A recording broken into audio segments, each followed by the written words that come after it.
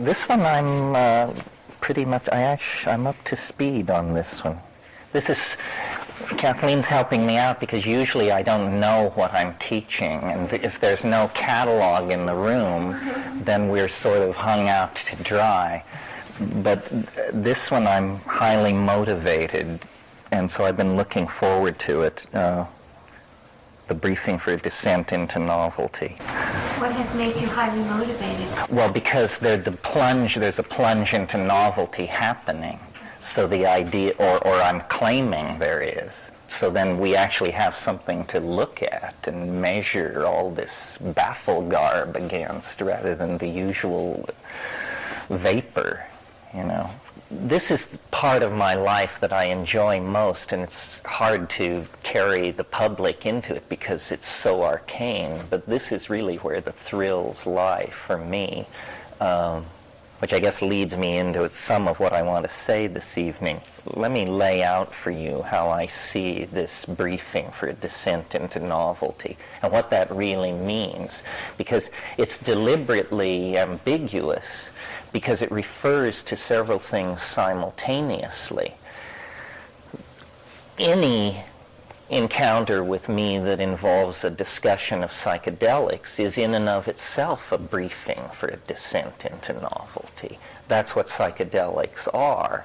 The ordinary structures and momentum and logic of the world is replaced by a very novel redaction of those things.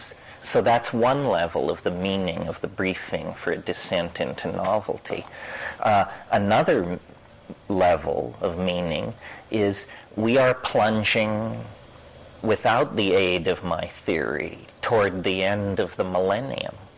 And this will be used as a benchmark and an enormous kind of goad to certain agendas to complete themselves or launch themselves.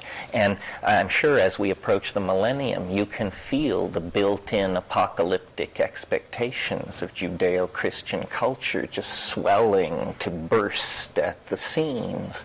Well, I think anybody who didn't have some kind of fairly strong model of what is going on would be scared to death. I mean, there is a sense of everything simply flying apart. I mean, we don't know what it will be. World economic crash, Ebola outbreak, asteroid strike, climate change, but it just begins to multiply to the point where you get the feeling we may not know what's coming, but God, something must be coming. So 1,000 years is reaching its culmination, and inevitably this civilization will be divided at this millennium. There will be the first millennium of industrial, post-medieval, so forth and so on, and then whatever comes after.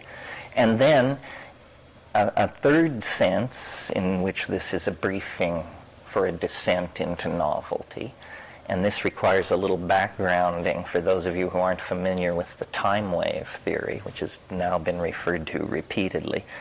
This is an idea, a mathematical formalism which I generated with the help of the Logos, that addresses the concept of the Tao, a mysterious force which ebbs and flows through all things, building structure up and tearing it down according to mysterious laws of its own, takes that notion of Tao and attempts to demystify it in the sense of, if Tao is a force which tears things down and builds things up and down can be directions on a Cartesian axis. So why not portray the Tao as the ebb and flow of a quality, a numerically quantifiable quality? Well, to cut to the chase, I've done this, and it replaces the Newtonian assumption that time is a perfectly smooth Aristotelian surface with a much more complicated version of what time is. Time is a kind of landscape, or a kind of topological manifold or surface over which events flow but subject to the contours of that surface.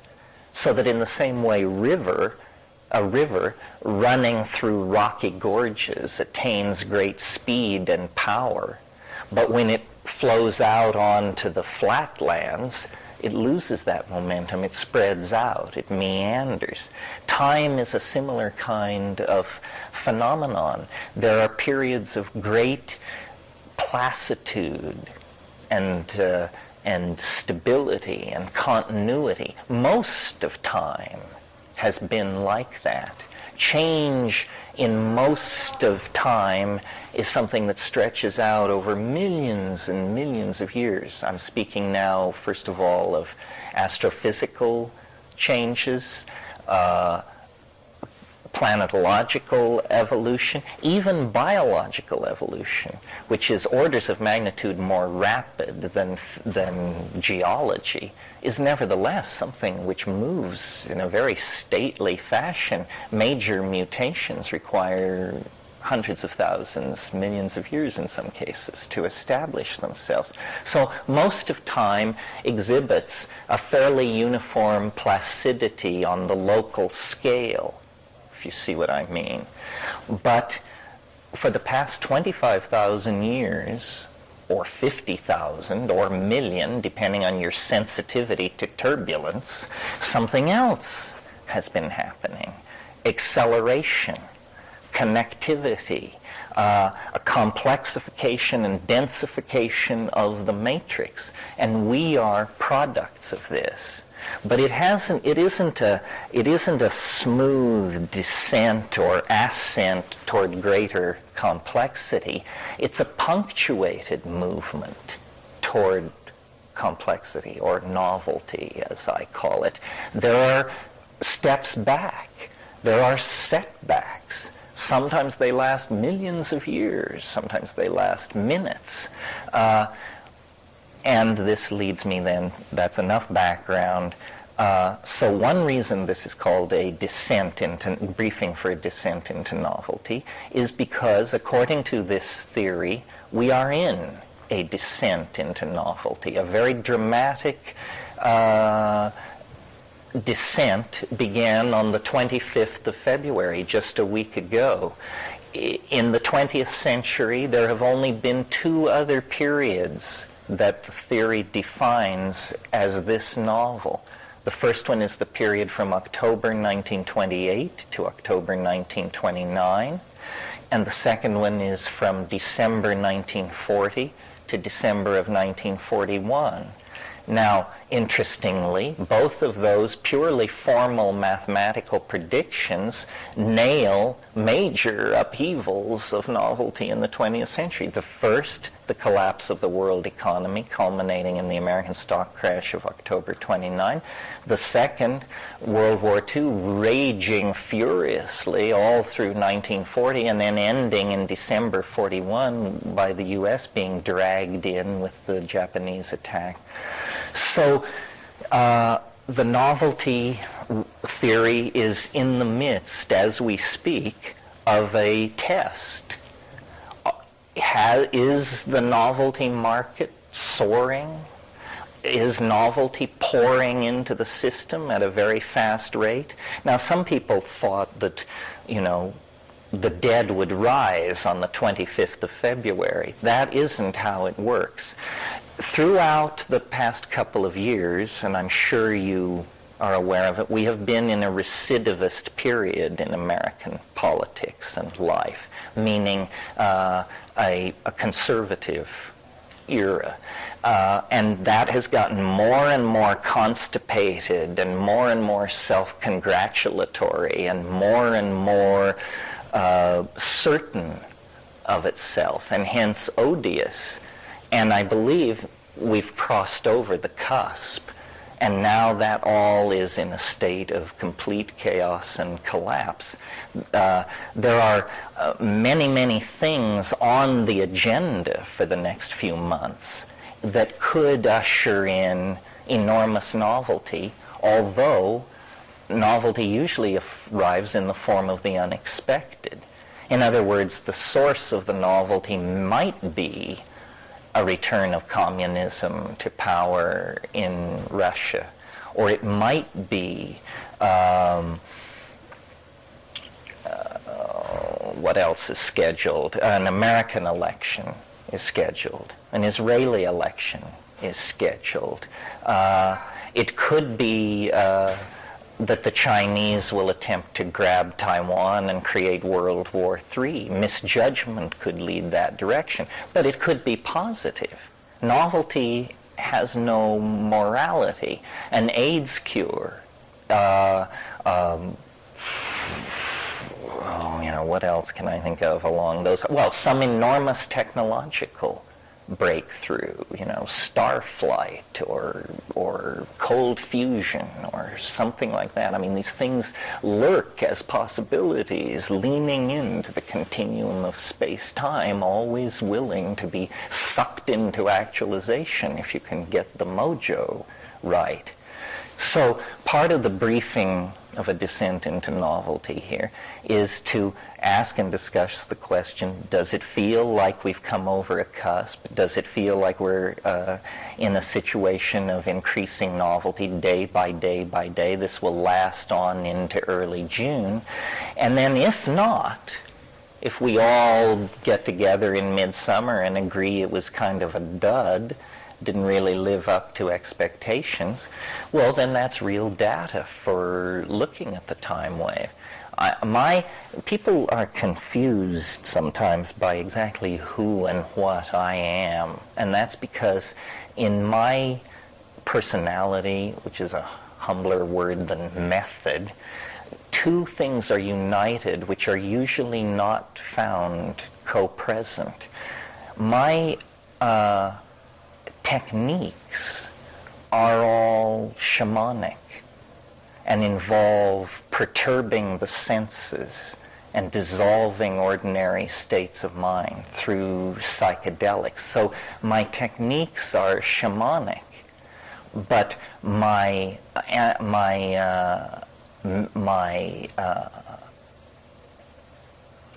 what would I call it? I guess method, not techniques, but method is rational and analytical. So I use shamanic techniques to go into shamanic places and then attempt to study them scientifically using reason. Say, what is this? How does it work? What is it made of? How do its parts relate to each other? And what is its inner dynamic? And this apparently, though it seems fairly obvious to me, is a fairly radical union of techniques. Scientists don't explore psychedelics because somehow the scientific mind must not be besmirched by contact and contamination with the thing studied. But how the hell can you study psychedelics without taking them? Rats are not very satisfying, and graduate students still less so. So eventually, you're going to have to get your feet wet. Well, then they say, well, but that destroys your scientific objectivity. Well, not if it's the only path to contacting the phenomenon that you're attempting to study. So that has worked for me. I am not part of the New Age in my own mind. To me, the New Age is typified by an incredible credulity and an utter immunity to cognitive dissonance. I mean, you can believe that the world is ruled from the Pleiades, and you can believe that L. Ron Hubbard is God. There seems to be no end to the number of contradictions that the New Age can simultaneously entertain. But what I have done is I probe weirdness, but rationally. Most people who are attracted to weirdness want to convert and believe it and take it in and exalt it. I don't. I don't want to believe anything. I hate ideology, all ideology. That's why I'm so casual about the possible crushing of my own, because ideologies are a lesser resolution of our dilemma than we are capable of. The higher resolution lies in real feeling and real community and affection. Ideology has poisoned the last 1,000 years. All of these ideologies have ultimately done more good and done more bad than good. Marxism, Christianity, even, at the risk of setting off a riot, Freudianism, on and on and on. The correct method, I think, is simply the phenomenological approach. Catalog data, seek patterns, draw conclusions, test them back against the original data. Now, most people who advocate that kind of an approach somehow come down. It brings them down. They say, well, this method then shows you that being is only this, and thought is only that, and love is merely this, and so forth. In other words, it reduces everything. It insults everything. I haven't found that to be the case. I've found real weirdness. The world is strange. Very, very, very strange. Not only, far stranger than I suppose, and orders of magnitude more strange than these cheerful workbench scientists and keepers of the faith of our culture suppose. There are doorways, there are edges, there are passageways. But for every real one, there are 10,000 dead ends, cul-de-sacs, and cheap scams of one sort. So to go out as an ingenue into the world seeking to invest your belief in something, you will be instantly sucked into some screwy thing and your life force pulled from you, and you will be used and abused, as ingenues and naives always are. A much better approach is, be tough. The truth does not require your participation in order to exist. Bullshit does. But the truth is fine, thank you, whether you believe in it or not. So what is gained by the truth if you believe in it? Nothing, I maintain. And you are diminished. You are diminished because by believing in something, you have precluded your freedom to believe in its opposite. You gave away the most precious existential currency in the universe. So, I think it's very good to be tough, to ask the hard questions, but to go a long way down the path with these claimants to secret knowledge, insight, lineage, but ultimately, the hard questions have to be asked. And this is not a path toward dispelling the mystery from the universe. This is the way to get to the real gold in a hurry, not become glamorized or subverted by the dross of the world. Well, maybe that's enough for this evening. We will go over all of these things at the level of intensity that you are interested in. It's fine to get down to the how much, how, and when questions about the compounds and the plants. That is technique, and that's important. Because it's fine to sit here talking about the psychedelic experience. This bears no resemblance to the psychedelic experience in any form whatsoever. So it's very important that you leave here empowered, empowered to make your way into these places with confidence.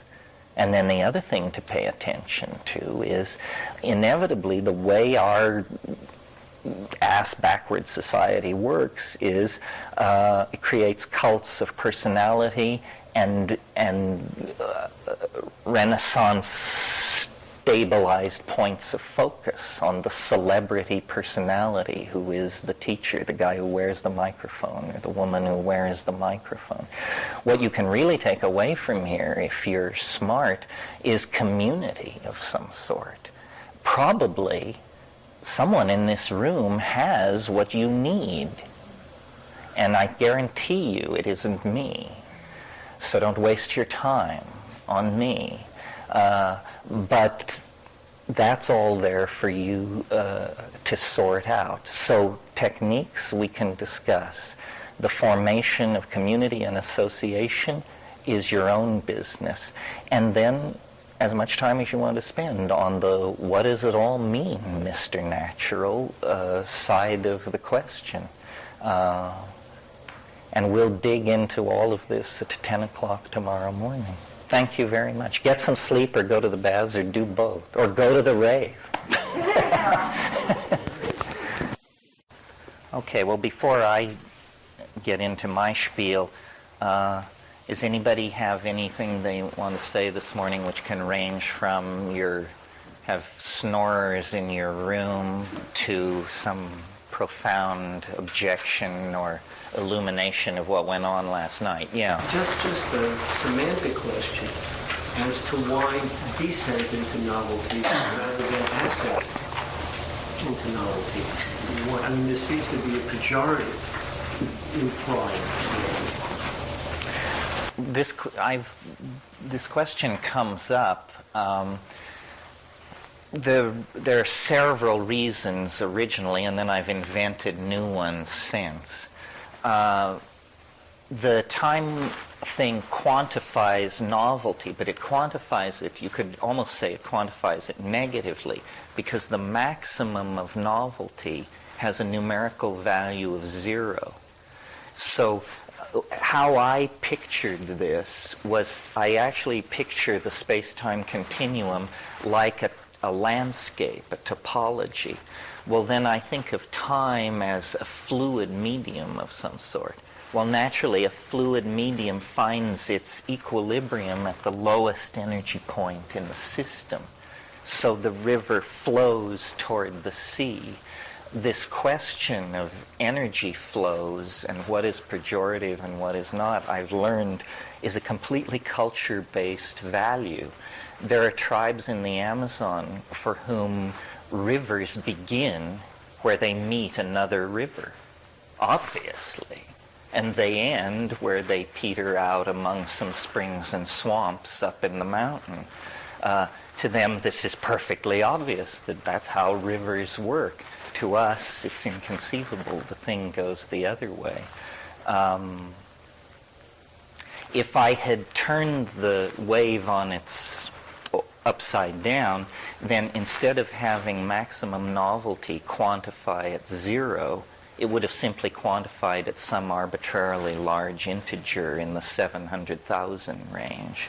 So it lacked elegance. So for all of those reasons, I chose to have novelty be a descent rather than an ascent. And then later I incorporated things like dynamics and chaos theory and that sort of thing into the model. Well, then what you get is sort of the idea that the 0 point in time is like a dwell point or an attractor.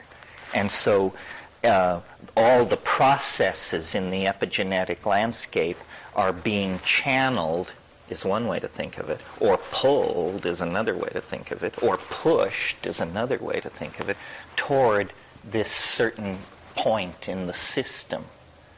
If that seems complicated, all I'm saying is if you release a marble up near the rim of a bowl, it's easy to predict where it's going to come to rest when it's still. It's going to come to rest at the bottom of the bowl. That's the place where the minimum energy of the system is fulfilled. Yeah. Okay, anything else out of last night? It's still possible to raise the issue of snoring. Don't feel we're so far from the dock that you can't jump back. Yes.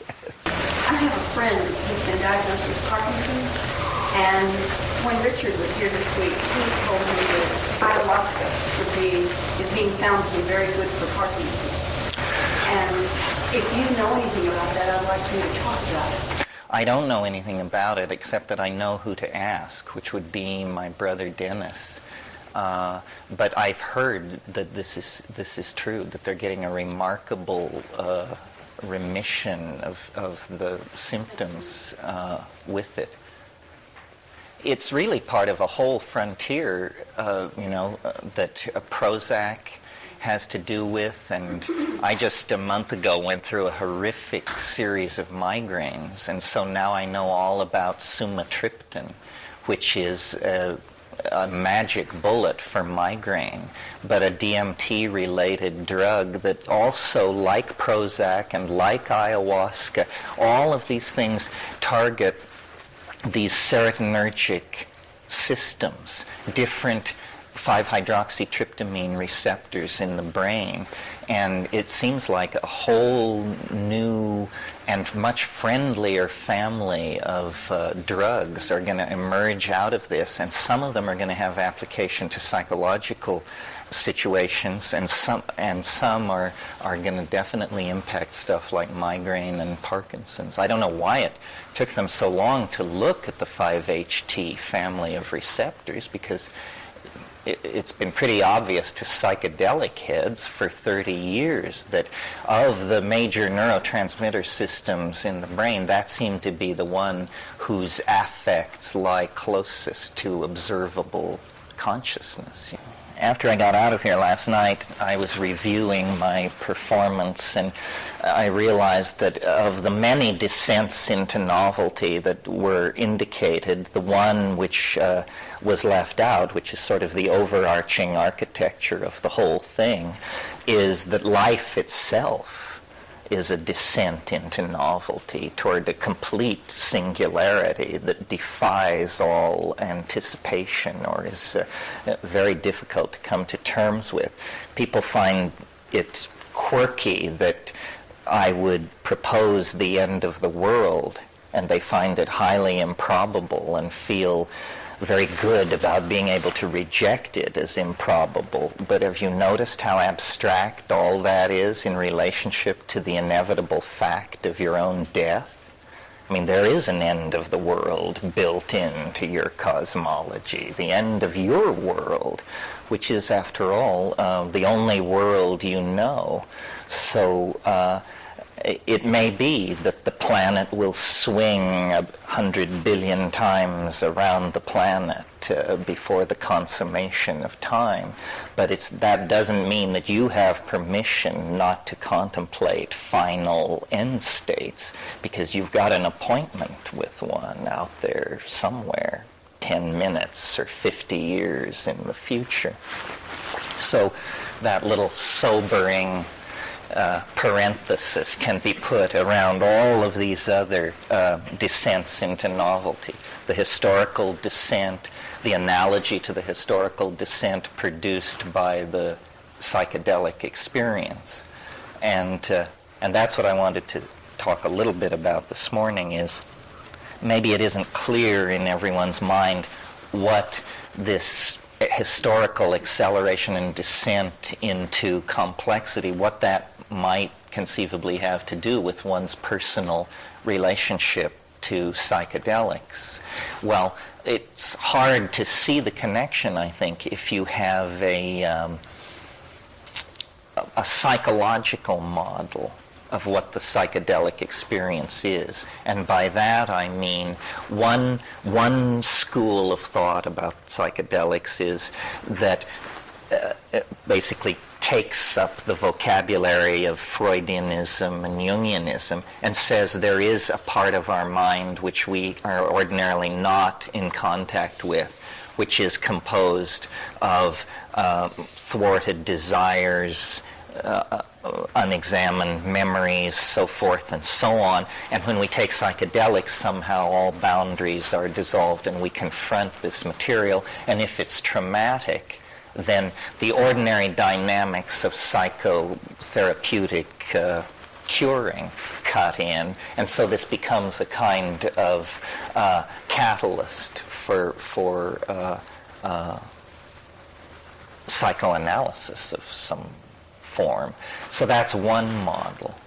And then another model is that this is a parallel world of some sort that we encountered. That's closer to what I'm proposing, but what I've come to rest with in this is a kind of mathematical model that consciousness, like certain chemical systems, has two states of crystallization. There is the mundane mind, which basically has evolved in a carnivorous hunting monkey as a threat detection device, and it is extraordinarily focused on nearby three-dimensional space and time, because it's from there that some threat, an enemy, a saber-toothed tiger, something. And so the mind has evolved as an aura of threat detection around the body. But that is a kind of utilitarian application of it. In the same way that water takes the shape of any vessel that it's poured into, mind, too, is a kind of fluid and takes the shape of any vessel it's poured into. So in the ordinary circumstance of consciousness in three-dimensional space, consciousness fills the three-dimensional space-time continuum and returns a description of it to the animal body. But if you will still the body and remove the threat by posting guards at the front of the cave and moving back to where the furs, the women, and the children are, in other words, if you will raise your comfort level considerably and then take these chaotic substances, in other words, things which produce a perturbation in ordinary brain states, then the perturbation becomes a kind of energy that dissolves this threat detection architecture of consciousness. And within all that, there is the phoenix of hyperspace, which is what's called shamanic consciousness. And shamanic consciousness is not bounded by three-dimensional space and time, and can move through the many levels of the universe at the speed of thought. And it is not a body-centered consciousness. Usually these states occur when, for all practical purposes, the body appears deeply asleep or dead. I mean, it's in trance, and you're traveling. So mind is apparently a tool for the exploration of the dimensions that are built into nature. And what shamanism is, if you analyze it from this point of view, it becomes much more rationally apprehendable. Think about the classic characteristics of shamanism. Shamans are weather prophets. This is very important, to be able to predict the weather. Shamans can predict the movement of game, and so they are directly linked into the nutrition, acquisition, survival equation of the human group that they represent. And shamans have incredible insight into if somebody's pilfering from somebody's food cache, the shaman can get right to the heart of this social problem and set it right.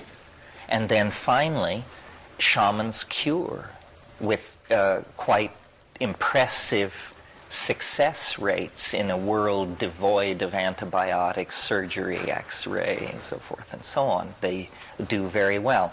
So all of this seems to verge on the edge of magic. They seem to have a different relationship to space, time, and energy than ordinary people. How do they do it? Well, if you imagine that the mind can unfold in a higher spatial dimension, then yesterday and tomorrow are no more distant than today. And all locked boxes have an open door in them. And all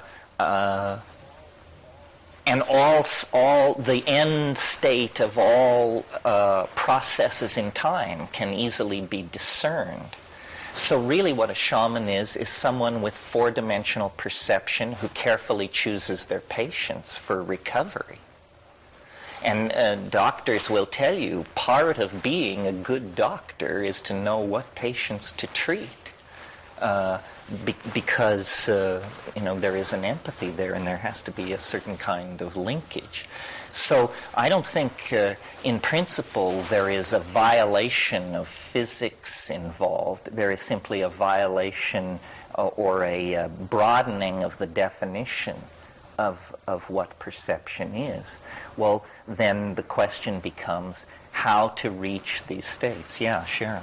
Well, this is a track that I think of often, like the mind assuming the shape of the vessel that it's put in. Because I deal a lot with people who are in the process of dying, who have lost the person they love most in the world. So I deal with people that are really pushed up against the edge of the most traumatic experiences in their life. And what I find to be so rewarding and valuable about working with people in that state is that all the facades drop away, all the bullshit, all the defenses, and what's left is just this raw, core, pure essence of genuine being.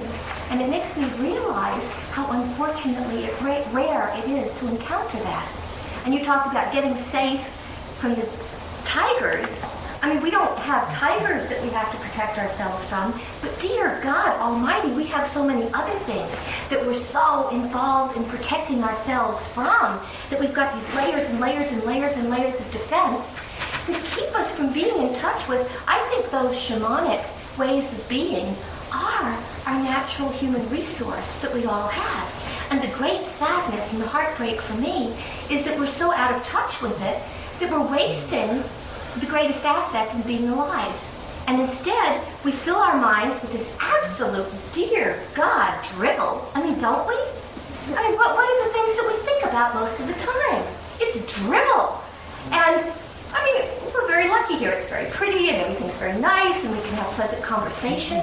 But to really get to the core issues of what we're doing here and why we're here and what we could be using this experience for is such a contrast to me that I welcome this kind of conversation. Well, see, the problem is, I think, that culture is a flight from reality. Yes, it is. All culture is a flight from reality. So to the degree that you are normal, whether you're Witoto or Manhattanite or Parisian, but to the degree that you are normal, that means you are very successfully taking part in the cultural flight from reality. You are supporting the mass hallucination and paying dues into it. And it's difficult in an age like now where there's so much stress on ethnicity and community and roots and all that, to preach this, to preach that culture is not your friend. It's a trap, it's a limit. But really, a radical human freedom is what you were born for. And culture is a kind of placenta, which if you develop normally by around age 20, you have no need of it. And in fact, you've recognized the toxic nature of it and are trying to put it behind you and get away from it. That is the rationale for many people living in cities, in large, in virtual environments of steel and glass with no contact to the natural world, and their justification for that is, there's culture. Where else am I going to? Good point. These are the same people who, when you suggest to them that their children watch too much TV, they say, but if they didn't watch TV, how would they learn about nature? These wonderful programs. It's really funny that you have that take on the urban experience, because I've since August been recently thrown into the American urban experience of Manhattan. And what's so interesting to me is how many people I meet that say, well, I'm in Manhattan because I don't have to participate in culture. I'm in Manhattan because I can do my own thing and nobody cares, nobody pays attention. I'm not violating the community that I grew up with. I'm not violating my parents. I can get away with. You can be lost. In a sense, it's a kind of jungle. Yeah. That's interesting. Well, the word virtual was used here. Obviously, you're all aware there's a lot of ballyhoo now about virtual reality, and the critics of it say it will further artificialize and remove us from our roots. There is nothing new happening here except that we're going from stucco and steel and masonry to photons on a tube. When they built they were building a virtual reality, and when they all marched inside and closed the gates, they were inside a mental construction of human beings that was entirely artificial, and we've been there ever since. And all this computer revolution is a shift to more lightweight building materials. So the recovery of the natural state of human beings is, I think, somewhat chimerical. The only time you recover the natural state of human beings is in orgasm and in psychedelic apotheosis. And then, for fleeting moments, you recover it. And then you're dropped back down through levels and levels of culture, programming, obligation, matrix stuff. Matrix. Anyway, what I wanted to get to is then how to do this, how to get out of culture, how to get out of three-dimensional space, how to get in to this super space. Well, there are two main methods on the table, and one is through, no matter how you cut it, some manipulation of the body. Maybe breath control, maybe diet, maybe extreme postures, maybe some sexual technique, could be mantra, etc., etc. And strangely enough, often unaccompanied by substances, plants, or drugs, but almost always accompanied by enormous doses of fuzzy thought and ideology, usually known as religion.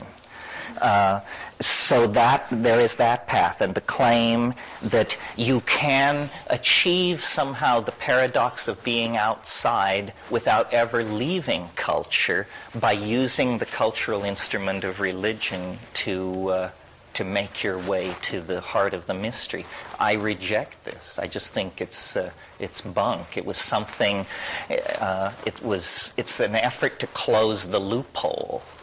It's an effort to channel spiritual thirst in a direction that is still culturally affirming. But spiritual thirst can't be culturally affirming because it's a rejection of culture. Culture generates spiritual thirst. Okay, so then the other method on the table are psychedelics. Arthur Rimbaud, the French symbolist poet, his theory of poetry was that it could only be achieved by what he called a deliberate dislocation of the senses. And some of you may have seen a couple of years ago a wonderful cartoon in the New Yorker, a bunch of businessmen sitting around a highly polished conference room table with a chart going down, down, down in the back, obviously the profits of the company. And the chairman of the board is saying to this little man who has obviously just said something, he's saying, "You're right, Higgins, that a deliberate disordering of the senses worked for Rimbaud, but would it work for us?" Probably not for Acme Corporation, but it will work for us. And the way it's achieved is by dissolving the chemical stability that lies behind the mental and cultural stabilities. In other words, going to a very deep level, going to the molecular architecture of the brain itself, and then making changes, and for reasons mysterious and certainly worthy of discussion. We are accompanied on this planet by dozens and dozens of plants that do this and do very little else. In other words, pose no problem to the physical integrity of the body or the long-term integrity of the culturally constructed normal mind, but which for minutes or hours dissolve the three-dimensional threat detector construct of the mind and replace it with something else. And then we can talk about what is the something else. William James said of the newborn infant, he said, "We are born into a blooming, buzzing confusion," which is a pretty good description of the first 30 seconds of a DMT flash. It's a blooming, buzzing confusion. Well, then is it simply that all reality is psychedelic, but if you spend enough time in any reality, it tends to mundanize?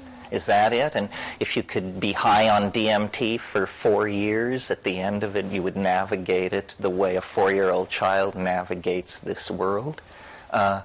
Perhaps. Probably so, although possibly not. So there might... You come in with that kind of chaotic... Yeah, we do. But when you burst into the DMT space, you don't arrive as the tabula rasa of the newborn infant. You arrive with your Husserl and your Pythagoras and all the rest of it fully intact in your hip pocket if you need to use it. Well, so long before written culture, long before cities, so forth and so on, this potential for the dissolving and recrystallizing of the mind through the use of plants had been discovered. It may have been one of the very earliest discoveries of human beings. And I believe, and argued in my book, Food of the Gods, that these things actually synergize high states of information processing and transfer, that spoken language itself is a kind of overflowing of the cup of thought into the verbal circuitry that is occasioned by pushing the human envelope with the presence of psychedelic compounds. And the way this works in a shamanistic society is most Aboriginal societies have located in their environment plants that are effective in causing this sort of state to occur. And these will be inevitably, with very few exceptions, indole-containing plants. All of the interesting psychedelics, with the exception of mescaline, which is an amphetamine, and alpha-salvinorin, which is, I believe, an isoquinoline, everything is an indole. LSD, DMT, psilocybin, ibogaine, and it's quite a small family. They are all serotonin antagonists, and they are all structural competitors for the bond site, the receptor site in the nervous system where all of this stuff goes on. I suppose we should talk, or at least mention, the fact that the use of these things is illegal in most societies and furiously suppressed in some societies. I don't find this very interesting. I just think it has to do with the suppression of most effective means for getting out of culture. Sex itself would be illegal if they could find a way to make it so. It obviously seems to threaten the social order as much as psychedelics. Well, so then if you're interested in these things beyond the mere abstract acquisition of data, then there's a lot of detail work ahead of you. You have to learn a lot about plants, a lot about Aboriginal cultures, a lot about chemistry, and a lot about yourself. And then you bring all this together and search for a tool that works for you. And, human beings are highly variable.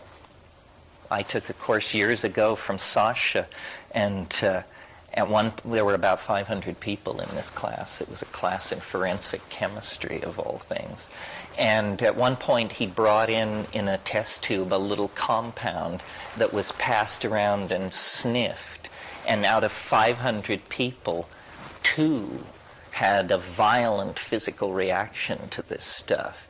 And then he told us the range of sensitivity in human beings to this compound is over 3 orders of magnitude.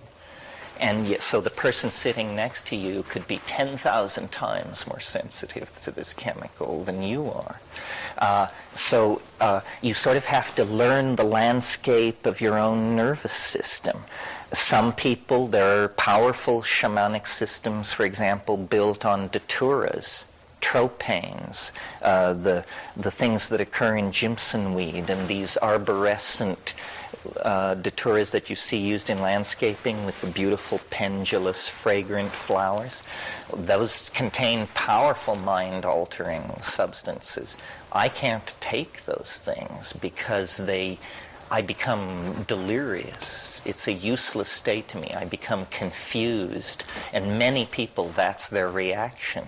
But maybe 1 in 50 has a different set of receptors for this and can hold presence and work through it.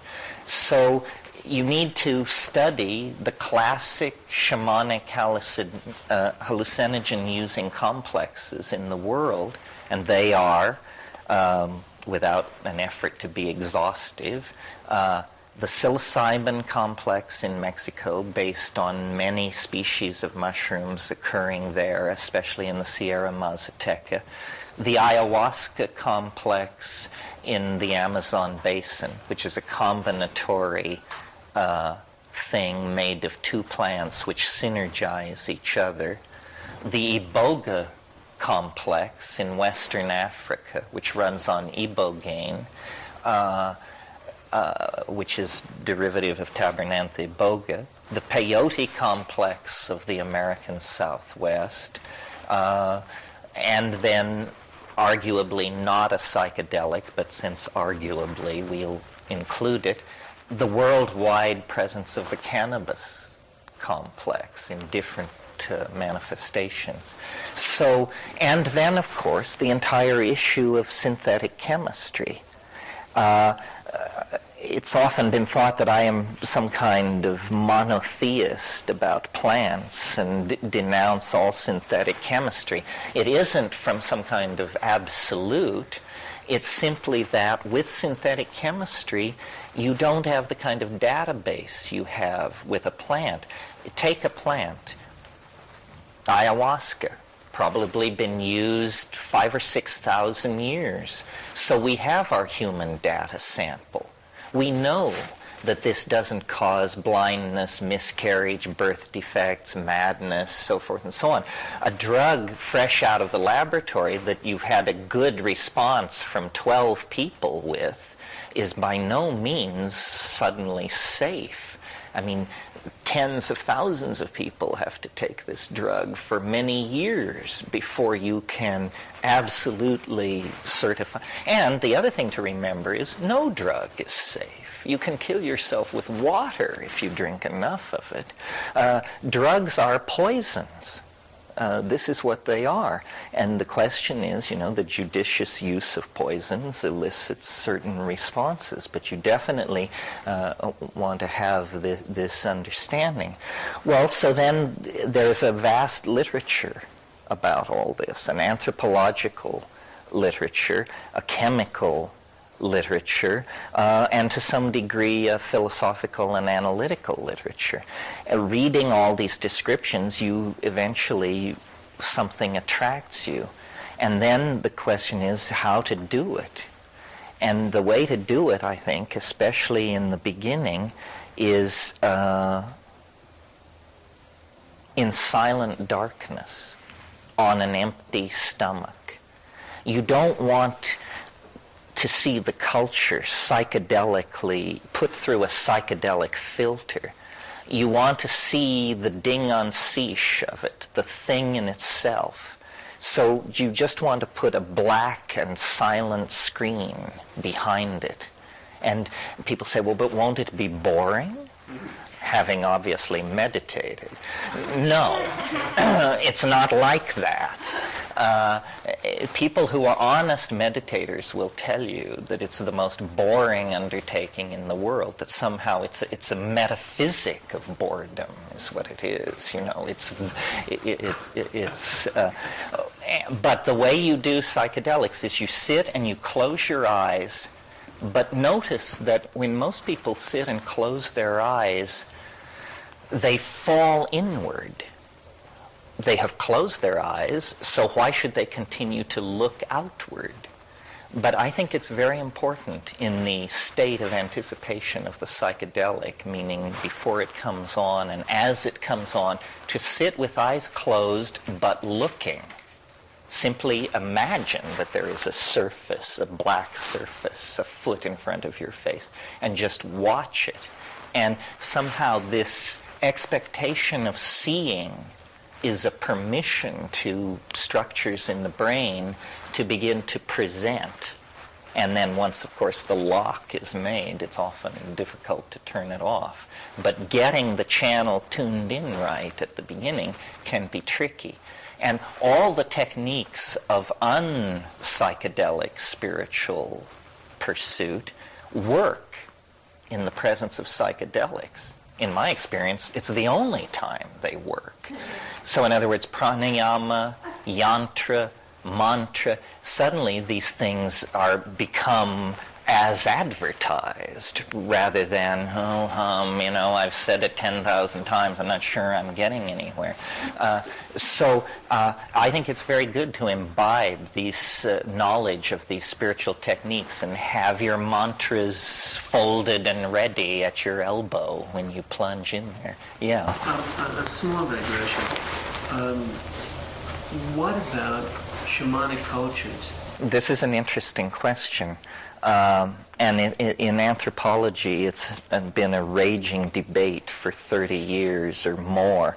The definitive work on shamanism, or the great classic work on shamanism, is called Shamanism, The Archaic Techniques of Ecstasy by Mircea Eliade. And Eliade was a Romanian who educated in France and became a brilliant academic, wrote one of the best books ever written on yoga, Immortality and Freedom. Wrote a book that changed my life forever called Cosmos and History. Many, many books, a great historian of religion. But when Eliade came to the phenomenon of intoxication in shamanism, he completely reverted to his European constipated male dominator French structuralist roots, and he said narcotic. This was the word he used, which noticed the pharmacological imprecision of that. That right there tells you this person doesn't quite at the front of the line. But he said narcotic shamanism is decadent. Resort to drugs is decadent.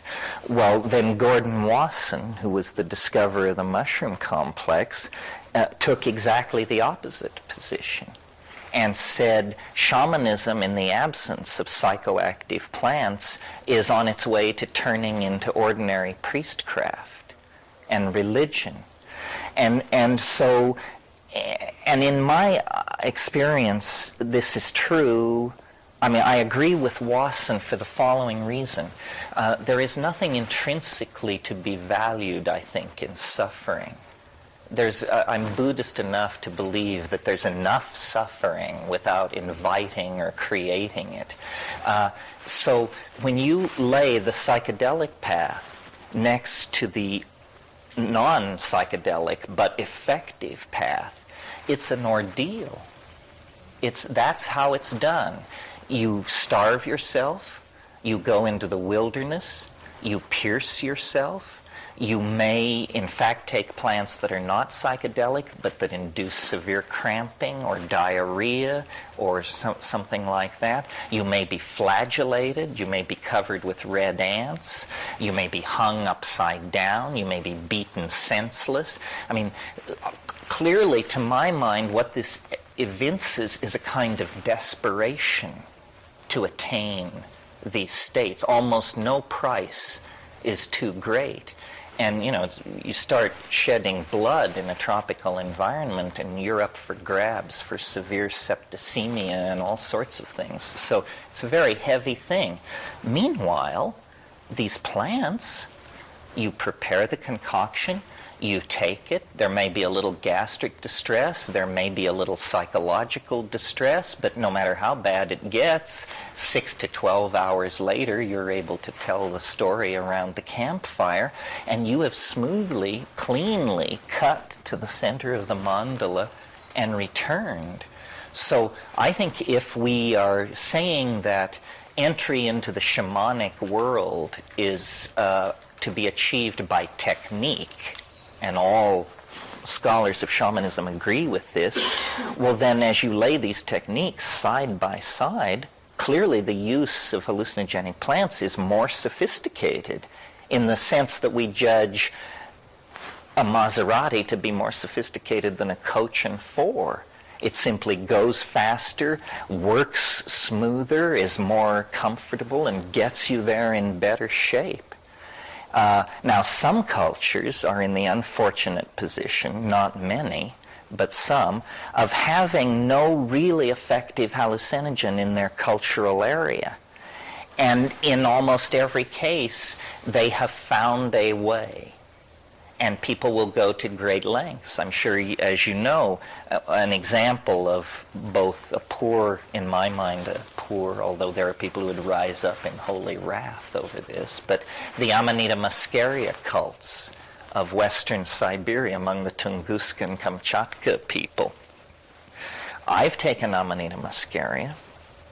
I know many people who've taken it. It's an extremely trying experience at best. And I don't think you could build a religion of ecstasy around it unless you were in a desperately sensory-deprived environment with no other intoxicants available. To support my argument, the Amanita cults collapsed almost immediately upon contact with vodka.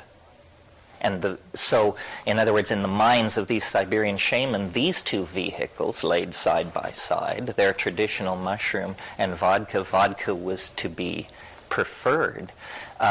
People have made much of Amanita muscaria, but even its most enthusiastic proponents admit that they could never get off. So that, that's a severe mark against one of these things. They must be effective. One of the things that has held up the development of this field, I briefly mentioned it yesterday, was the unwillingness of researchers to experience these things.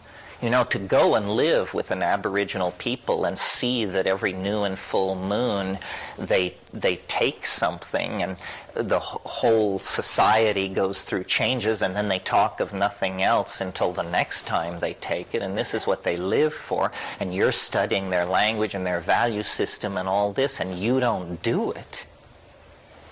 It makes no sense at all. And yet, until very recently, if you were to do it, your colleagues back at Miss Atomic University would whip their knives out and denounce you as unprofessional, going back to the bush, not good method, so forth and so on. So there's been an enormous phobia about contacting this by academics, and so it's been left to countercultures, to fringe people, to individual experimenters, to eccentrics of various types.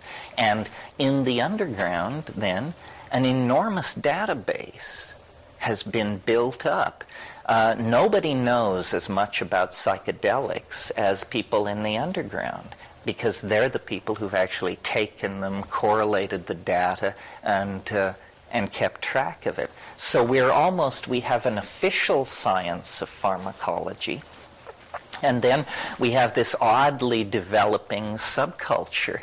And, it used to be, 10 years ago, I suppose, that a genuine shaman was a person in a traditional culture ministering to the needs of a tribal group somewhere. Now, there are a large number, I don't know, thousands of people who I consider full-fledged shamans and full-fledged members of cyber-electric culture. I mean, shamanism is not necessarily a phenomenon of the upriver and off-road. So there are people who have all the tools of Western science and epistemology. They've been to Harvard, they've studied philosophy and science and all mathematics, and they are fully empowered with the tools of archaic shamanism. They've been to these places. And strangely enough, in many cases, these are some of the most creative people in the culture.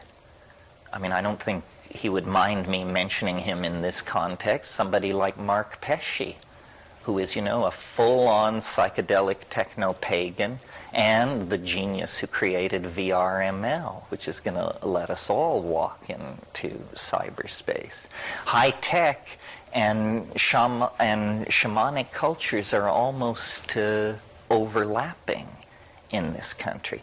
And I think it has to do with the fact that, and this is what I mentioned last night, talking about the toxicity of ideology, that we're moving into a post-ideological world.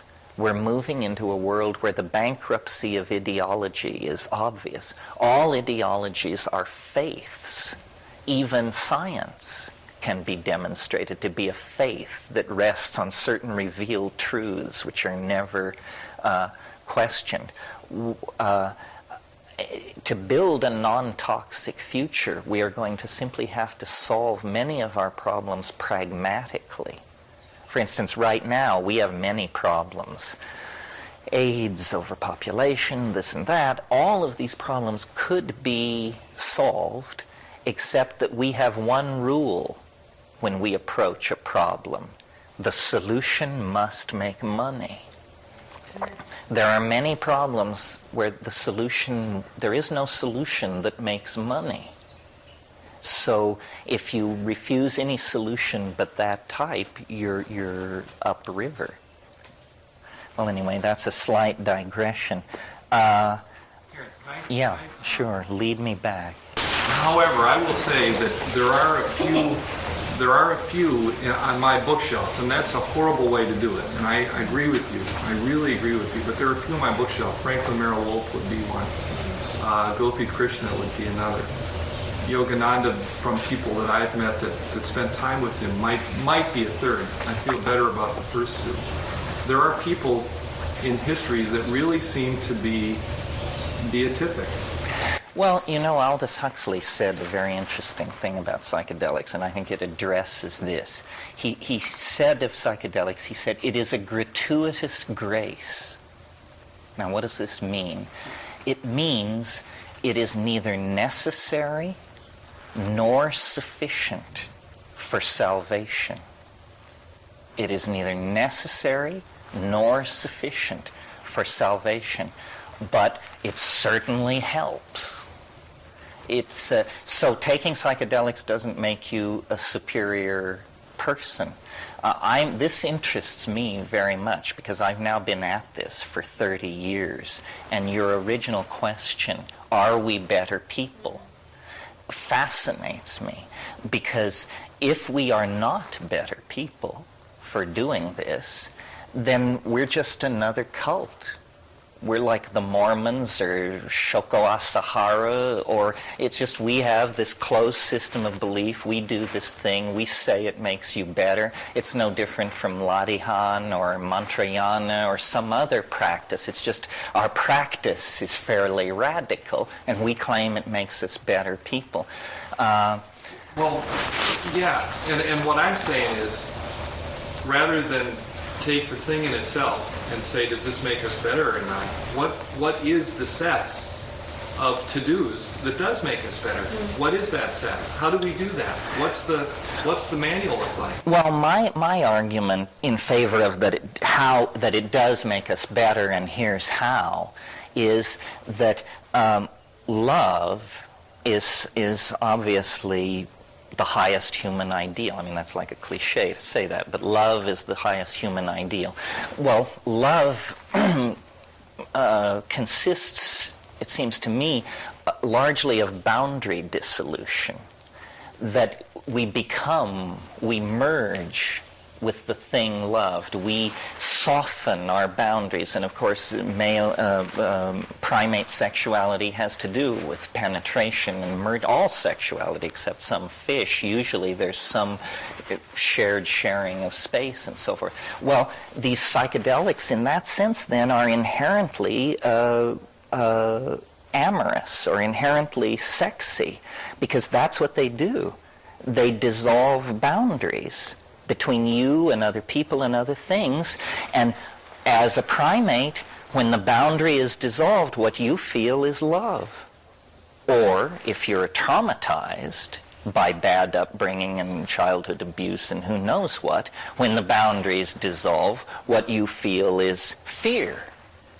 But if you are not damaged, the proper response is love. And I think through the psychedelics, if you have fear, and we all do, believe me, because it's terrifying to shed the old carapace. But beyond the fear lies the love, if you can persist through it. And so really the demand that psychedelics make on us, and this may be another reason why perhaps we tend to be better people, that's all I would say, is psychedelics demand of us courage. Every single person who says they've done psychedelics several dozen times is a courageous person. You're standing in the presence of fearlessness, because otherwise people turn away from it. And I think courage is probably a good value, probably makes you a good person to hike in the woods with or have an affair with or whatever. So it makes us courageous, and it dissolves boundaries which let in love or fear. And the fear that they let in can be transformed in the psychedelic state through an inner alchemy into love.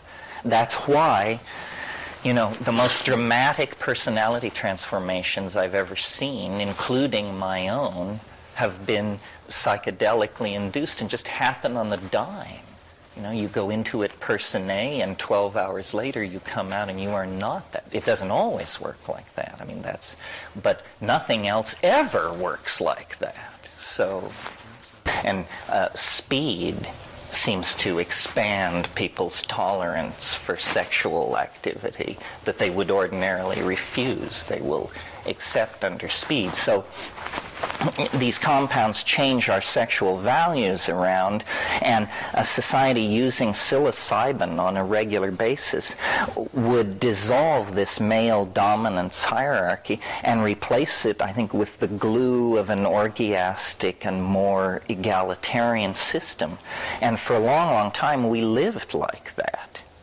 And in that period when we lived like that, language, music, compassion, love, all the higher values emerged. Well, then, at some point, and for complicated reasons not necessary to discuss, unless you want to, the mushrooms disappeared. And the chemical fix that had been in place for thousands and thousands of years that was suppressing this older male-dominant style of behavior just drained out of the system. And suddenly, men were very interested in controlling women's behavior, and the orgies were canceled, and the levels of anxiety began to rise, and people began to think in terms of turf and property and my children and my food. And in short, the hideous union of the animal and the spiritual that we meet in ourselves came into being. being. We are like the inheritors of a dysfunctional childhood or something. Something terrible happened to all of us in our past. For 100,000 years, we were at our most human, without material culture, living in a world of magic and song and sexuality and husbandry, living lightly on the land, herding cattle in the presence of mushrooms. This seems to be, that was the climax of the pre-technical phase. Well, then agriculture changed all that, created surpluses, ended nomadism, provided a raison d'etre for cities. The return of male dominance ended in god kings and standing armies. And then, we've had 5,000 years of this now, 6,000, 7,000, whatever, and we're at the end of our rope. The planet is at crisis. Our politicians are clueless. Divine intervention is our best hope, either from flying saucers or the second coming or something. And in the presence of so much obvious, overwhelming difficulty, people are turning more and more toward irrational faiths and just waiting for the Space Brothers to pull us out of this mess. His penis was starting to shrink. Oh, yeah. Well, to quote a Grateful Dead song, you can't go back and you can't stand still. If the thunder don't get you, then the lightning will.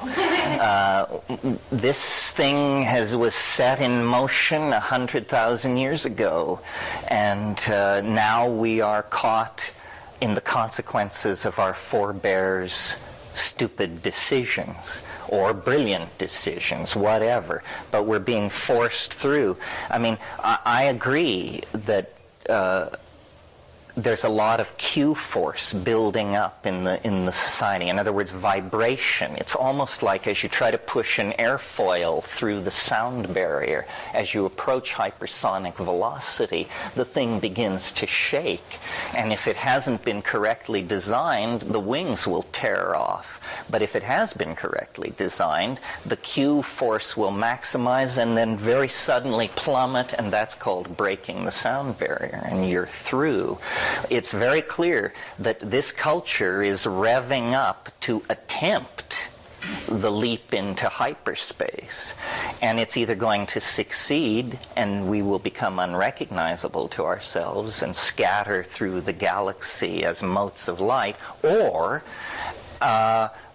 we will fail, and probably biology will cancel the R&D division on intelligent life and go back to ground squirrels, chipmunks, and monarch butterflies. That's worked so well for so long. Yeah. I understand a little bit the physics idea of matter seeking some sort of organization and then seeking a disorganization, kind of the back and forth ebb and flow, and it makes me wonder about computers and the internet and the World Wide Web, how now we're trying to structure ourselves in something that seems to be going against the human grain. And why do you think it goes against the human grain? Well, it's artificial. Well, we invented artificiality. I mean, I don't disagree with you. Somebody pointed something out to me recently that I find very interesting. They pointed out that in a cubic inch of forest soil, there's about 11,000 miles of mycelial wiring. Now we're building something called the internet and furiously laying copper and fiber optic everywhere, and soon it will go wireless. I think that this net that we're building is not the most artificial construction ever conceived. It's a simulacrum of nature, is what it is. Nature is the original internet. I mean, nature is some kind of interconnected, communicating, data routing, self-regulating, non-equilibrium system.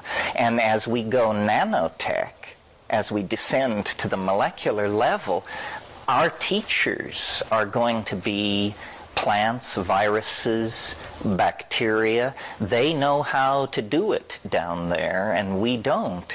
And I think that the artificial phase of technology is simply that, a phase. Remember in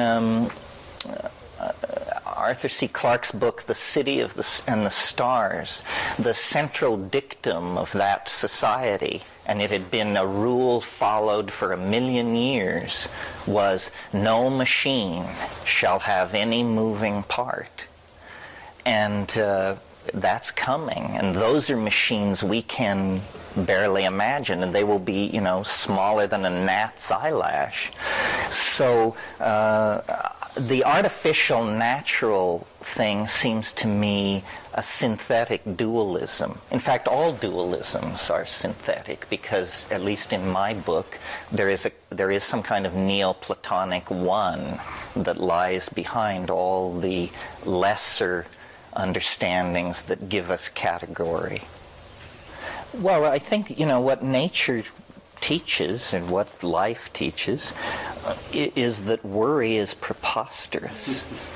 Worry is a form of egomania, because in order to worry, you have to assume you understand the situation. What are the odds that you actually do understand the situation? Very low, I would think, and the more abstract the worry.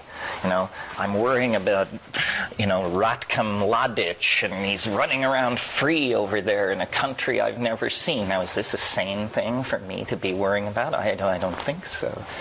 Worry is preposterous, and how I've understood that is I'm not a fatalist or a predestination person.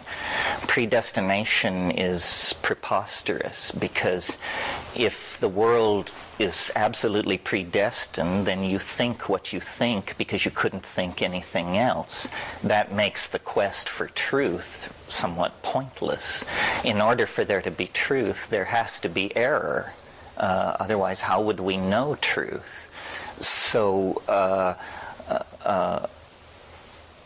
that's probably enough on that. Yeah. I think maybe the last couple of comments and then my own are positing a third way, which is not a technique of these ascetic practices in religion or even psychedelics, but more a way of being in which one is open and receptive to the incredible patterns that exist within life and within wilderness. And maybe this is the shamans who don't need psychedelics are able to contact that. And my own experience in providing a very safe experience for myself alone with a great deal of solitude in wilderness is that things happen which are absolutely magical. And it seems to come out of my willingness to play and to imagine and to love the things in my environment. And that's a little bit what you're talking about with your experience. And I would like that to be considered as a viable way of achieving the unity and the love of these of life that you're talking about. Well, the key thing, I think, in what you said was to be open and aware. You can go to the wilderness, and it's harder for some people than others, but psychedelics certainly make it easier. It makes it simply, like with LSD in wilderness, what I found is it simply makes it possible to sit still an unearthly amount of time. And that's all you have to do for it all to go on. As soon as you disappear into the landscape, then stuff begins to happen. I mean, amazing things go on. I sat once on a beach in Asia, stoned on LSD, and a little crab came along and cleaned my fingernails. Every one of them. It just moved from fingernail to fingernail, and it had this little claw, and it etched them out, and it took a long time, and I was just like this, and it would climb down one finger, go out to the other one, finish, go down here, and only Buddha or LSD can give you that kind of power to sit still. I think it's, and maybe I've misunderstood people, but I think it's a really weird construct to dichotomize humans from nature. We don't say that ants or the termites have separated themselves up from nature by building a termite hill, which is a really good skyscraper for termites.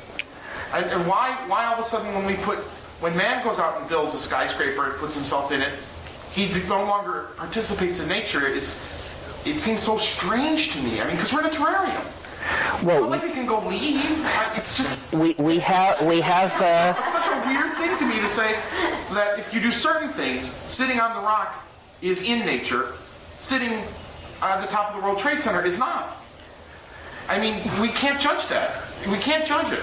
It just seems so strange to me. Well, there's a categorical difference that people sense but can't always articulate. And what it is nature is a genetic machine of some sort. Everything is under the control of genes, except that when you get to human beings, there are these things called epigenetic behaviors. In other words, how you make a Chevrolet is not written into the DNA of human beings. The anthill is a genetic program, but what we are is freakily out of control of our genetic heritage. We don't behave like automata. We speak many languages. That's unheard of. A species which has localized communication systems, and yet that's how we do it. There is no human universal way of communicating. We've culturally fragmented that. Pardon me? Have local dialects? Yeah. Yeah, I mean, see, I think and I don't want to get into huge arguments with you, but there's Oh no, don't be shy. Different tribes of gorilla crack nuts differently. Okay? I mean, it's not just a human characteristic. There are some that use a rock and a log, and they put the nut in the log and they crack it. And there are other gorillas that can't crack nuts, and there are other gorillas. I mean, just because something is epigenetic does not mean it's a part of nature. No, I agree with you, but I say people sense this difference. It would be quite astonishing if there were no epigenetic behavior outside of human beings. That would indicate it was some kind of descent from above. But I think when nature is fully understood, there will be no dramatic transitions. Everything is anticipated, everything is it begins as a theme and then rises to dominate the orchestra. The other and more exciting possibility is that we are entirely under the control of higher order genetic programming, and that history is a genetic process that has a purpose, and that it is like gestation or fruition or something, and a good example to have in your intellectual toolbox is the slime mold. Slime molds are these organisms which have a very peculiar life cycle. Let's cut in at a random point in their life cycle, and what we find are amoeba-like creatures, almost microscopic, living in the soil, the decaying leaves and stuff of the forest floor. They look like single-celled amoeba, but at a certain point, one of these individual amoeba undergoes some kind of stimulus. It's not well understood, and it begins to emit a chemical signal which says, "Come to where I am." And these amoeba, which may be spread out over a few square yards of the forest floor, they all begin to congregate at this spot where this chemical signal is being broadcast from.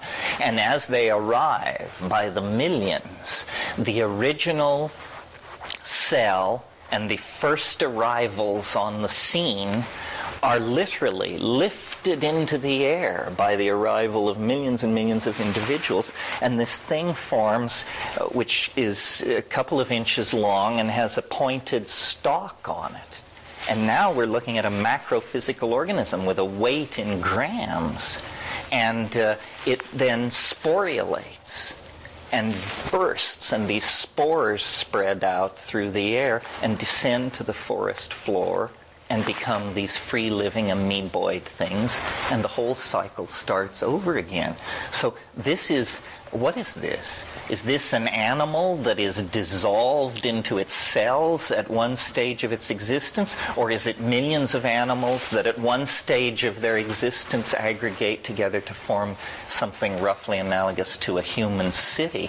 I preferred the former explanation. It seems to me that, and we are like that, and history could well be a process like that. Something is torn loose in our species having to do with information processing and coding, and we literally have a symbiotic relationship with the word. And Western civilization begins, in principio et verbum et verbo caro factum est. In the beginning was the Word, and the Word is made flesh. So we're like the carriers of this strange relationship to a logos, a kind of mind that doesn't seem to be made of matter, but that seems to permeate this planet. And various cultures contact this on various levels. I mean, this is the spirit world of the shaman. This is the logos world of the Greek Golden Age, so forth and so on. And some societies call it God, and some call it Gaia, and some call it illusion. But all societies are aware of it as a potential experience. I think history has a purpose, and that the obvious no-way backness of it indicates that it is some kind of process that it is designed. It is not a random walk. It's not the accumulation of endless blunders. It actually has a purpose and an intent, and it's a style. And when it is fulfilled, it will be replaced by something else. Yeah, do you all understand? The meme is a kind of, you could say it's the basic, if genes are the basic units of biology, memes are the basic units of ideology and culture. So fascism is a meme. Madonna is a meme. All ideologies and all short-term cultural phenomena are memes, and these memes compete. Whatever happened to Boy George? That kind of thing, Apparently, some go extinct, and they can be replicated. I mean, when you repeat my opinion, it means you have copied the meme, in the same way that you could copy a gene. And when I write a book, I am replicating my inner memes and sending out thousands of copies, somewhat analogous to a virus. And so inside society, these memes are competing. That's what Buchanan means when he talks about cultural war. It's the meme war that he's talking about. Shall we be white, Christian, upright, rectitudinous human beings, or shall we be dope-smoking, homoerotic, These are all memes. And as you said very well, they compete. And the human world is an environment in which these memes compete.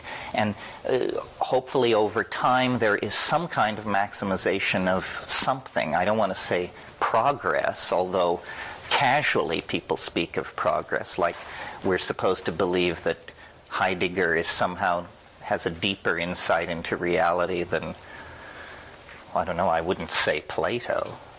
I don't think there's been progress there. But who what? No, I said please don't. Was a bad example. The psychedelic meme is a perfect example. I mean, that's a very strong, coherent, definable meme. It's been furiously suppressed, but continues to survive. It's a healthy meme. It's able to infect rapidly and spread through populations, and somehow they accrue some benefit to it, and so it's preserved. I don't know how we got off on this. Anybody else? Anything else? We still haven't really gotten to what I planned to talk about this morning, and we're almost done. That's a good sign. Well, it was basically just to make sure you're fully up to speed on the psychedelic options available. No pun intended. For example, if you have a problem with the illegality of some of these substances, then alpha salvinorin or salvia divinorum is a new plant and a new compound on the scene, not scheduled, not illegal, perfectly okay to grow, possess, advocate, give people, so forth and so on, and quite radical dislocation of the senses, in Rimbaud's phrase, occurs with this. It also has some interesting technical aspects to it, the most impressive being it's active at the 1 milligram level, 1,000 micrograms of this stuff, and it's smoked. So this is a 1 milligram smokable psychedelic that knocks the pins out from under you pretty dramatically for about 45 minutes. The leaf can be chewed, the plant can be grown as a house plant, so forth and so on. So that's one option that's available. The other thing you might...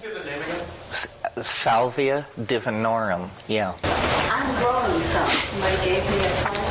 And so what do I do with it? How do I... If you just want to take the leaf, get some big leaves, and there's some controversy about how much you need or whether a lot is more than a little.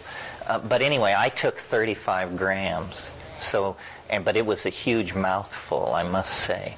So try 20 grams and weigh it, remove the mid-vein so it loses volume, roll it up into a package and shove it in your mouth and lie down in darkness and slowly squeeze and chew it in order to expel this juice into your mouth, and lie still. And after about 15 or 20 minutes, you'll see what's called streaming, violet blobs of light sliding past your eyes. You see this after orgasm sometimes, and you see it in anticipation of psychedelics often. So that will happen. And about 3 minutes after that, it becomes dramatically visionary and quite bizarre. I mean, on a par with DMT, these stretching, sucking, liquid things, and very bright, the hallucinations. And interesting to me, I've never had this with any other compound. I was sitting in darkness in a house with a big pyramidal skylight and the moonlight shining in, the perfect circumstance for hallucinating with eyes open, sharp edges against darkness. Eyes open, there was absolutely nothing going on. I would close my eyes, and it was as dramatic as turning on a light. It was that quick. There was no transition. It was just I would close my eyes, and here would be these slowly undulating three-dimensional tunnels and recessional surfaces and stuff. So I find it quite fascinating. And then to the chemist, it's extremely fascinating because it's in a class of compounds unknown to contain psychoactive compounds. Well, now they're going back into it, and with liquid CO2 chromatography, very cold solvent chromatography, which is very precise and non-destructive. They're finding a whole family of these salvinorine compounds. And what this will lead to in terms of psychedelics, treatments for mental illness, who knows, It's amazing that 30 years, 40 years into the psychedelic revolution, we would discover not a new compound, Sasha does that 3 times a week, but a new family, a new chemical family with psychoactivity. That's a new continent in the world of neuropsychopharmacology. And then the other thing that people are doing that is very shamanic and challenging and good thing to do is, you probably all know about ayahuasca, this South American combinatory thing where a monoamine oxidase inhibitor, Banisteriopsis caapi, is combined with a source of tryptamine, DMT, usually Psychotria viridis. And because of the MAO inhibition in the gut, the tryptamine, which would normally be destroyed at that point, it passes through into the bloodstream and then passes the blood-brain barrier. So you can make DMT orally active if you complex it with an MAO inhibitor. Well, a whole bunch of people have realized that in most environments in the world, there are tryptamine sources. And so if you could combine them with an MAO inhibitor, you could create local variants on Amazonian ayahuasca. And they call this pharmahuasca, or anahuasca, meaning analog ayahuasca. And what people are doing is they're using Pagamen harmala as the MAO inhibitor, the seeds of Pagamen harmala. These are little black seeds, and you can get them from seed companies, or you can get them at Iranian markets, and they call it hurmal. And it's sold in Iranian markets to be thrown on hot charcoal to fumigate rooms. I mean, this is just a traditional use of it. It kills fleas. It's a very nice smelling thing and a kind of an incense. Well, if you take 2 grams of these little black seeds and grind them down, that will inhibit your MAO very effectively. And now, any DMT-containing plant that you orally ingest will become active. And it turns out that DMT is very, very common in nature. It's the commonest of all hallucinogens in nature. It occurs in numerous grasses, in leguminous trees. It occurs in the Rubiaceae. It occurs in the Myristicaceae, on and on. Huge families implicated in this. It even occurs in certain species of fish. It occurs in human metabolism. This is interesting. A Schedule I drug that you are carrying around in your body, every man, woman, and child on this planet. Kind of the ultimate catch-22. Everybody is breaking the law. You must have realized that anyway. So these things can be complex together. Now, some of the DMT sources that you might want to be aware of are phalaris grasses. These are prairie grasses, and some of these strains are pretty stiff. Red turkey is a strain of Phalaris arundinaceae that is pretty potent. There's a plant called Desmanthus illinoiensis, the Illinois bundleweed, which apparently was not used by the North American Indians. It's only been about 4 years that it has been discovered that the root bark of this plant is intensely contains DMT. And wildcrafters are now collecting it, and you can buy that plant. If you go to Mexico, there's a material sold in Mexican pharmacies called tepescohuite, which is the root bark of Mimosa hostilis, the same plant implicated in Brazil in a cult of a drug called vino de jarema. That is a very mysterious and not well understood DMT preparation taken orally, apparently without an MAO inhibitor. Or the MAO inhibitor must also be present in the single plant from which it's prepared. Other sources of DMT, Lespedeza bicolor, that's a clover-like ground cover.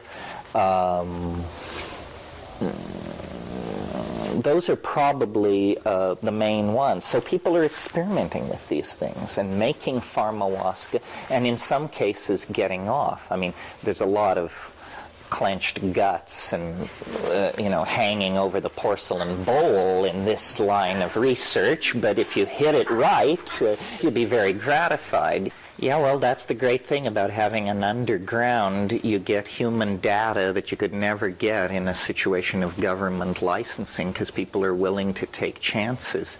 I had a real bummer one time. I took half a dose of mushrooms and half a dose of ayahuasca, and it had me praying for mercy. It was not like anything I've seen some weird territory. But what this was apparent, as I analyzed it later, what must have been happening was short-term memory simply was not transcripting. And so I was sitting there, stoned out of my mind, and then this thought would come, something's wrong, something's wrong. So then I would search through pulse, heartbeat, nothing's wrong. You say, oh, nothing's wrong, okay. And go back to the trip. 15 seconds later, something's wrong. You say, nothing's wrong. And it got loopier and loopier. And I had, remember that amazing scene in 2001 where the guy is outside the ship and he says, open the pod door, Hal. And he says, I can't do that, Dave. And I had this image of the molecular machinery jammed. I could almost see it. I could see the molecule locked in the synaptic receptor cleft, and it was like, and it was building toward panic. And I somehow got hold of myself. And I had a picture, which I'm sure you've all had this picture, of myself in a locked ward somewhere. Just they check in once every 36 hours and wash down the walls. And then I just said, I'm just going to sit here until it leaves. And I did. And after about an hour of real hell, you could just almost feel it click and begin to drift out of the receptor, and then the pharmacokinetic dynamics of the thing cutting. Said, oh, we're going to live to tell the tale, apparently. Yeah. There is a wildflower that grows in the spring in fields in California that I don't know the name of it. Those little purple flowers, and if the plant's allowed to continue to grow, it becomes a woody stemmed green leaf, sort of a sage green, with a stem of little purple flowers. I'm sure some of you must know what it is. They also come occasionally in yellow. When I walk through a field of those, I smell DMT. I know that DMT is there somewhere, but I have no idea. I'm sure you're right. I mean, there's a yellow flowering tropical bahania in a bot garden near where I live in Hawaii, and the smell it just rivets you when you walk by. And many times I've been in the Amazon, like walking along a trail in the late afternoon, and suddenly it will just hit you.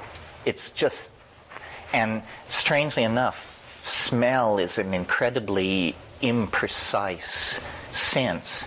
Standing in a jungle, smelling a strange smell and asking the question, what makes this smell? There are thousands of sources, you look around, you have no idea. But yeah, I think it occurs as a volatile in flowers, as some kind of an attractant.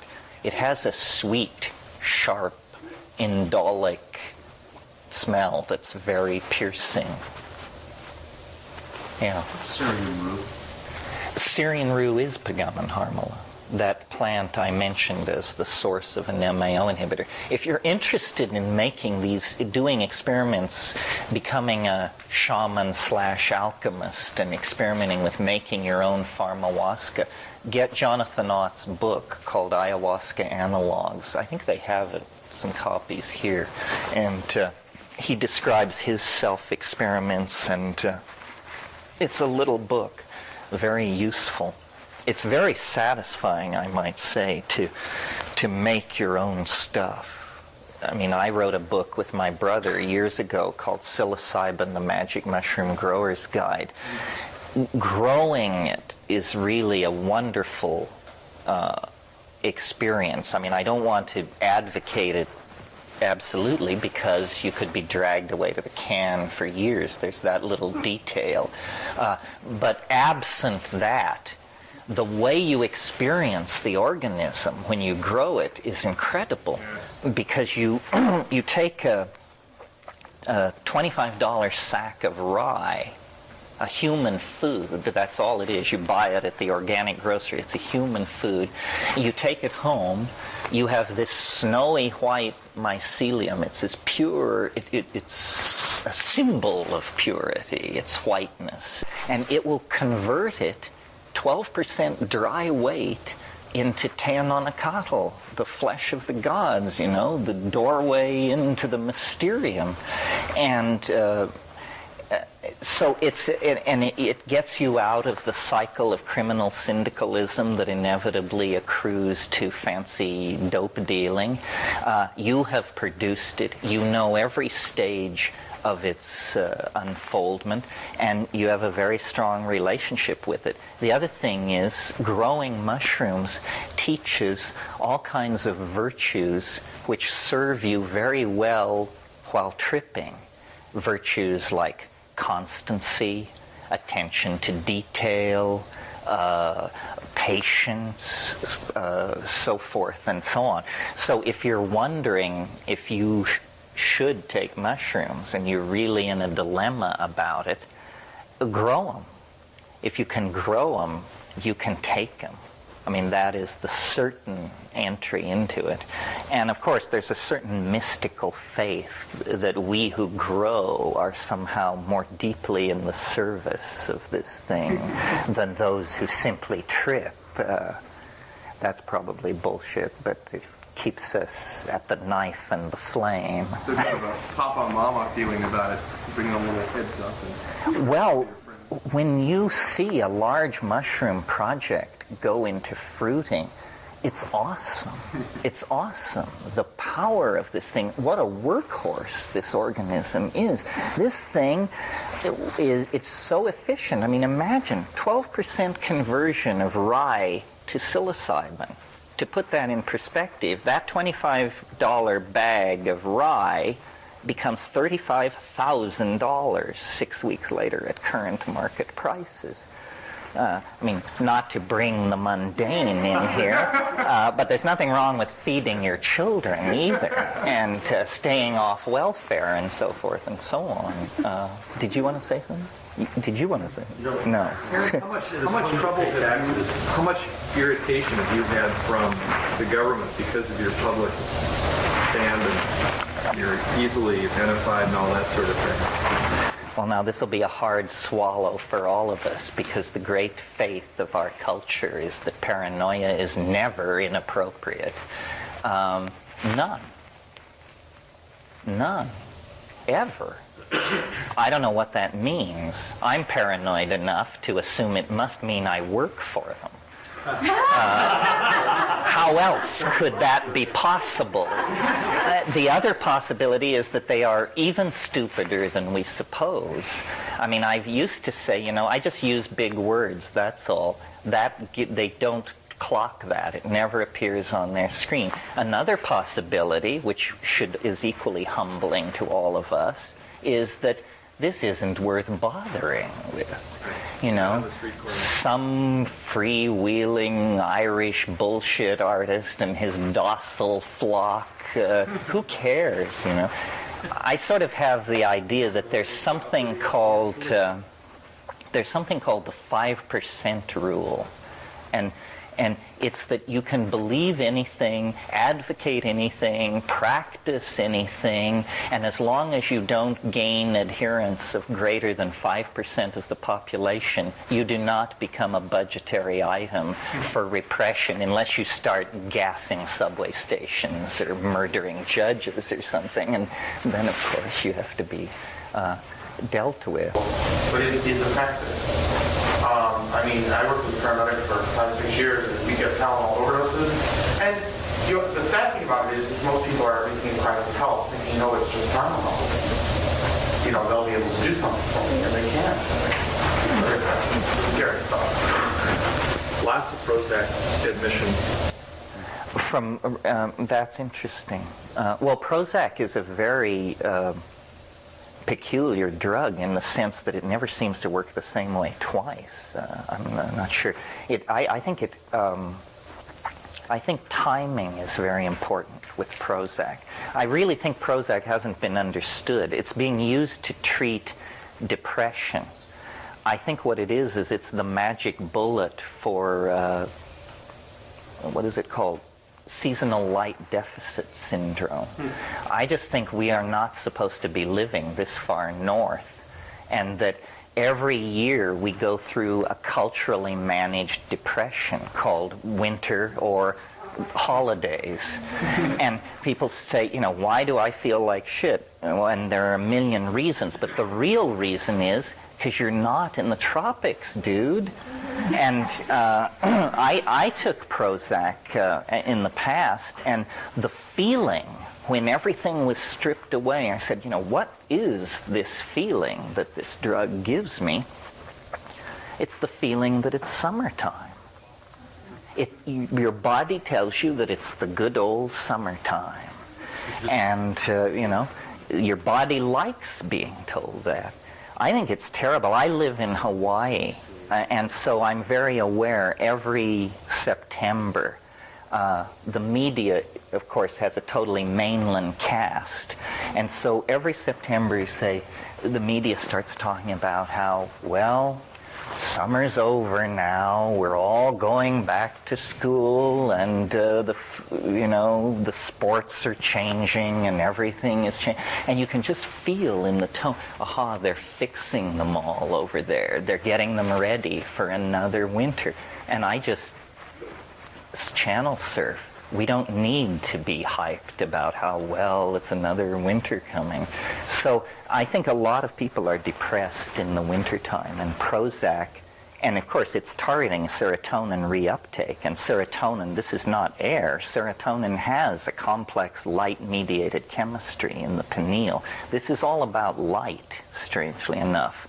This serotonin deep pineal hydroxytryptamine chemistry. Melanin, which gives you your suntan, is a further breakdown product of melatonin, which is a conversion from serotonin to melatonin that goes on in the pineal, mediated by a harmine-like enzyme called adenosine by the physiologists, but called by the chemists 6-methoxytetrahydroharmalan. And there is actually a part of the optic pathway that breaks off and carries physical light into the center of your brain in order to drive this pineal chemistry. That's why light and depression are so dramatically linked. I mean, there's actually light actually gets into your pineal gland and there mediates certain chemical processes. Well, the morning has fled, as they always do. Enjoy your afternoon. We'll be back here at 4, and if you don't like the way this is going, come armed with questions and agendas. Thank you. If anybody wants to talk about the... So I hope you're enjoying Esalen and making good use of your time one way or another. This evening we'll talk about the time wave. I see the computer is in the room, so assuming we can get it up and running, we'll talk about that. Before I get started this afternoon, I want to give you my URL. so that you can find the website. The website is really my substitute for myself, and I'm trying to make it more interesting than I am by far. And I've only been at it a year, but it's already up over 15 megabytes and growing. And the idea is that if I have some enthusiasm, I put it on the website, and then even though my interests may wander elsewhere and I no longer care about reform in the Seychelles or something else, it's there in its pristine form, spell-checked, illustrated, hair-combed. That's the way we want to be seen. So, and there are many, many pointers to everything from developments in AI to pharmacology to nasty pictures, because it's a huge website. So if some part of what is touched on here, physics, mathematics, chemistry, sociology, you want to follow up, go to the website, and there will be a button there for you. So just to take one of these and hand them around, and that'll probably do it for the whole group. Do you all understand what a URL is? A uniform resource locator? Exactly. Tell you much more. Well, but at least you know. It's the address, as it were, of the website on the internet, on the World Wide Web. This guy's for real? He's alive? He'll talk to me? Wow! I mean, because you imagine people who write books reside in some seventh heaven, inaccessible by normal human beings. Well, or just inundated with too much stuff to bother with, with a question about your writing. It's great. It's great stuff. Yeah, well, it's nice to get questions.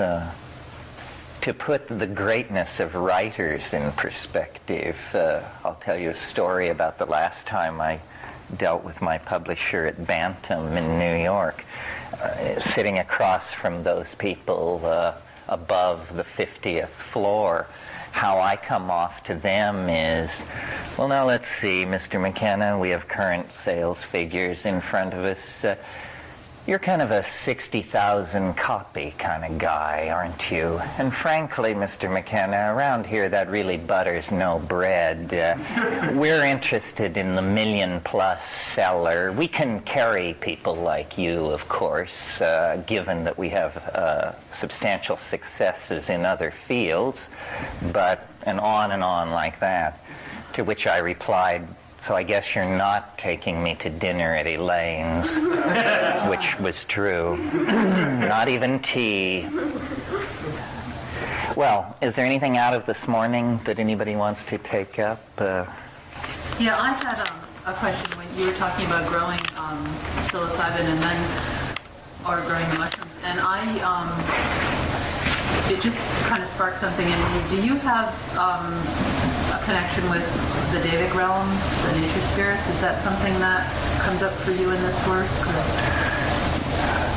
Well, I don't know. Is a self-transforming elf machine a deva? What do you mean? This is a phrase that has been associated with me for many, many years. I encounter self-transforming elf machines, which are creatures, entities, perhaps, although they're not made out of matter. They're made out of, as nearly as I can figure it out, they're made out of syntax driving light. But if what your question addresses is the issue of entities on the other side, there are definitely entities on the other side for me, and there seem to be such for many, many other people. I'm not by any standard sensitive. So if I get entities, then they are substantial and capable of defending themselves. It's one of the most challenging parts of the whole psychedelic landscape, because most people can accept the idea of disordered sensory input, recovery of traumatic memory material, so forth and so on. But what are we to do with an elf? That becomes a little harder to contextualize in psychoanalytic theory, although Jung did a good job when he said autonomous elements can escape from the psyche's control and present themselves as independent entities. I'm not sure he's ever seen a self-transforming elf machine. Are those Davic entities, do you think? Yeah, I don't have any hallucinogenic experience. Myself, I'm more familiar with connections in nature and other experiences that people have had in Horn Group or being in the Himalayas, that kind of thing. So what you're saying is through your experiences with pharmaceuticals, you have that experience, even if you're not having it when you're not. Oh, it's the defining characteristic of the true DMT flash. I mean, it is not subtle. It's these things mob you like badly trained Rottweilers. They come bounding forward by the dozens, by the hundreds. They jump into your body. They jump out of your body. And I've thought, it maps to some degree over the archetype of the little people, the leprechaun, the fae, and being Irish and being Jungian. I'm willing to entertain, maybe I have a special relationship to this stuff. But then in the Amazon, the people using DMT that I studied in the early 70s, the reason they did it, they said, was to speak with the little people. What puzzles me about my contacts with these beings is it conforms to, let's say, the Irish model. They are small, they live under hills, or when you're with them you have a sense that you are somehow underground. They are full of merriment, almost to a manic and frightening level. It's sort of like a Bugs Bunny cartoon gone berserk. They are friendly, but play rough. In other words, it's a land of explosions and falling anvils. It's like a Roadrunner cartoon or something. But the overwhelming feeling is love, but I spell it L-U-V to distinguish it from the ordinary kind, because it's just this kind of crazy, childish affection, and they're delighted to have me in their presence. Well, now that all sort of corresponds with the Irish model, or with worldwide folklore of little creatures, little people in the woods.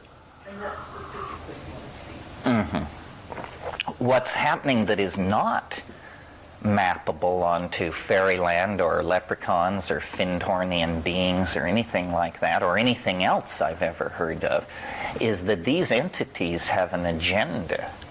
And it's a very curious agenda. They use a language which you see.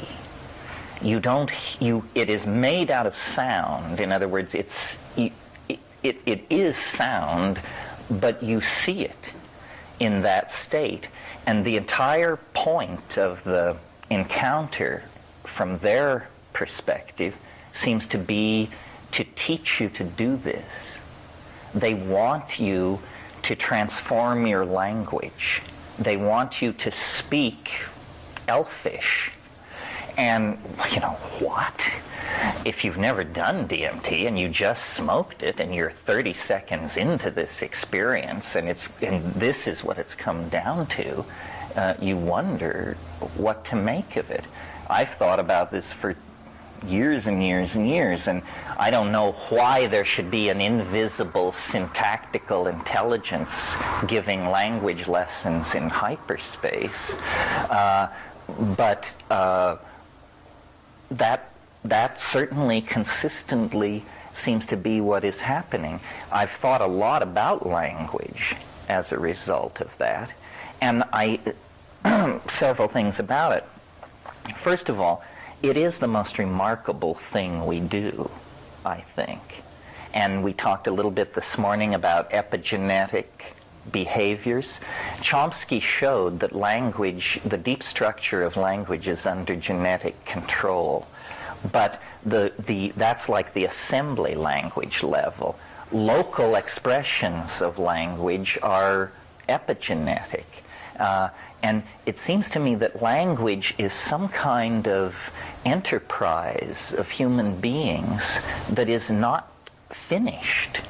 That we have now left the grunts and the digs of the elbow somewhat in the dust, but the most articulate, brilliantly pronounced and projected English or French or German or Chinese is still a poor carrier of our intent, a very limited bandwidth for the intense compression of data that we are trying to put across to each other.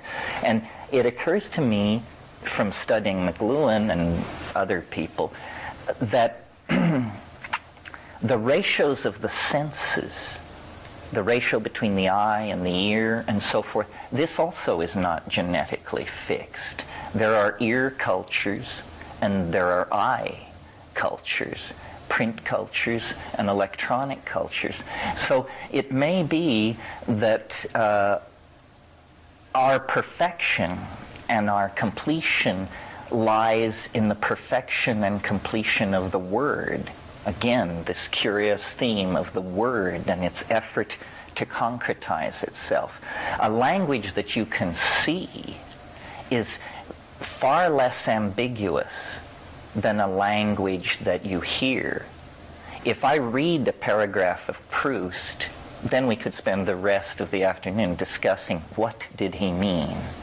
But if we look at a piece of sculpture by Henry Moore, we can discuss what did he mean, but at a certain level there is a kind of shared bedrock that isn't in the Proust passage. We each stop at a different level with the textual passage. With the three-dimensional object, we all sort of start from the same place and then work out our interpretations. You know, is it a nude? Is it an animal? Is it bronze? Is it wood? Is it poignant? Is it comical? So forth and so on. So this is not a very scientific part of the rap, because it's very hard to convince people that there are non-human intelligences this side of Genebel Ganubi.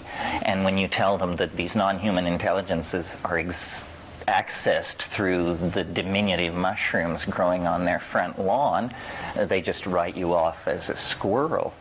But this question of the non-human intelligences is very, very much on the agenda. All shamans in all times and places have claimed this. And the thing that so pleases me about DMT is, a lot of people will not take a psychedelic like LSD or psilocybin or something because it lasts hours and hours.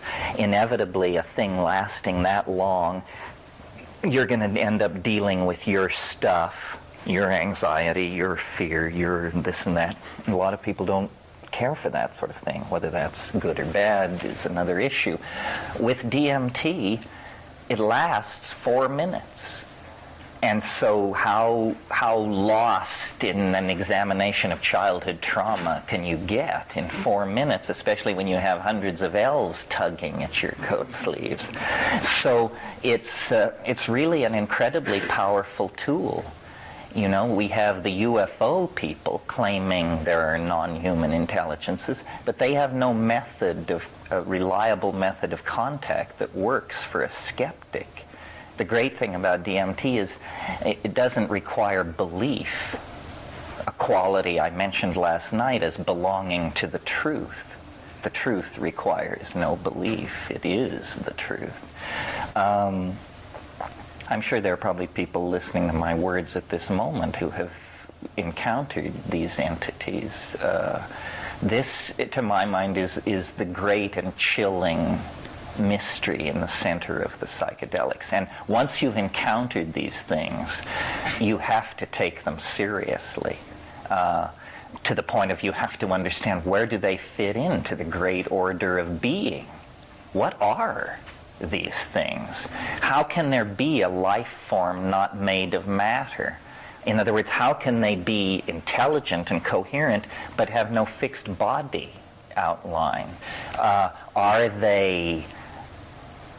Is the universe in fact populated by non-human, non-material intelligences that we somehow contact using drugs? I mean, that's one possibility. It's beyond the DMT experience. That's the question, yes. Where are they when you're not there? Is it an ongoing thing? Is something going on this planet? Are these the controllers? Are you getting into a back channel that weren't cleared for? Or, and this is to my mind the most chilling and appalling and exhilarating possibility of all, when you go back over the shamanism thing, you say, you shamans, now where is this all coming from? They will tell you it comes from ancestors. Well, that's a cheerful and fairly sanitized concept, but when you deconstruct it, ancestors are dead people. What is actually being suggested there is that there is a kind of ecology of souls, one energy threshold over, that is co-present with this world. Well, strangely enough, that's what the Irish myth of the Fae says. It says these are dead people. These are souls that linger in our environment, and this is what souls look like. Again, folklore is only a guide, but if what we are dabbling with, if what lies at the end of the road of shamanism is the dissolution of the boundary between life and death itself, then the million-year intuition that this was a path worth following will be dramatically vindicated. And one of the reasons I've preached DMT so furiously is I just want a larger body of people to take it so that we can compare data. We need to understand, how is this possible? It raises a whole host of questions. One is, not only how is this possible, but then given that it is possible, how has it been kept secret?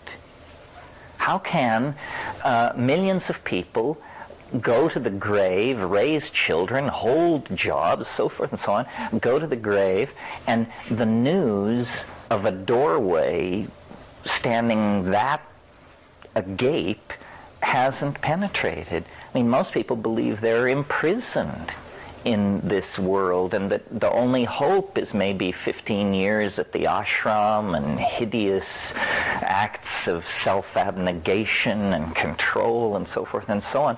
And actually, the boundary between us and an unspeakably bizarre world, it's 30 seconds away at any time, as long as you have DMT available to smoke. That's appalling to me. I mean, it means we don't know nothing. Yeah. You talked about trying to map your experiences onto the myths. I wonder if it's possible that you could look at the myths for information of mastery. That is, we've no longer masters of this doorway. We're trying to rediscover a mastery that's been held for thousands of years.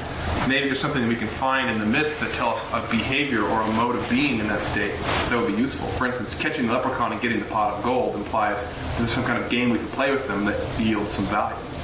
Yeah, well, the classical myth about leprechauns is that they want to keep you.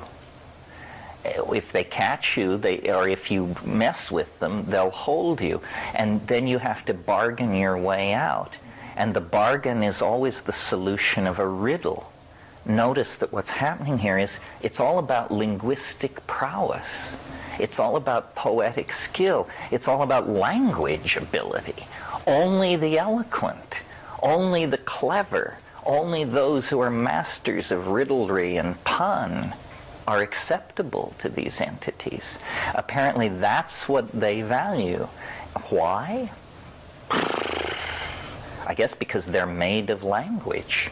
So, and they themselves have, when I try to describe to people what they are or what they look like, various things can be said. They're like self-dribbling jeweled basketballs. In other words, they don't have faces or anything, not the little yellow leather jerkins and the curve-pointed shoes, not that. Self-dribbling jeweled basketballs, and they use the language to make objects. That's what this language, how this language is different from ordinary English. English, we can make meaning. The DMT language makes objects. It's like a higher dimensional language. And so these things bound forward with the complete purpose of delighting you. And they reach into the air, into their bodies, into some nearby invisible dimension, and they pull out what I would call words, puns, objects, hallucinations, things which manage to be all those things simultaneously. And they say, look at this. And it's purely designed to dazzle and astound. And then a colleague will elbow the little guy aside and say, no, look at this. And they're all in front of you, chirping, clamoring. And these objects that they make begin themselves to speak and float away and reproduce. And you've arrived. 30 seconds ago, you were sitting in a room with your grubby friend somewhere pursuing spiritual understanding. Now this is going on. And it's very hard to not be horrified.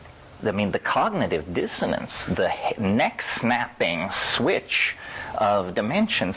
And then after about 3, 4, 5 minutes, it retracts. It loses its vitality, and it begins to pull away from you, almost like a boat pulling away from a dock. And in fact, I had one trip where, metaphorically, not having hands, they all turned and waved and said, "Déjà vu, déjà vu," which is, of course, absurd.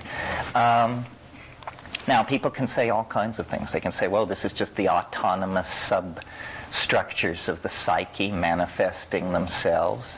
But it sounds to me like a lawyer's explanation. Yeah. In light of that, allow me to extend the skeptical line just a bit further. Of your description of the event, is it common to everyone who has participated, to your knowledge? Does it represent 10%, 50%, 75%? Are they equal in description? Do they vary? Is this unique to your description? All good questions. It's hard to smoke DMT, especially if you're not a smoker. It's harsh. Some people don't get enough. I would say of the people who smoke as much as I think you should smoke, 75% probably report something like this. It's hard for people to report. I mean, I've had years and years of practice. What I've just told you about this is an incredibly crumpled, compressed, edited version. Because what is really happening in there is unspeakably bizarre.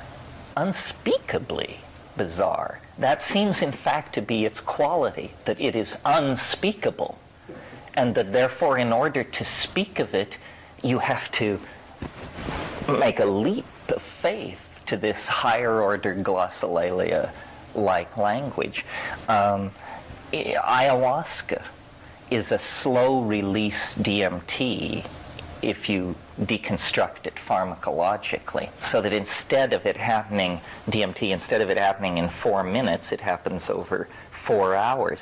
Again, at very high dose ayahuasca and at very high dose psilocybin, these entities begin to emerge. When I take psilocybin, sometime in the second hour, I pass through a place which I've learned to recognize. It's a feeling, and I call it elf country. And there are no elves. but there's a feeling. And then I call them, and following the directions of a favorite episode of I Love Lucy, I call them by saying, "Come in, little green men, come in, little green men." It's simply a permitting. It's simply an invocation. And then they approach like a Newari band. From a distance, you can hear the brass and the drum, and as they get closer, and it begins as a sound. It's very interesting. It begins as a sound, and as it gets louder, there comes a point where imperceptibly it becomes visible. And then all I can say is it gets bigger, just like someone marching toward you through three-dimensional space. And so it goes from being a little phenomenon on the horizon of your awareness to you're there, you're with them, you're playing the tuba, you're marching along, it's happening. And then they sort of peel off and march away and leave you in the same way they came. The archetype of this phenomenon, as far as I can tell, is the archetype of the circus. DMT is somehow the cosmic circus. And if you analyze what the circus is, it's a closed environment of permitted outrageousness that roves the straight landscape, setting up in one town and then another and then another. And it's a thing of wonder and light. And carny people are loose. They're not like you and me. I remember in the little town I grew up in, every 4th of July, the carnival would come to town for Cherry Day. And we kids were told we couldn't stay out after 9 o'clock when the carnival was in town, because there was just this aura. More liquor was being consumed, more people were staying up late, so forth and so on. And if you analyze the circus, it has all the elements of the DMT thing. I mean, there's the center ring, the clowns. And Henry Munn, in a wonderful essay on psilocybin mushrooms called The Mushrooms of Language, describes them as self-performing acrobatic bits of grammar, is how he describes them. This is clearly the same thing. The circus is a wonderful place for children, but it has behind that a dark side. I think my own earliest reminiscence of what I could call erotic awareness, I must have been very, very young, under 3, because I was being held by people. And I was taken to a circus, and there was a woman there in a tiny G-string costume, spinning, hanging by her teeth up near the center, and it was all there. Death and eros and risk and drama, and I got it. So there's all that in the circus. But then there's also the wiggy side, the bearded lady, the goat-faced boy, the thing in the bottle. That's all just off the main event. And then the circus packs up and leaves, and everything is the same, except there's some crumpled paper blowing around in the wind. And every little boy and girl worth their salt wants to run off and join the circus. So this is the archetype of DMT, a completely self-contained, transformative world filled with all kinds of implications. Those are the tricksters. It's incredibly mercurial. It's incredibly trickster-like. Yes, it's as though Hermes had divided into 1,000 subalterns, all set going at once. Well, the blooming and buzzing confusion which the infant experiences is the same world we're looking at right now, except that the infant has no language for it. Now, the interesting thing about the DMT thing is you have no language for it. That's interesting point number 1. Interesting point number 2, somebody arrives on the scene eager to provide language That's suggestive. So it seems like what they're saying is, we've stamped your passport, you're over the border, but no one here speaks English. So if you want to make yourself understood, please pick up the local lingo, Johnny Pronto. And in fact, we've assigned a team teaching group. The feeling of the DMT thing, and this is why I entertain the possibility that it might be an anticipation of death. What happens when you smoke DMT is there's an initial kind of handshaking confusion, like when two computers meet and exchange protocols. There's a 30-second period where everything sort of gets sorted out, and this thing forms like a mandala. I call it the chrysanthemum. And it's a rotating orange-yellow floral circular mandalic thing.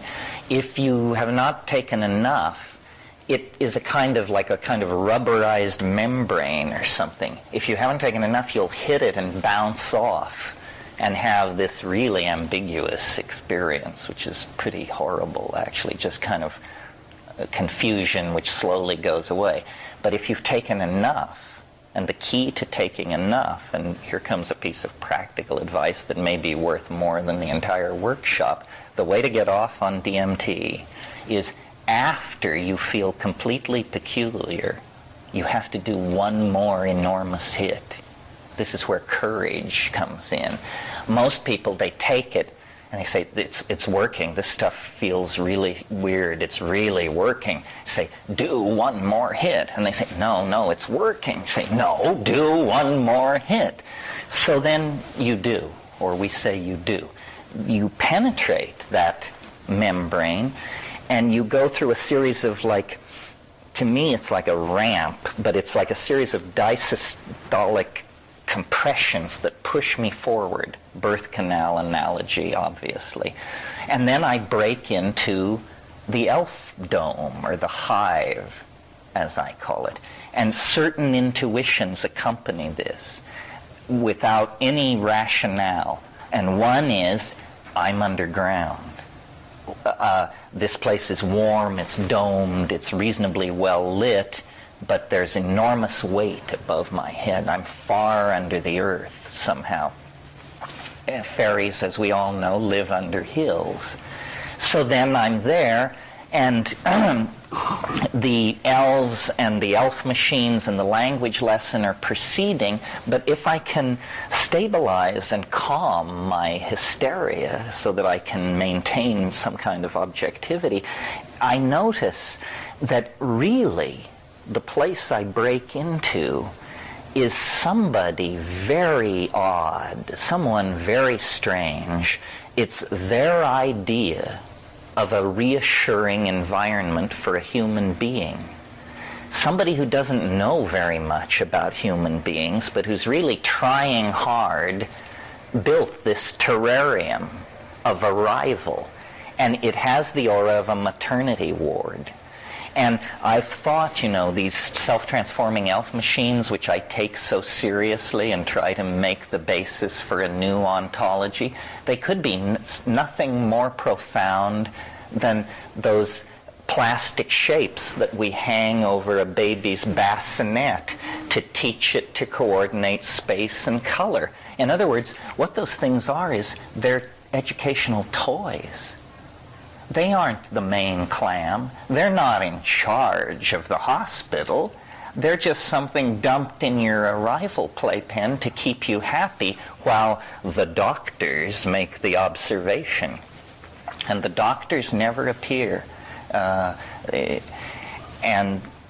the whole thing is pervaded with a wonderful affection and zaniness. It's completely life-affirming. I have no patience with alien abduction and any of that. I think that's pathology. I think it's media-damaged people manipulated by incredibly unscrupulous New Age weirdos. There is no paranoia in this. It's entirely positive, although very, very weird. The main thing it is hard to understand. what's this all for, you know? Maybe you thought you were going to have an insight into your relationship or resolve your hatred of your father, and instead you're playing canasta with elves. Yeah. Is the experience progressive? Not very. It's always the same. The emphasis is on imitating the language. And so you don't sense that there's a breakthrough point beyond that? I mean, as you've mentioned, passing through the membrane, getting into this environment, now you're in this environment, the exchange is taking place, you're dealing with it on a rudimentary basis, but you don't have any perception that there's an increase. Well, the problem is the brevity. We very quickly figured this out back in the 60s. You only get 3 minutes. It's like, you know, visiting the American Museum of Natural History for 3 minutes. So what we really need was an extender. And that was why we went to the Amazon in the first place, was because ayahuasca from the anthropological literature sounded like it was the extender. And in fact, if you brew it stiff enough, it is, and you can get in there for quite a while. But it doesn't become particularly more rationally apprehendable.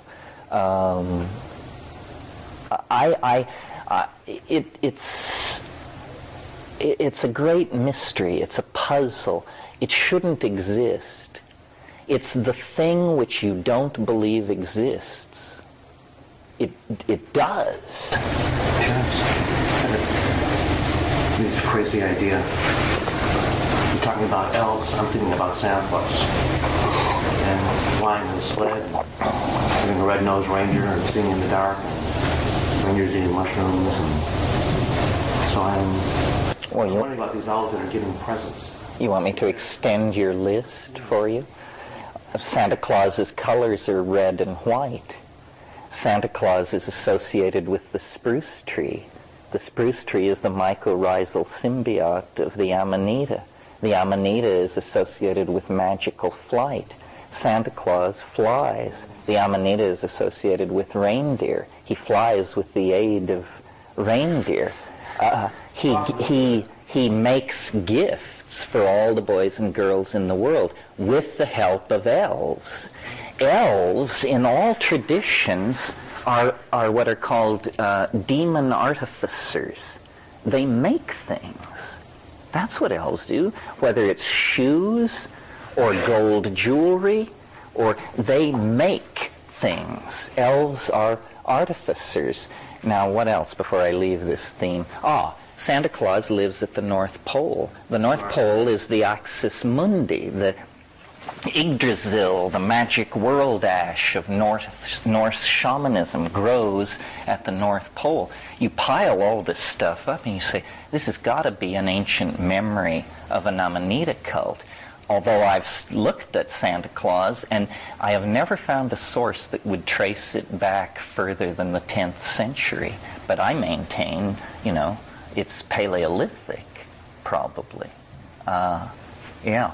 What's the probability of finding a new tryptamine that we weren't aware of that extends the trip, so to speak? Give one 30 minutes of time to keep the language down. They also might be sort of, Well, Sasha, is now working on the tryptamines, and I asked him in Mexico, I said, of all of these tryptamines you've elaborated, which ones are the most interesting? I can't remember the one he named, but it was a synthetic, and he said it was extended. There's a certain, I don't know if fear is the word, but these places are really strange. And for most people, 3 minutes is quite enough, and then they need to attempt to assimilate it. Part of the problem is you can't remember it. I mean, I've seen people smoke DMT, give all the presentation of intoxication, come down, lie still, and when you say, what happened?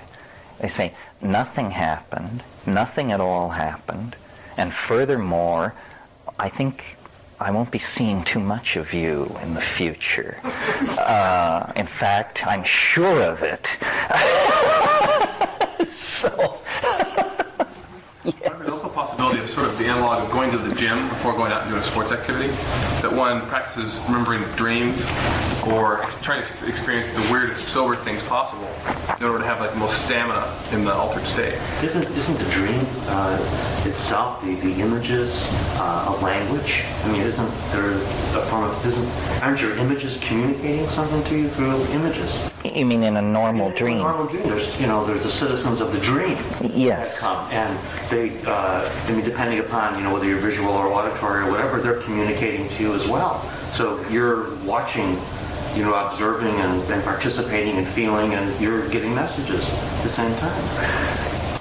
Well, and the dream world itself is very bizarre. I have recurrent dreams. A lot of my dreams are recurrent, and I had an experience recently. I was having a recurrent dream, and it was basically, I was in a restaurant and this guy was taking my order, and as I looked at him, I realized I had seen him before in a dream. And I said, I've seen you before, but it's been a long, long time. And he said, yeah, well, I went to Alaska and worked the salmon boats for a while, but now I'm back. It's like, So, well, shamans will report that because they're always interacting with the same power sources. That's what they say. They're getting new ones, but they're interacting with the power sources. That's right. Yeah.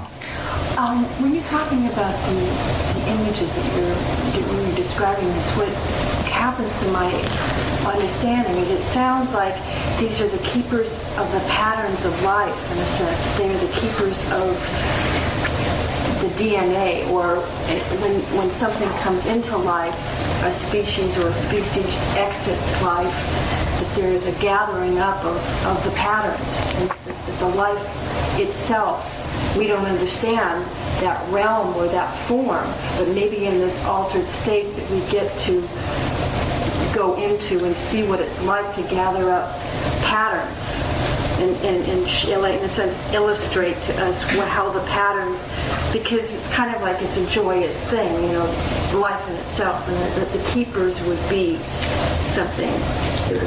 Well, imagine how astonishing it would be if we could confirm that there was something beyond death, and that in fact it was not only there was something, but whatever this something was actually looking back at us. I was raised Catholic and took a lot of time to deconstruct this kind of stuff. It did not seem to me rationally supportable. But actually that's in the light of a fairly simple rationalism. Now I look at nature, and everywhere what I see is that nature conserves novelty. This is something you'll hear me say many times. In other words, once nature achieves some structure, she is very reluctant to let it go. Life is an example. Life was achieved more than 1 billion years ago. And through asteroid cataclysm and polar reverse and solar dynamic, it is tenaciously held on. So it may be that this thing which we call the personality, the self, is actually of interest to nature as a complex structure, and that it really does use the physical body as a kind of workbench upon which to build a higher dimensional vehicle of some sort. Otherwise, it's very hard to account for some of what's going on. And this is one of the most confounding ideas that you could put forth in this intellectual environment, because if there's one thing that science has definitely put some effort into, it's exercising spirit from nature. Nature is a soulless machine, according to science, without purpose, without intent, without will, without sentience. It's just happening. It's mutation grinding against natural selection, and that's all it is, according to them. Well, evidence from these shamanic dimensions seems to be quite the contrary. By the way, this is what I intended to talk about this afternoon. I was not led astray. My notion of this afternoon was that what we would talk about is the various characteristics of novelty. This morning we talked about the methods, then, the various characteristics of novelty, and DMT represents a concrescence of novelty. It is the paradigmatic psychedelic, it's the paradigmatic dimension transiting experience. Other descents into novelty are your own maturation, your individual experience of life. Hopefully, if you're getting older, you're getting smarter. There's no excuse for anything else. How would it be if it worked the other way? Although for some people, they seem to manage that. So your life is a descent into novelty as well. Leading, all these novel paths lead to the same door, marked post-mortem. History is another descent into novelty, and now that descent is proceeding at such a pace that we can almost physically feel ourselves moving into the future. I mean, we require daily newspapers and hourly updates to stay on the moving crest of what we have set loose. So the individual journey through life toward death, the cultural journey toward transcendence, eschatology, apocalypse, whatever it is, depending on the cultural style, and then fractally embedded in these larger forms of novelty, the psychedelic experience, and, in the spirit of thoroughness, the sexual experience, which, against the background of ordinary life and activity, definitely represents a nexus of novelty and focus.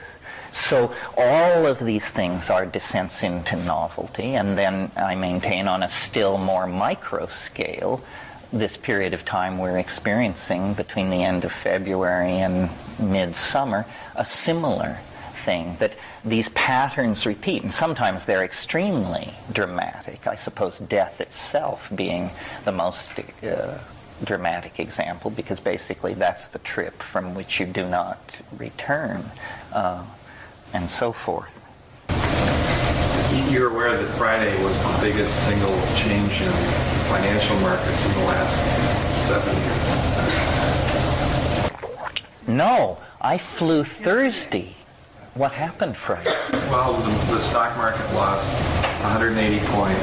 The bond market had a disastrous, what bonds fell? Yeah, yield increase a quarter. The market fell how far? 180 points. On Friday. Well, they must be shitting white over the weekend. What's going to happen Monday morning? Right, Monday's a big day. Well, I win!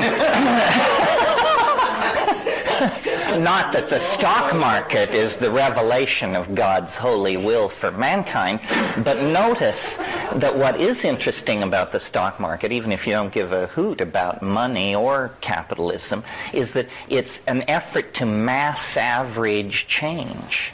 It's an effort to give you a very large-scale picture of many, many opinions brought into a final recension of some sort. So in a way, it is like the time wave. It is, and just to further your thought, a great article in The Economist from last week, International Magazine of Finance, that put a statistical correlation now on all of the world's markets becoming interlocked. All the big developed country markets are not acting independently of each other as they used to.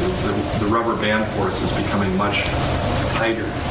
Well, see, if they would study dynamics, this wouldn't puzzle them at all. That's a well-known phenomenon in dynamics. It's called coupled oscillation. The simplest example being walk into a Swiss cuckoo shop, and all the cuckoo clocks hanging on the wall, the pendulums are swinging in unison. That's not because the guy spent hours setting the cuckoo clocks. It's because hanging them on the wall, they actually communicate their vibrations to each other through the wall, and after a few hours of running at all kinds of different speeds, everything falls into step. Coupled oscillation. Women in dormitories, their menstruation falls into phase. That's a coupled biological oscillator. And you get this in many, many systems. And the problem with it is, in something like a stock market situation, is it then tends to amplify small perturbations into very large perturbations. And the entire system then tends to destabilize. Well, that's very interesting. Next week could be major. The way the descent into novelty will work is there's no earth-shaking moment.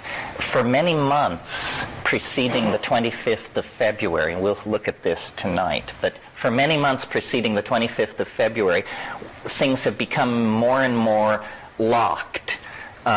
Conservative, recidivist, whatever you want to call it, habitual, traditional, repetitious. Then the cusp was the 25th of February. Well, but you don't feel the earth move. The 26th is not greatly different from the 25th. The 27th is slightly more different. The 28th still slightly more. But over the next 2 months, every day will mark a greater descent into novelty. And as I say, a worldwide economic collapse would certainly precipitate all kinds of other changes. And there's plenty of instability in the system. I mean, the Chinese are playing with the idea of world war, or at least their military are, while the political people are busy dying. Once you get the internationalist rhetoric out of Marxism, what you have is National Socialism. So it isn't communists that are about to return to power in Russia. It's National Socialism that's about to take power in Russia. That's a terrifying possibility. And then, of course, as I said, the unexpected, which can be anything from asteroid strike to technical innovation to Ebola outbreak to political assassination. These things are, you can bet on the unexpected. It's the safest bet on the table. Yeah. The curious thing for me, again, going back to millenarianism, is in a sense the construct is an abstraction. We are not reaching the year 2000. In essence, means nothing. It is the energy that we bring to it that, in a sense, creates the atmosphere for the events to take place.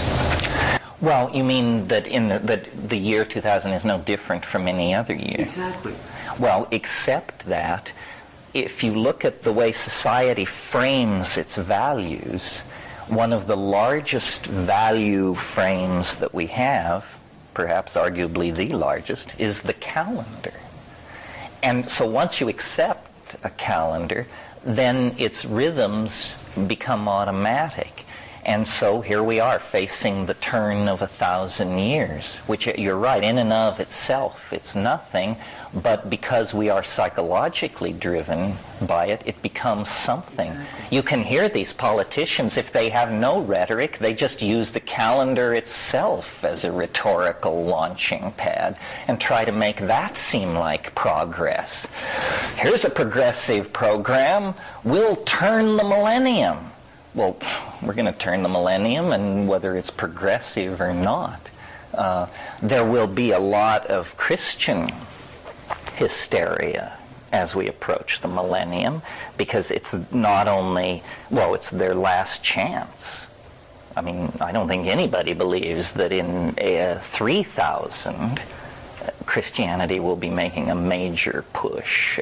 This is their last chance to deliver, and they are very confident of the delivery, and so there is a spreading hysteria. And of course, whenever society becomes incomprehensible, people assume that the end is near.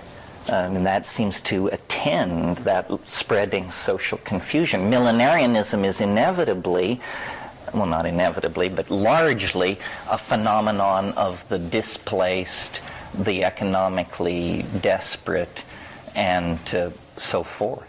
Yeah. What do you think is going to happen? Is there going to be another nativistic movement, or a large cargo cult? I mean, what's going to happen? You mean over the next 10 years or so? Pat Buchanan. I don't think so. I think Pat Buchanan is discovering the world is even more novel than he supposed. If you've never won and you win, that's novel. But now it's time to win again, and it's no longer novel. You're back with the problem you had before you won the first time. I'm very hopeful, because as I look at large scales of time, I see that what has always been conserved is greater richness of opportunity, greater freedom. And the way I define the ultimate omega point of novelty is it must be the place where all things become possible. How could it not be that? Because that's what novelty means, is strange things being possible. Well, when all strange things are possible, you've met the novelty maxima. Well, how could such a place exist? Well, it couldn't unless you move into hyperspace, or if you invent time travel, or something like that. Then you break the forward momentum of linear history. But that's conceivable. I mean, there's no reason intrinsically why time travel is impossible. And time travel is simply a Romana clef for transformation of energy and matter on all scales. Time travel is faster than light travel. These things all become the same thing. And there is no reason why these things can't be anticipated. You know, the whole purpose of data coordination, whether it's occurring in an amoeba or a mega international corporation, the purpose of data coordination is to predict the future. Always. I mean, that's what your senses do for you. You know, notice when you look over there and decide to walk over there, you're also deciding to walk over then. In other words, you are coordinating data to move through time and space toward a future point. And the whole evolution of life, on one level, can be seen as a conquest of dimensions. You know, the earliest forms of life were fixed slimes of some sort. And then motility, motion became a possibility, but just basically groping in a linear line, unable to see what is ahead of you, unable to see what you've just left, but groping.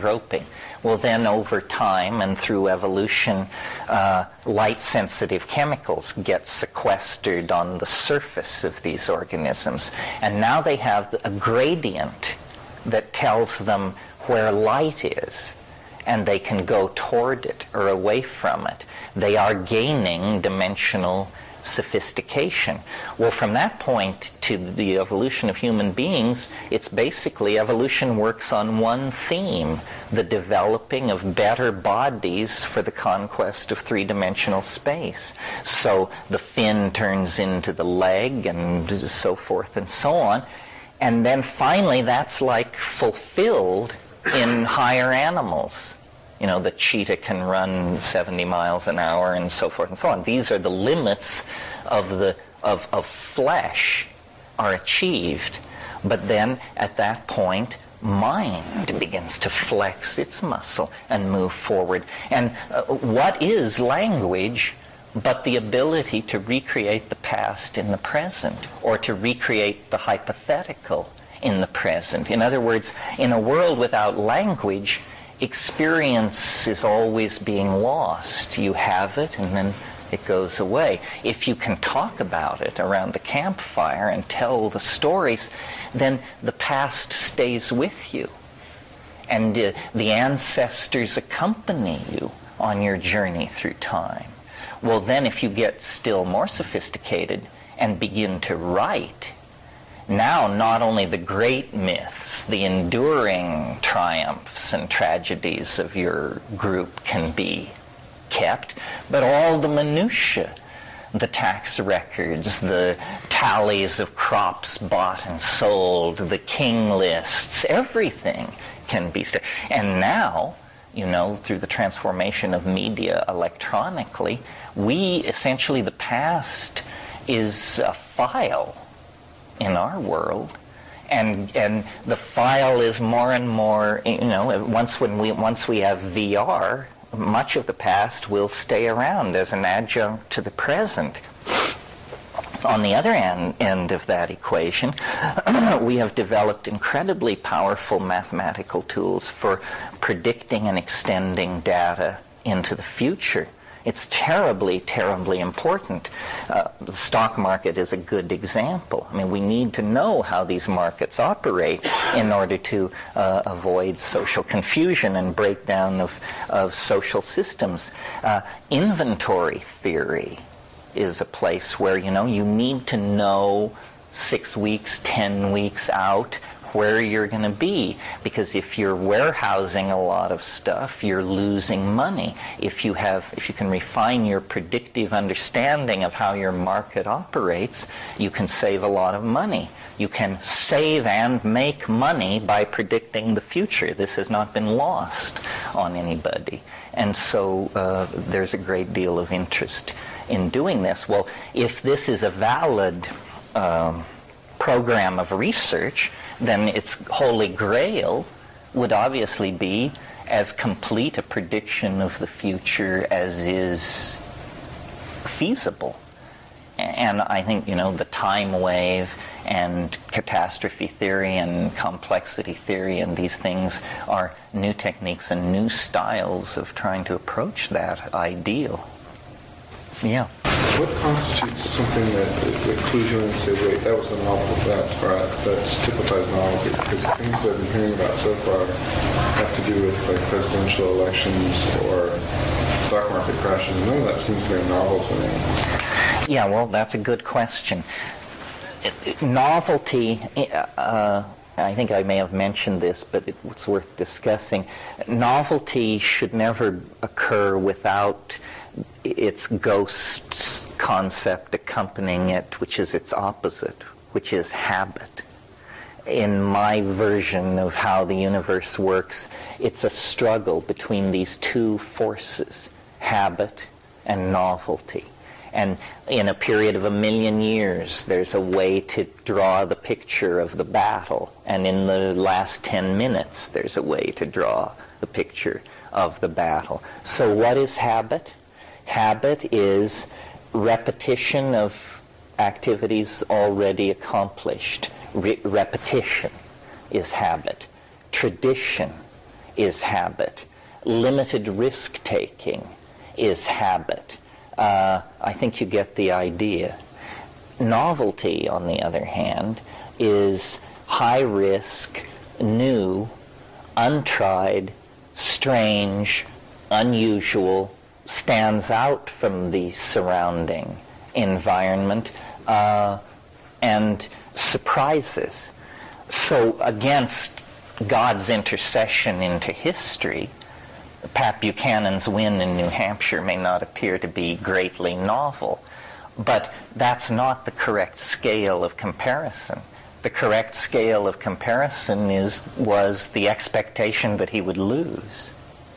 You see, so habit and novelty occur in the most sublime and mundane dimensions because they're relative terms. They're always measured against their surround, so that, if you're in some incredibly constipated, ritual-dominated society and you so much as put a spot of paint on your toenail, social ripples go out from this. It has to be explained, defended. What does this mean? Who does it challenge? It's a novel act against the background of such constipated expectations. On the other hand, there are societies where full-body elective surgery won't even get a ripple from your gang when you show up at the coffee house. So that's an area where the standards of novelty and habit are different. Over large scales of time, it seems very clear to me that the story of our universe is novelty is winning. Novelty is winning. it's a very slow battle of attrition because habit is so reluctant to give ground and will take ground back. But over large scales of time, novelty is winning. That's where we come into the picture. That's why there's life on this planet. That's why there's people on this planet. That's why there's high technology on this planet, because novelty is winning. That's one point. The other point is it's winning faster and faster. It isn't simply proceeding at the same pace. What happens in a 10-year period now is orders of magnitude more connections being made than were made in a 10 or 1,000 or perhaps million-year period at times in the past. And all time is the connections, the events which fill it.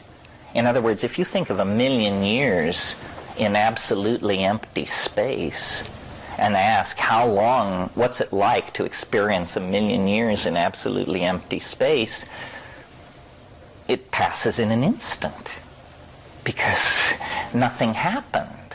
If nothing happened, then there was no time. Time is defined by the events which fill it. If there are no events, time collapses into nothingness. A universe in which nothing happens is a universe that has no duration. So you need duality to have time. Yeah. It's an illusion of a lower dimensional slice of reality. You need duality. Is it a priori, like Kant said? Is the dualism a priori? Time is a It's given, if that's what you mean by a priori. It's a real thing, and by that we could argue what that means, but it's a real thing in the same way that space, time, and space, gravitation, and energy are real things. It's not a construct of the human mind. Can I try my idea of the reason for the cataclysm that's fast approaching, or Sure. the extension of novelty? Let me start at the beginning. One definition of enlightenment, one narrow definition, is it's the growing together of the gap between desire and fulfillment. And I think what we have managed to accomplish with our culture is we've produced a society that is arranging for fulfillment and desire with technological systems performing to their utmost to pull that off.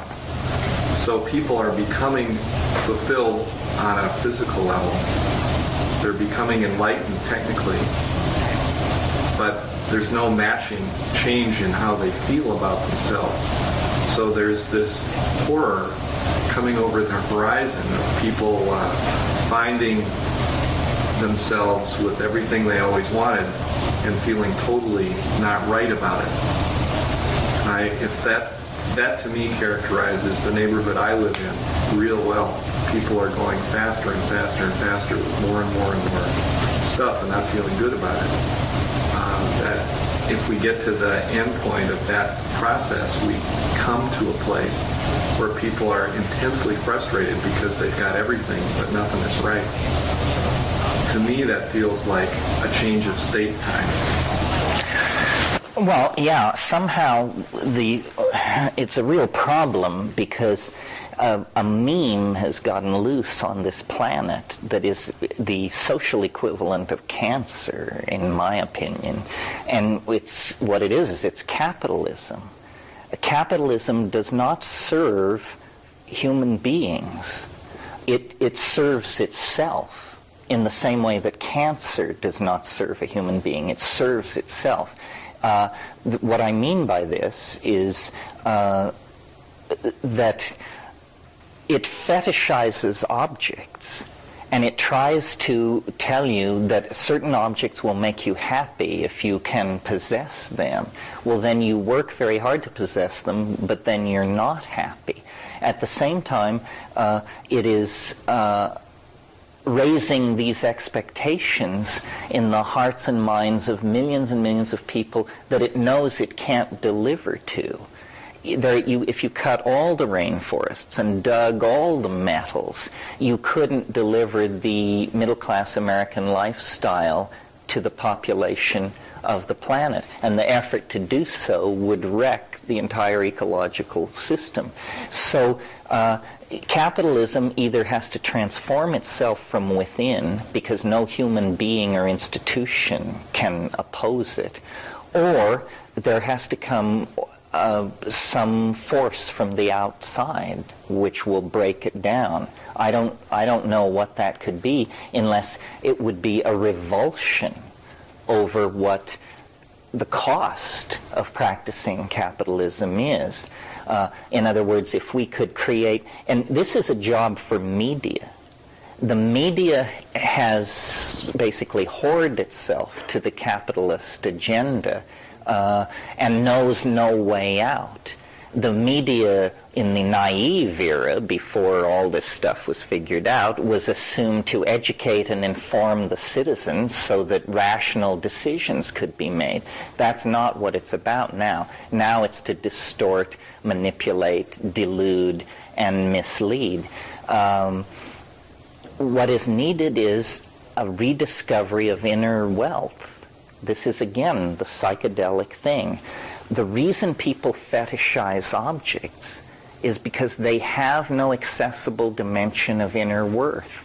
They feel worthless without the Ferrari and the Cuisinart and whatever this object is that they're into. Once you take psychedelics, you discover that you are shabby stuff compared to the inner wealth of your own imagination. But unless you know that, you will always want after that stuff. So my hope is, and it seems to accompany psychedelic use, I think, less interest in material possessions. Not that people dress in hair shirts and wander the byways, but I think people who take psychedelics make and lose money in a considerably more relaxed fashion than people who don't. Yeah. There are several sources of such an enlightenment, that is inner wealth versus external wealth. One of them is trauma. A lot of families who lose a son or daughter or nearly lose one rediscover what their values are. Right. Psychedelic one's a very common one, and since it's a single moment, it's often recognized as the source. I think oftentimes people do have that kind of enlightenment, but the source is hard to find or it happens gradually. Psychedelia, I mean, someone can come down from the first acid trip and go, wow, I see my values like I didn't see them before. I'm quitting my job. I've had it. What other experiences, I'm trying to broaden the category, besides trauma and psychedelia and perhaps the forces of losing all that you're worth? Like people lose in the stock market and they jump out a window, or they go, hey, I've got choices I didn't see before. I don't have to defend my castle anymore. Well, the two other things are near-death experience. That forces you to figure out what you really give a hoot about. And the other, I think, a little pleasanter than the near-death experience, is travel. Go live in Benares for a year and then see how this looks to you. It's not for nothing that we call these psychedelic experiences trips.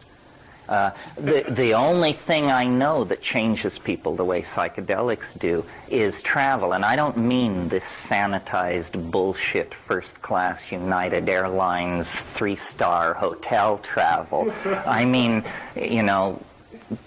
the real thing, down and dirty. Live like the people do if you can stand it. I mean, it's very, very difficult. I've lived with Amazon tribes, and you're there and you're having this experience and you're thinking to yourself, everybody in my culture would wish to be with these people. These are the real, original people.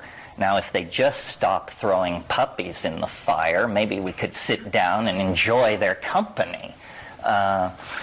It's not easy. It tests your values. So how can you bring a Western mind into a third world nation where many are fully willing to trade what environmental treasures they have for the goods of capitalism?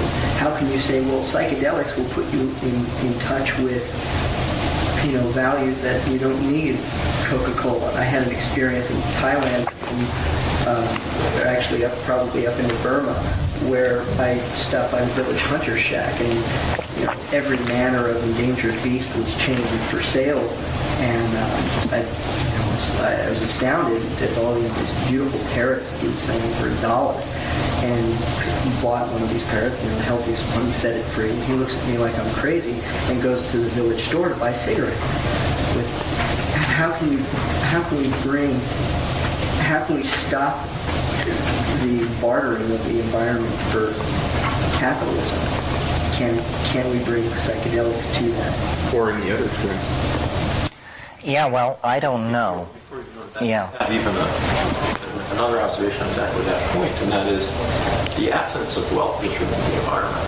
The absence of wealth ruins the environment. For example, when you land in New Delhi and the door opens on the airplane, the first thing you get overwhelmed with is the air is unbreathable because of the smoke. Well, the reason that about 50% of that smoke exists is because what the people used to cook with. The rest of it is because of the cheap autos that they use.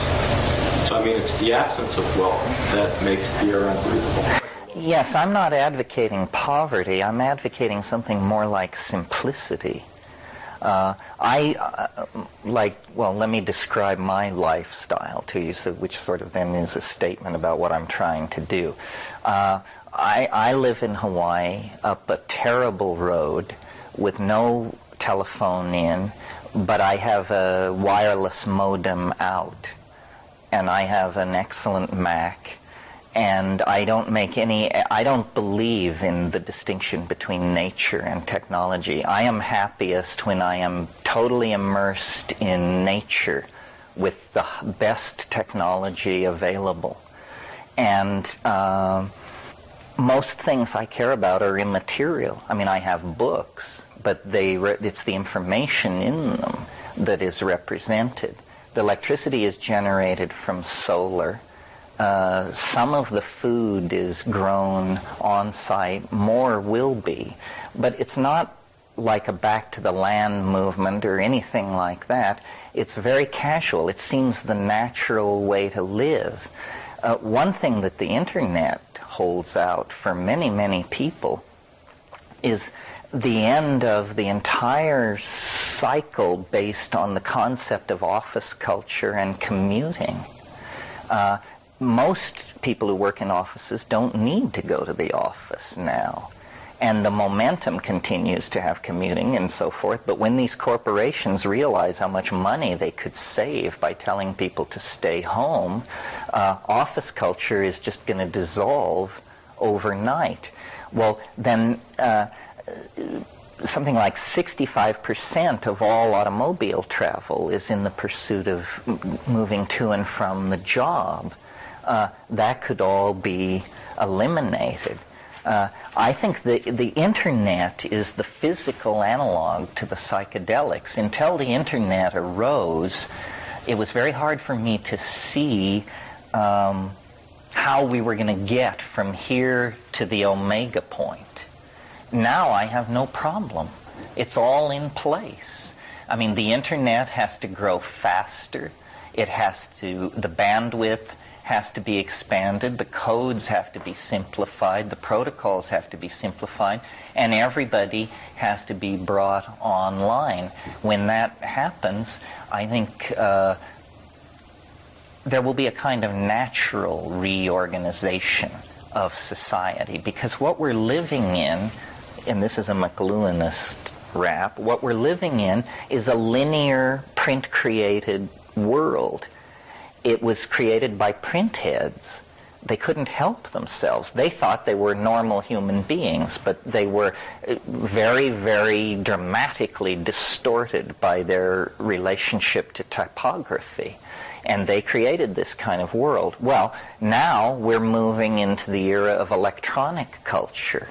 And all kinds of phenomenon associated with the old way of doing things are going to disappear. For example, a quality of print culture was the phenomenon called mass media. Mass media is finished. It doesn't make any sense anymore. Mass media is one-to-many communication. And what the internet offers is any-to-any communication. You know, we all have contempt, or I assume we do, or mild contempt, for the tabloid newspapers that we see when we check through the grocery store. Elf or dwarf rapes nun, flees in UFO, that kind of thing. Well, but now let's think about the New York Times for a moment. The New York Times is designed for what? To be read by millions of people. Who would want to read something designed to be read by millions of people?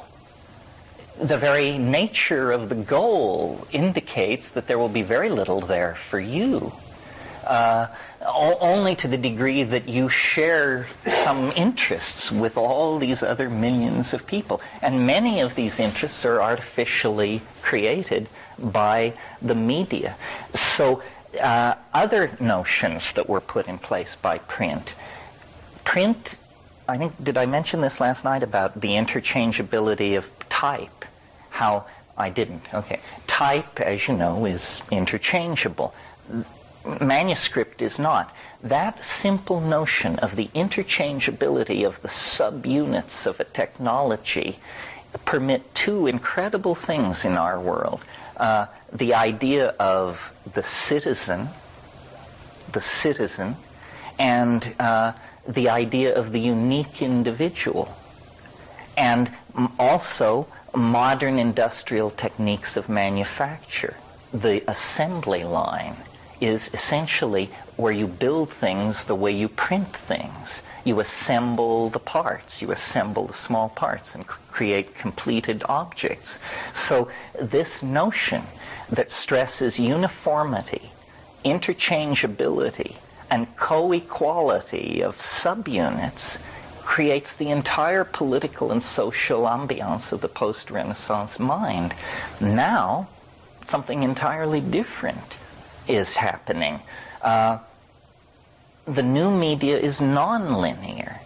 It doesn't require lockstep acquiescence in a model of behavior. That's why fringe elements, which were kept very much at the fringe through the reign of print, have in the 20th century broken out and managed to set the agenda of much of society. So things like surrealism, jazz, ethnic consciousness, homosexuality, different styles of dissent have in the 20th century all gained a great deal more prominence as the print culture gave way to the electronic culture. And in the future, I think these enormous structures which we're asked to participate in are just going to fade away like national governments. I think basically we're going to live in a world which has only two levels. The local level, basically your watershed, and the planetary level. And the systems of control that lie between those two levels will be very thin and invisible. A tremendous leveling of information takes place. The print game is a game of privilege. Information confers power, and if you have it, you hold it. The electronic game is a game where all information is equally accessible and shareable, and it creates a different and more egalitarian information field. And capitalism contributes to this to some degree. I am not entirely anti-capitalistic. I think it needs to be tamed. But capitalism contributes to this. For example, what I mean by that is, think of how governments deal with information. They classify everything top secret, and then they hold it. And, well, what is the effect of that? It slows invention. It slows novelty. Well, how does capitalism deal with new information, new technologies. You get it to market as fast as you possibly can in order to ace the competition. In the capitalist set of rules, if you have a proprietary technology, to keep it secret is insane. How will you make any money if you keep it secret? You must tell it. So capitalism itself has become a force for novelty. This is what, when people started coming out of the Soviet Union as it collapsed, this is what blew their minds completely about the West, was the diversity and abundance. I remember some Russians came to me once, 5 years ago or so, when the Soviet Union was collapsing, and I was driving them around, showing them the scene, and I pointed to an A and P, and I said, "You can get any food you want in there." And the guy said, "Oh, come on." And I said, "Name a food. You can get it in there." He said, "Tangerines," like it was a knockout punch. I said, "No problem, they got tangerines stacked waist deep." And anything else you can imagine. So capitalism produces this enormous abundance, but without very much ethical concern for the process by which it's done or the consequences for the users and the environment. In the business world, especially in the software world, I see large companies in the business of purchasing novelty and then producing novelty. That is, less and less companies have R&D institutions within them. They let the innovation happen at these little tiny companies, and they go back to little tiny companies. That's because they don't want those long-haired, dope-smoking weirdos actually inside their corporate structure. Yeah. You can hire them as consultants, because then you can can them at will. But for God's sake, don't get them on the medical plan. Yeah. There was an article in a magazine and had a fellow from IBM, he had a suit on and everything, and someone accused IBM of being weak in the multimedia market, where multimedia represents new and novel. He says, "Oh, we have some guys with earrings and long hair here." Yes, well, one of the amusing things about the computer revolution and capitalism and all that is that technology has evolved so quickly that the people running capitalism from the top no longer understand the tools that are necessary for it. They have to pay guys with ponytails and piercings to turn on the machines every morning. And that must be very terrifying to them. Well, but it was always the case. They didn't dig the oil wells either. But the guys who dug the oil wells, I don't think carried an entirely different analysis of society. I mean, there were class differences, but these long-haired people are essentially, you're trading with the enemy if you're a corporation who uses these people. And every corporation must use them because they're the smart people. They will use them.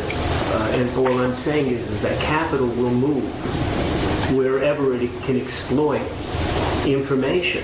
And if now the information resides there, that's where they'll go to exploit that information for the continuing process of the economic machine. So even though we may be looking at something novel, ultimately when that source is exhausted, they'll move on to whatever else they have to move on to maintain themselves. Well, no technology in history has ever been put in place with any clear understanding of what its implications would be. That's what we find out later. And I think the Internet probably will turn out to be very toxic for capitalism. When objects can be made of light, when a Ferrari costs as much as a Buick, because they're both made out of the same material, all of this class structure based on fetishization of objects is going to disappear. It's interesting that both Pac-Bell and AT&T announced that they'd be getting the internet game. A little late, but not too late. But they've been late on delivery because they can't get the staff to build what they want to build. Because they can't find any mason workers to put their highways together, and it's costing them billions. And I think AT&T actually even has to back down. Well, AT&T is going to set up a system of satellites that are going to give ISDN speed to every man, woman, and child on this planet by pointing straight up at the sky, avoiding all these mafias of these local phone companies. The curious thing, I think, in terms of the social implication of the electronic age is the possibility of almost a pure form of democracy, independent of bureaucratic structure. In other words, that there's the possibility that people can arrive at consensus unmanaged.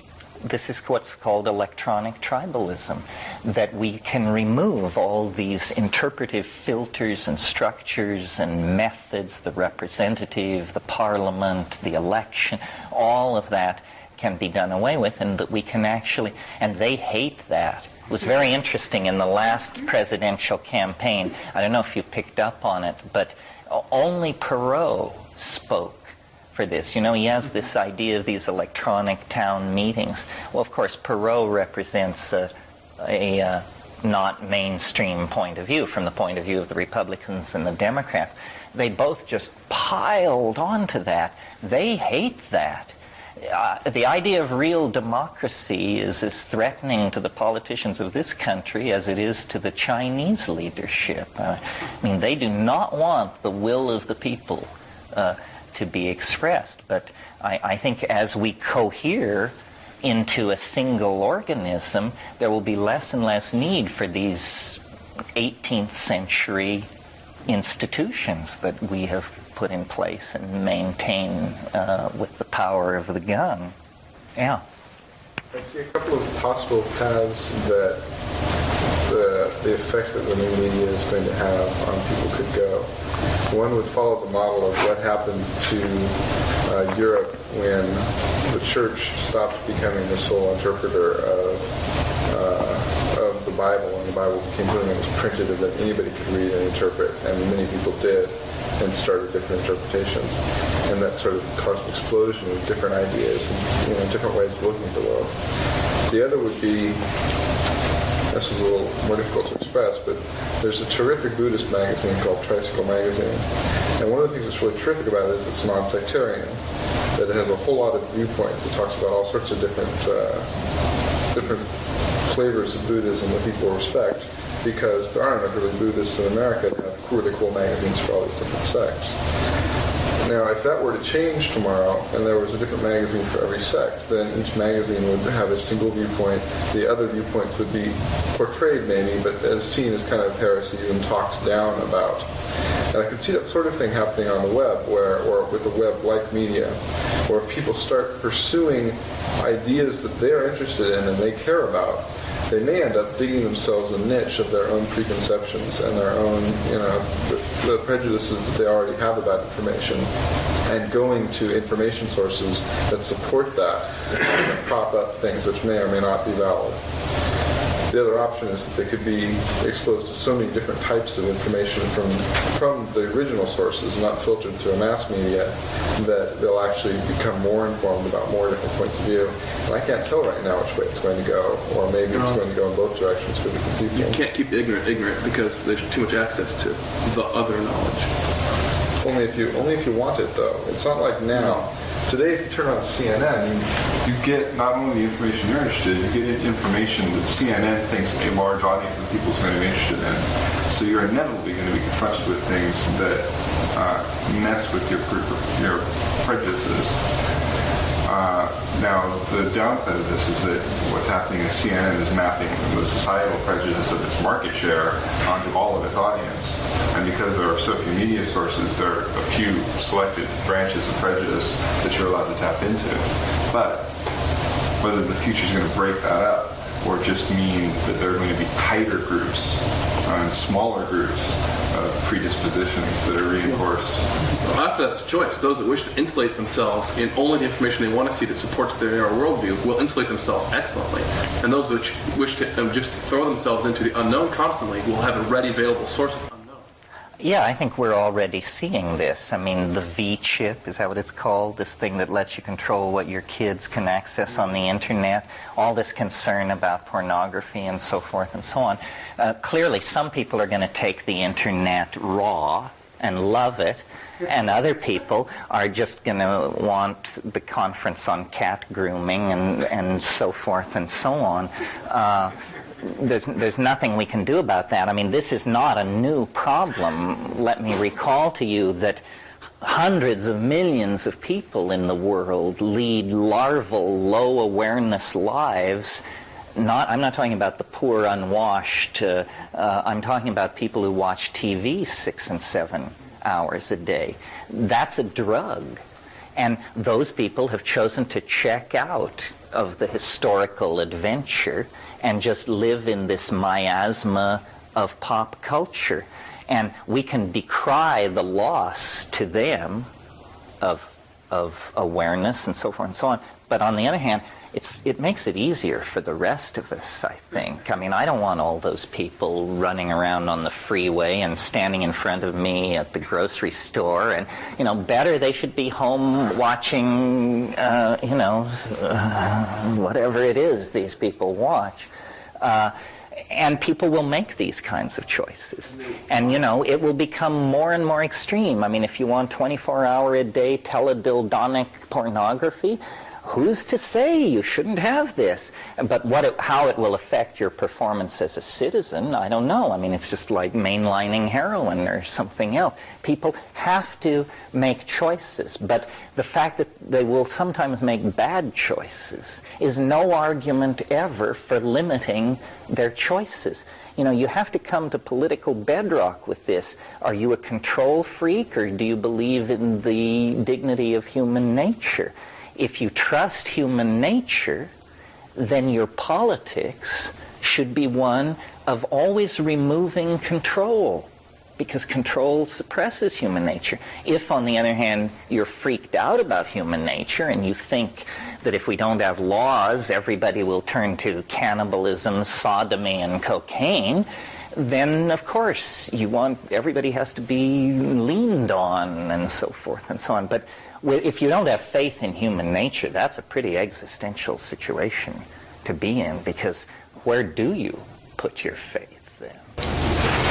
It's possible that we'll fall into, I'll use your number, 5%, a situation where 95% are looking for novelty and 5% will produce it. And that the 5% who enjoy making novelty will make just what they want and find a narrow category of people who will find it. Well, that's sort of, people say, what should be done, or what should we do besides take psychedelics? And I say, you cannot escape the media, you cannot escape the internet, you cannot escape our dilemma. You have two choices. You can consume or you can produce. That's it. And the people who consume are lost souls, and we all consume. And in those moments when we consume, we are lost souls. We need to produce. And what we produce is art. Art is the greatest era of art in the history of the human race is dawning right now. If we produce images and text from the heart, we will compete with these very large network channels called capitalism, communism, so forth and so on. In a sense, one way to think about the internet is it's a 40 million channel TV hookup. 40 million 5.5. channels, 5.5 now. Well, but however many websites there are right now is what I'm thinking of. And so no one need feel isolated. And isolation has traditionally been a political tool for disempowering people. If you can make people feel isolated, you can make them shut up. So, if someone, let's say, is a communist and lives in some tiny town in North Dakota, in the past, their tendency, I think, would be to keep their mouth shut. But since they're getting 400 email messages a day from fellow communists and being informed of conferences going on constantly and huge FTP sites and all kinds of things, then they just say, that's my community and I'm willing to talk about it. They are no longer isolated. And this has empowered all kinds of fringe points of view. Some you may approve of, some you may not. But I approve of the concept of the fringe in and of itself. And then I figure, the memes can sort themselves out through natural selection. But if a meme doesn't ever get onto the playing field where the competition is happening, then it is not fairly dealt with and can die without having its proper opportunity to impact. We take away the advantage of the leading memes in their ability to suppress the new oncoming memes. Like a marketplace where if I try to start an oil company today, I have a difficult time because the main players would disadvantage me in handicapping. Right. Basically a reverse handicapping where the small ones would have an advantage to come in. This World Wide Web it just seems to be changing the nature of gravity, or at least the way I thought that these various physical forces always work. And suddenly time, which I understand is relative, is getting speeded up simply because I'm being barraged with so much information from so many different places, and it stops being a matter of trying to be smart by assimilating all this information, and becomes more of a case of trying to be smart by seeing what I can leave alone, what I can distance myself, or what I can funnel out, because there's so much of it. And well, I think we haven't quite learned how to use it yet, and also it isn't quite what it should be yet. It's maddening to try and function on it at 14.4 or 28.8. Everybody needs ISDN or faster. The people who use it most successfully, the way they live, is usually they do it through laptops. And it's just always on. I mean, what you need is 24-hour-a-day ISDN connection. It's always on. And so as you think, questions arise. And you set your info bots going. Your elves, you send them into the matrix, and they return with these bits of information. So as the day passes and your internal dialogue proceeds, you're constantly having messengers arrive with data which clarifies your understanding of the situation. So I think of it, what it will clearly become is it's just an adjunct to your mind. And when the laptop disappears and the whole thing becomes a subdermal implant or something, then you'll just say, gee, I wonder what the gross national product of Sri Lanka is this year. And then we'll say, the gross national product of Sri Lanka this year was, and you will be provided with this information. I mean, obviously there have to be filters and a certain level of sophistication, but never before in history have people been able to have a dialogue in real time with their own cultural database. And the quality of decisions is directly dependent on the quality of the information upon which the decisions are based. And in the past, good quality information is very hard to come by. The mass media is for the peasants. The guys above the 50th floor, and guys it is, as you know, they read special newsletters. They receive feed from certain think tanks. They deal with an entirely different kind of information than you do. Privileged information, managerial information, leader information. Well, now that's all changing. Sitting without telephone lines in Hawaii at the keyboard of my computer, I have better intelligence than Stansfield Turner had when he was director of the CIA for Jimmy Carter. And I'm Joe Nobody, Earth Citizen 1. So that shows you how quickly the quality of information is improving. What you do with this is, of course, has always been an individual dilemma. The psychedelics, to my mind, were a great anticipation of the internet. It probably never would have been built had there not been psychedelics, even though it was built by terminal paranoids, because it was built as a command and control system for thermonuclear war. And but the wonder of that was that they built it so that it could not be destroyed, not realizing that what that meant was that they could not destroy it.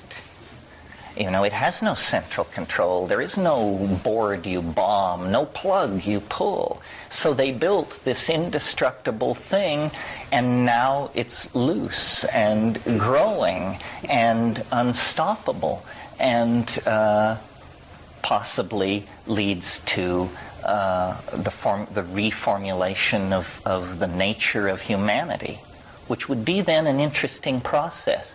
Thermonuclear war leads to an enormous paranoid response, which leads to the internet, which leads to liberation. I've always felt that atomic weapons were an enormous IQ booster for the human race. And when you think about the fact that a global tribe of carnivorous monkeys have possessed thermonuclear delivery systems for 50 years, and only twice were they ever used, I think it must have sobered us immeasurably, because there were many issues in those years where, had there not been thermonuclear bombs, there would have been war. And so it became a kind of inoculation against war because it was so horrible, and it forced the human race, I wouldn't go so far as to say grow up, but it propelled us at least into adolescent awareness of our dilemma. Well, it's dinner time. Tonight we'll do the time wave. I doubt we'll revisit this particular area, so if you hated this, it's over. Thank you. We're going to take a sort of conceptual and categorical leap here. I assume you all have some familiarity with the I Ching. Is that a reasonable assumption? The I Ching is a Chinese divinatory system of great antiquity. It involves 64 ideograms called hexagrams that are composed of broken and unbroken lines. They are arranged in a traditional sequence called the King Wen sequence. The divination is carried out through a coin toss operation or a sortilege involving euro stocks. I assume I'm not making headlines with this news for anybody, okay? Good. So, the I Ching, usually translated as the Book of Changes, is in fact a scientific text, in my opinion, a study of great sophistication of the very subject we're talking about this evening, the nature of time, the nature of change. And in the same way that Western science, by fixating through certain Greek predilections on matter, was able to unravel a nuclear chemistry and molecular biology and so forth, these ancient people in China, pre-Han, early Zhou, which we're talking 1500 BC, they weren't interested in matter. They were interested in time. And they brought to this interest in time at least as much energy and sophistication as the research teams at CERN in Switzerland bring to probing the heart of the nucleus of the atom. And they learned things. You spend a millennium or two on a given problem, posing that problem under all circumstances and from many philosophical points of view and pharmacological platforms. Eventually, you begin to get answers. And I believe that the I Ching is a kind of smashed up piece of machinery that in its present form is but a shadow of what it represented in the past in terms of sophistication and understanding. For several thousand years it has been commented on and passed down and preserved by people who were not fully in touch with precisely what it was. Under the guidance of the Logos, with the help of psilocybin and so forth and so on, I think I've made some progress with reconstructing what this ancient piece of machinery might have looked like and what kind of information they might have been getting out of it. So now bear with me for a minute. if you haven't been already. As I said, the I Ching is 64 hexagrams, numbered 1 through 64, and usually presented in a traditional sequence called the King Wen sequence, which is old. Nobody knows where it came from. King Wen is a legendary figure. He supposedly got into some political trouble around 1350 BC, and they put him in the can for a while, and while he was there, he figured this out. He thought it up. He built this operating system. And the interesting thing about the King Wen sequence is that it is not in a logical sequence on the face of it. When Leibniz, the European philosopher, got his hands on the I Ching, his Jesuit friends shipped him a copy in the 17th century. He immediately organized it as a binary number system. And rearranged the hexagram and showed that it was a binary number system. And Leibniz's sequence, any hacker knows instantly how to do it from the first hexagram on. King Wen's sequence is not at all obviously under any set of rules. And the logos in its promptings, to me, it was interesting. It was like a koan. You know, a problem which a master sets a student, which must be solved before we can move on to deeper water. And the koan was, you know, what are the ordering principles of the King Wen sequence? Can you prove, in fact, that it is the product of intent? Or is it, in fact, simply a jumble that has become traditional over thousands of years, and there is no set of rules for generating the King Wen sequence? Pretty close focus stuff, you notice. We're not talking here about planetary transformation or human fusion with the biosphere. It's very academic, close focus, analytical stuff. So I looked at the King Wen sequence, and I was intuitively led, is probably the way to put it, to look at what's called the first order of difference. The first order of difference is a very simple concept. It simply means how many lines change as you go from one hexagram to the next.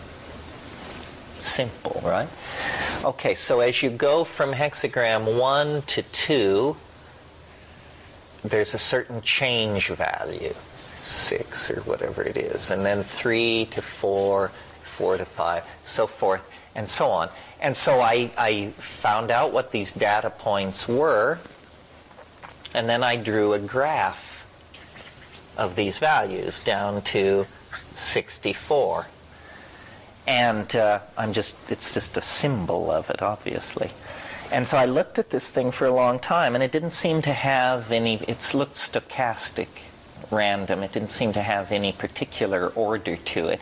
But then I noticed a very interesting thing, which is that this section is a mirror image of this section, such that imagine making a copy of this and putting it right here and then rotating it 180 degrees in the plane, meaning turn it upside down to the non-technical folks. Turn it upside down, well, then it will slide into itself. A perfect fit here and here. So then you get something which looks like this. In other words, it has closure at the beginning and closure at the end, but no closure in between. Interesting thing about these data points is that if you think about the possible data points, they are obviously 1, 2, 3, 4, 5, or 6, the number of lines that can change as you go from one hexagram to another. In fact, there are no 5s. If you look at the King Wen sequence, one of the first things you notice is that it is not simply 64 hexagrams, it is really 32 pairs of hexagrams, because each the pairs are formed by turning the first term upside down. Now, there are 8 cases where turning a hexagram upside down has no effect on it.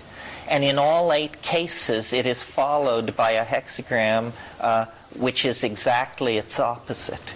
And so the rule obviously is, if turning a hexagram upside down causes no change, all lines change. Then you can analyze these data points, and you discover that there are 75% odd values, 25% even values, exactly. So no 5s, this 3-to-1 ratio of odd to even, and this peculiar closure seem to me sufficient argument that this is the product of human intent. This was supposed to be done this way. And in fact, in some of the older commentary on the I Ching, there's a passage in which it says the forward-running numbers refer to the past, the backward-running numbers refer to the future. Well, now in the I Ching there are no backward-running numbers, but in this thing there are.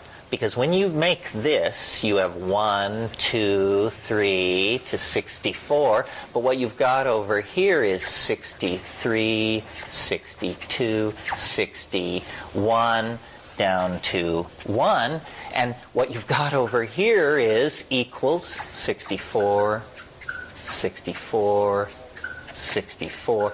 It always sums to 64. So what this is some kind of magical, occult, multi-leveled, mana-laden thing that these pre-Joe diviners dreamed up.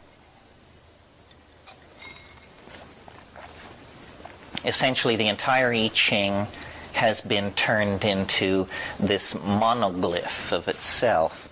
Well, so now let's symbolize this thing by the letter S. A hexagram, as you know, is made of 6 lines. It's also, if you know a little more about it, in the commentaries, it's always thought of as being formed of 2 trigrams, 2 3-line structures. And then it has an essential and very powerful cohesive unity as a hexagram, as a unity, as a 1. So every hexagram has 6 lines, 2 trigrams, and 1 wholeness to it. So the thought which occurred to me under the strong prompting of the Logos was to take this thing which I just showed you, which is at the top of a kind of hierarchy, and move it to the bottom of the hierarchy. And I did it and build a hexagram. So remember how I said we'll symbolize that thing by the letter S? So I took 6 of those, and I did this.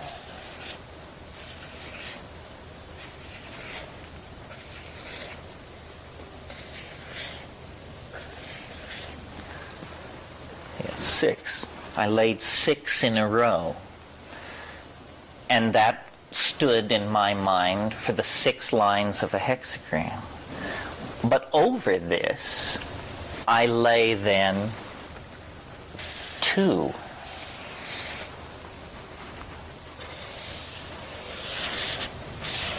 Like that. Those are the trigrams. And then I'm sure you anticipate my thought. Over that, I lay 1. That stands for the unity of the hexagram. Okay, so now what I had was a lot of lines running everywhere, and the absolute conviction that I now possessed an enormous secret of some sort, the map of time, the picture of history, the snapshot of the zeitgeist moving through a higher dimension, something like that. And I was a burden to my friends and a joy to my enemies for many, many months as I attempted to corner people in all-night conversations of great energy and perplexity that had my friends meeting to plan what is to be done. Hope this never happens to you. And finally, Ralph Abraham, God love him, said, it's an occult thing. I mean, it's just this occult thing. Only you understand it. And it's not even clear that your interpretation is always the same. He said, what you have to do is you have to turn it into an ordinary mathematical object that is, you know, a known quantity. Well, essentially, this was like telling your dog to split the atom. It was like, great, Ralph, thanks. Do you think you'll have any time in the next few months to put in on this? And so I sat with it for a couple of years.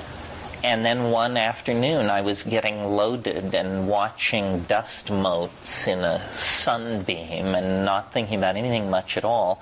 And I had it. I had it, whole and entire. I saw how to take this occult thing, how to take its multiple properties, such as degree of parallelism, skew, overlap, the scales of the three levels, and all of these variables, and I saw how to collapse it into an ordinary mathematical object. And it's quite trivial. I won't bore you with it. It's so trivial. It basically has to do with deconstructing the wave, assigning numerical values to all of its parts, rebuilding it, and then adding them up. And then, lo and behold, all these intuitions you had about how when it is parallel and close together, values should drop and all that, are conserved, and we get the time wave. And the time wave and the computer is simply doing a whole lot of housekeeping work with it and not making any arithmetical errors and scaling it to time. Now, the objection that could be made to this, or easily could be made to it, and that I at one time felt the force of this objection. I've talked myself out of it now, but it's how I would have attacked it myself at a certain point. And it went something like this. Now let's see. You are advocating a revision in physics based on a Chinese oracle that you have deciphered a secret message from? Is that it? And how long have you had this particular delusion? So I've built a metaphor, which I hope makes it a little clearer why I believe it is reasonable to use a Chinese oracle as a stepping stone to a revision of physics. And in order to explain this, I have to have resort to a fairly elaborate metaphor. So here it is. Think of sand dunes. Just picture them in your mind for a moment. Now, notice that this picture in your mind of these dunes, that the dunes look like wind. They look like wind. Now, sand dunes are made by wind. What's going on here? The wind is a pressure, a variation in pressure gradients over time, which moves the sand around. And when the wind stops blowing, what is left is essentially a lower dimensional signature of this higher dimensional phenomenon. Comme ci, comme ça? Now, for grains of sand, substitute genes. For wind, substitute millions of years of evolutionary time. Time flows, and the genes move around, and they assume certain configurations. I maintain that those configurations are lower dimensional slices of the higher dimensional architecture of time itself. In other words, we bear the thumbprint of the medium in which we arose. We bear it in every cell of our bodies. Every atom bears it. Every molecule bears it. And this, if this can be known, this pattern of time that is impressed in all organism and perhaps all matter, then time, an understanding of time unfolds as a fractal, an infinitely self-similar structure that is repeating different patterns on many, many scales in order to create the phenomenology of the universe as we experience it. So that's basically the theory. And then the theory, I don't think, would amount to much if it weren't for the fact that with the computer, we can now take the theory and ask the question, okay, given all this arm waving and theorizing, does the unfolding wave actually mirror and hence predict the unfolding of the historical continuum? I maintain that at this stage, it's arguable that it does. Now, there's a curious and unsettling aspect to all of this. If you have a theory of wave mechanics of any system, waves have wavelength. Therefore, the wave must be generated from some point. And if what we're talking about is a graphic congruence between theory and nature, then theory must be fitted to nature in the search for a best fit between the curve, the describing curve, and the phenomena it seeks to describe. You understand what I mean? Now, the problem is, with this theory, if it is a problem, is that when we compute our best fit of the curve to the data, we reach a fairly unexpected conclusion, which is that novelty is going to reach infinity within our own lifetimes. That the universal process that has been going on for billions of years across this epigenetic landscape, wandering deeper and deeper into realms of novelty, faster and faster and deeper, is actually going to become mathematically outside of our description within our own lifetime, specifically in 2012 AD. It's not pleasing, this prophecy of the end of the world within one's own lifetime. This is the typical pattern of delusional messianism that is so drearily familiar. Nevertheless, we have more than a Lullian decoding of Scripture here. We have a formal and completely unambiguous algorithm, and we have a body of data. So I just will now demonstrate it to you, and you can reach your own conclusions. There are people who may not even be aware of this theory, who have reached the same conclusion. Some by avenues I respect, and some by avenues I don't respect. And without saying who's who, I'll list some of these approaches. There's a group of people, I believe they're called extopians or singularists. They're engineers. They're total rationalists. They're tech heads. And they say that the rate of energy release, information storage, and technological advance is proceeding so rapidly that sometime between 2010 and 2025, the whole system becomes unrecognizable to itself. Congruence with this prediction. The Maya civilization, which perished a millennia ago, had a 5,600 plus year calendar that culminates on the exact same day that this theory computes to, a fact which I didn't know when I made my choice for the end date. There are Hasidic Jews in Israel who believe that they have Kabbalistic logic to support the conclusion that the Messiah will appear in late July of 2012.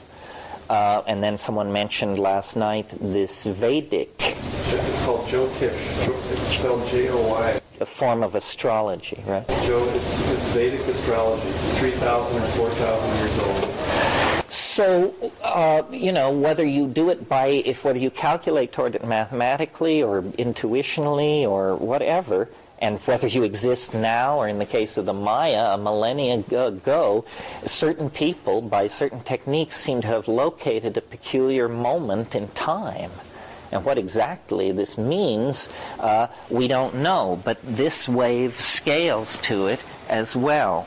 Now, what I want to do here, this is this year, and pointing at today, and as you see, it will culminate here. But what I want to do now is put a lot of time on the screen and show you how this thing works. So let me specify time span, E. Okay, well, now, here, what we're looking at here is a very large span of time, 6 billion years. And the entire career of life on Earth is 600 million years, which is this downsweep. So you see, at that scale, it's like a done deal. It's almost a smooth curve. On a scale of 600 million years, it's just been an uninterrupted rush toward the omega point ever since we dropped gills and crawled out onto the land. As we magnify and zoom into this, it turns out there was a lot of drama along the way. Let me see if I can get my zoom going here. Now, each time it makes a new graph, we'll see twice as much detail and half as much time. There's 1.5 billion years.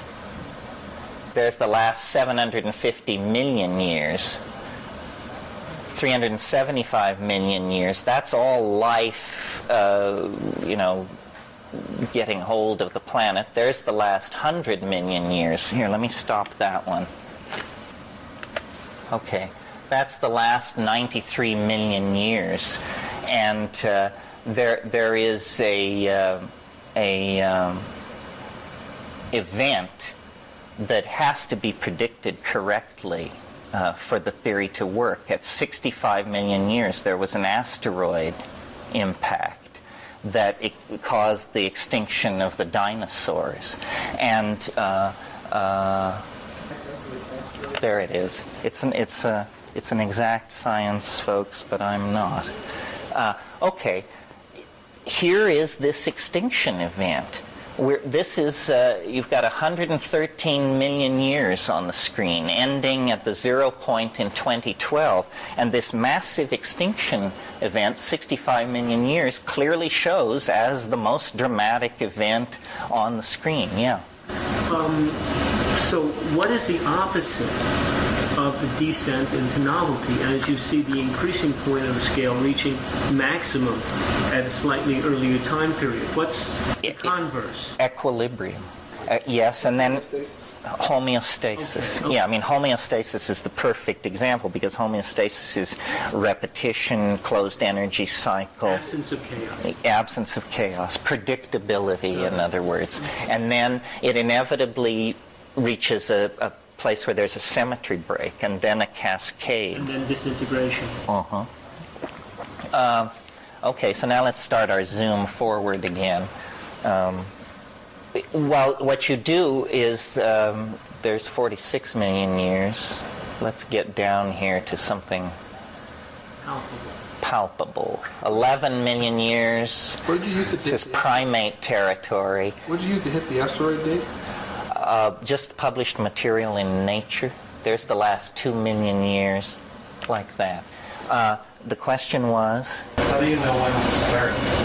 You mean how did I choose the end date? Or the beginning date of the whole Well, the beginning date I'm a little fuzzy on. I simply propagated it back until I had more time than astrophysics requires for the life of the universe, and that was all I needed. I'm not entirely committed to the Big Bang. There's plenty of odd assumptions in all of that stuff. What I did was I thought about at first I tried to scale it to the stuff I knew. So I've been sort of interested in history. So I said, okay, if you have a theory of novelty of history, where are the novel points in history without getting too technical?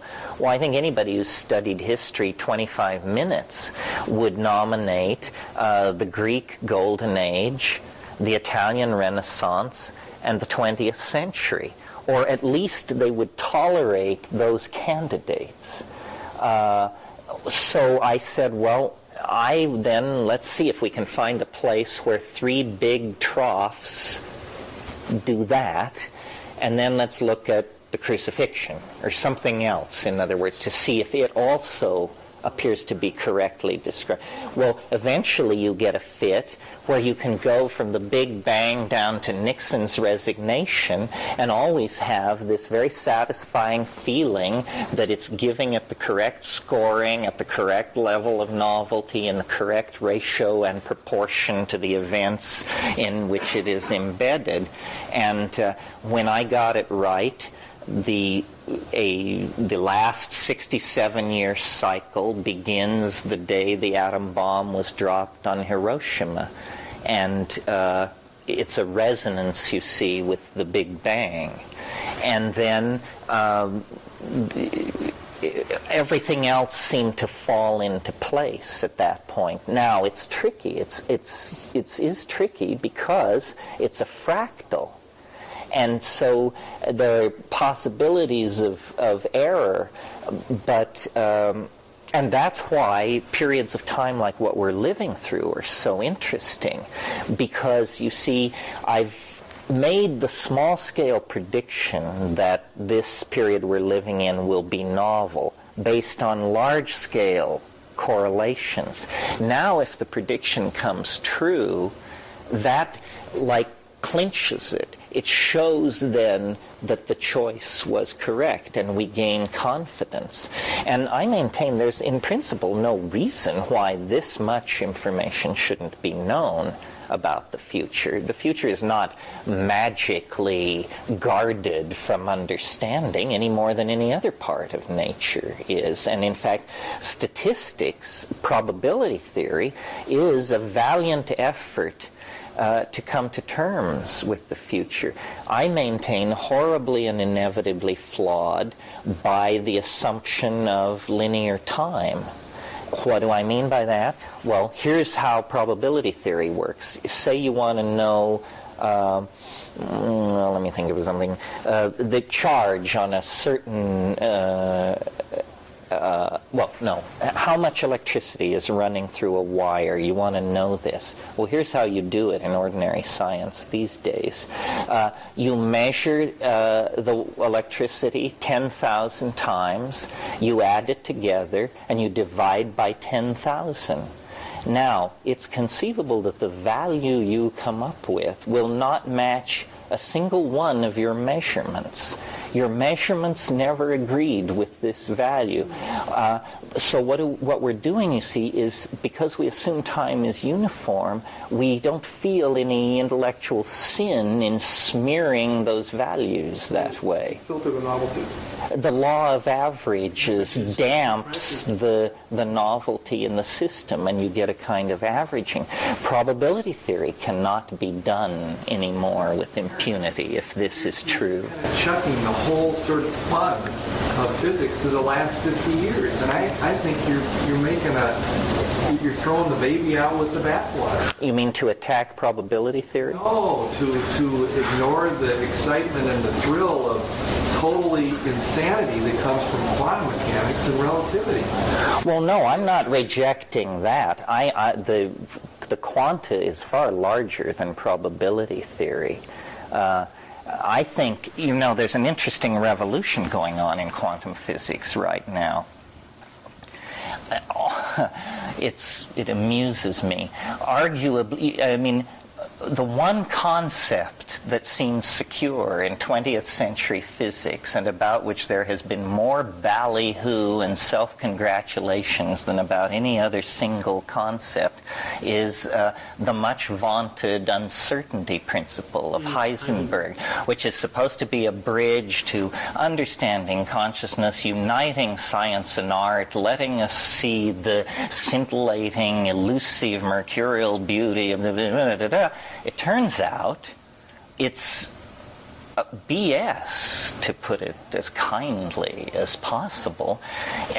When the Bohr-Heisenberg theory was formulated, there was another theory of the quanta on the table.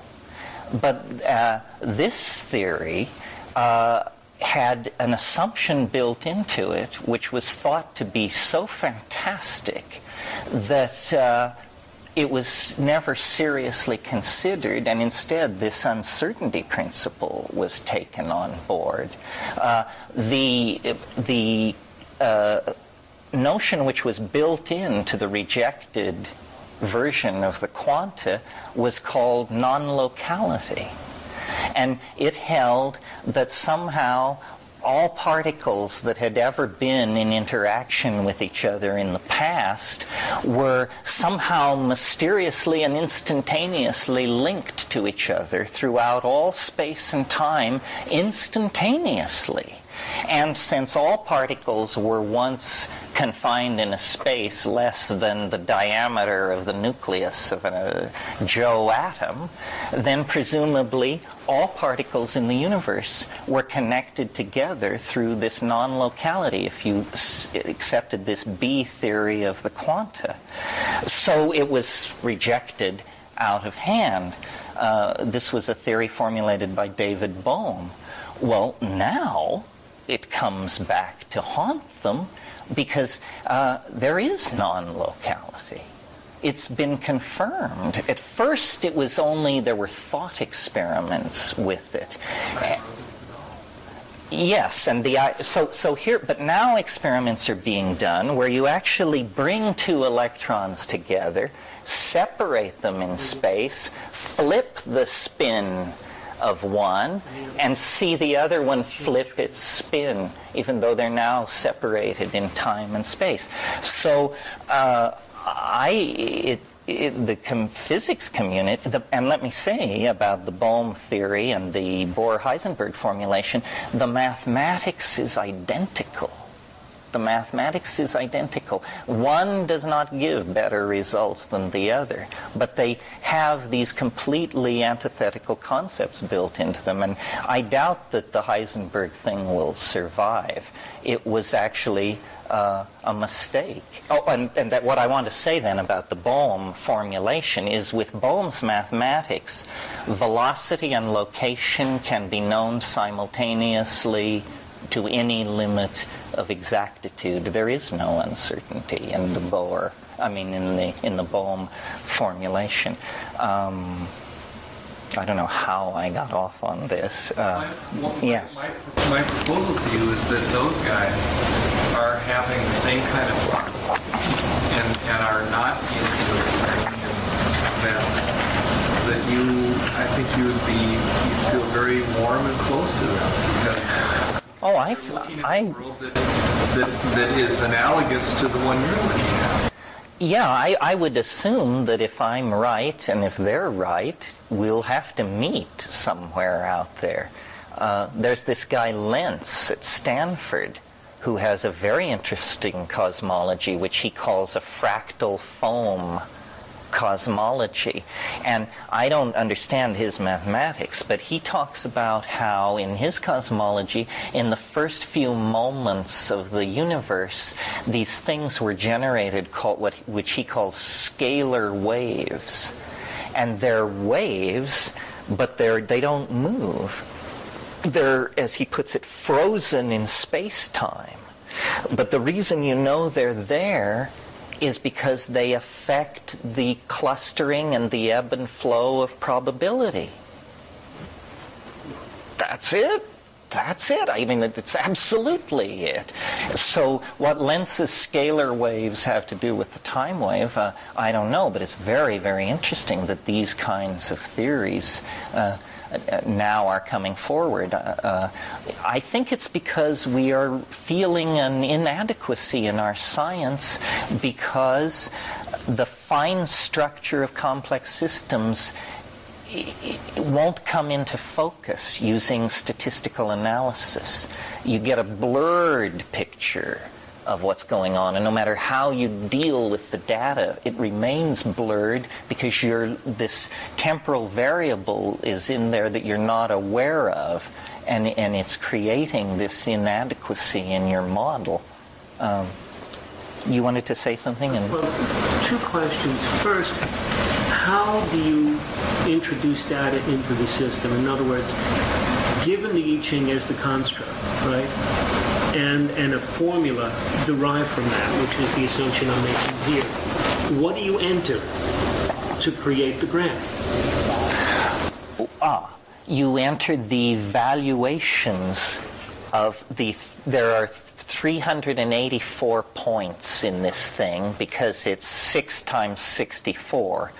So, and at each one of these positions, you generate a number, and then that is fractalized and put through this. And this is all explained exhaustively in the Invisible Landscape, and in the manual for this thing is now 75 pages long. And the second question is, taking a 500-year model or a 250-year model or whatever we would choose in current time, is there a replication of the pattern currently shown with a decline of that order being demonstrated at any other period in history? Yes, the question you're asking is, are there resonances inside the system? And of course there are, because it's fractal. So self-similarity occurs at many scales. As you see with a normal fractal, self-similarity is hierarchical. This has hierarchical self-similarity, but it also has a degree of internal self-similarity on every level. So this plunge that we're going through right now, its resonance, its direct historical resonance on the preceding larger scale is the period around the 10th century, 948 AD. Now, what happened in that period is there was an enormous cultural efflorescence in Islam. The Umayyad Caliphate at Cordoba and the other Umayyad Caliphate at Baghdad were producing, and a lot of it was mathematical and technical. It's arguable that was the birth of modern science. Those kinds of resonances can be used as a basis for prediction, is something I haven't had time to look at. There are many resonances to each point. It's not a simple system. We can only discuss it in simple terms, but in the MS-DOS version, it will print a page full of resonances. And let me explain how I imagine time in this thing. Here's, first of all, how the Newtonians imagine time. If you ask a Newtonian, what is the most important moment impinging on this one? In other words, what moment is most important in shaping this moment? He will tell you, or she will tell you, it's the moment immediately before. This is this amazing faith in the momentum of cause and effect. This takes a completely different view and says any given moment in time is a kind of interference pattern caused by the existence of other moments in time. And that time is, in fact, an extremely complex, data-heavy kind of holographic matrix. And if you can decondition yourself from your large-scale position in things, you can actually feel or sense the continuum. I mean, I got it down to an aphorism. Rome falls 9 times an hour. And if you're paying attention, you'll feel it go by every time. And if you are cleaning your apartment or walking in the woods, if you notice, you think things that there is no rationale for. And as hemlines rise and fall on a slightly different scale, and as art movements come and go on a slightly different scale, what is all this? Well, it's other times, other resonances. It was very interesting. At the website a couple of months ago, I said I looked at the wave and I said the end of the year would have a medieval flavor because we were crossing through the late 8th century or something. And then I noticed, the liberals have this thing every Christmas time, this in Hilton Head, North Carolina, called the Renaissance Gathering, and Clinton always goes. So all the right-wingers got together at this thing called the Dark Ages as a satire on the Renaissance. And their Dark Age gathering occurred right in the darkest of the Dark Ages in the resonance. A lot of this is for the production of humor, I hope you realize. If you're fans of James Joyce and understand how Ulysses is constructed, what's going on in Ulysses is a man is trying to buy some kidneys to take back to his apartment to fry for breakfast. But somehow, in visiting the butcher and the local bar and running into an old friend, the entire Homeric war is fought out in these few blocks of Dublin, and also the entire fall and redemption of mankind. And this is called allegory, and it's nested reference and fractal association, and it's a very powerful way to make art. And I think it's a very powerful way to make art because it's how nature made the world. The world is an allegory, and it's based on analogies. I mean, I look sometimes at people and I see other people, I see faces from the past, sometimes my past, sometimes further back. Time is an interference pattern. Yeah. The one thing I'm a little confused about is how you draw the pattern to a given scale. Like, does it make sense to say you could put in Terence McKenna's birthday and see his timeline? People always ask this question. Yeah, although I'm not entirely comfortable with it. Let me trace the history of this kind of thinking for you. Astrology obviously has certain analogs to this because it's about predicting the fates of dynasties and so forth from the movement of the stars, and it's a peculiar combination of mathematical exactitude and occult fancy. Oh God, I've lost the thread. Ask again. The birthday thing, yes. So originally, astrology was a tool for statecraft. Royal houses and wars and stuff were fought and that kind of thing. Well, the first, I don't know if they were the first, but the first large crop of yuppies was late Roman.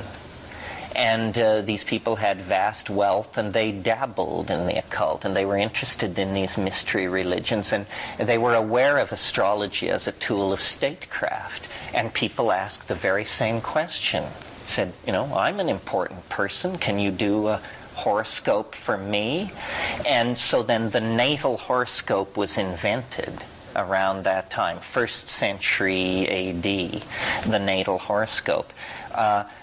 I can imagine that we each have our own time wave, in a sense, and that it begins at your birth and it ends at your death, or your death is a very novel point in the wave.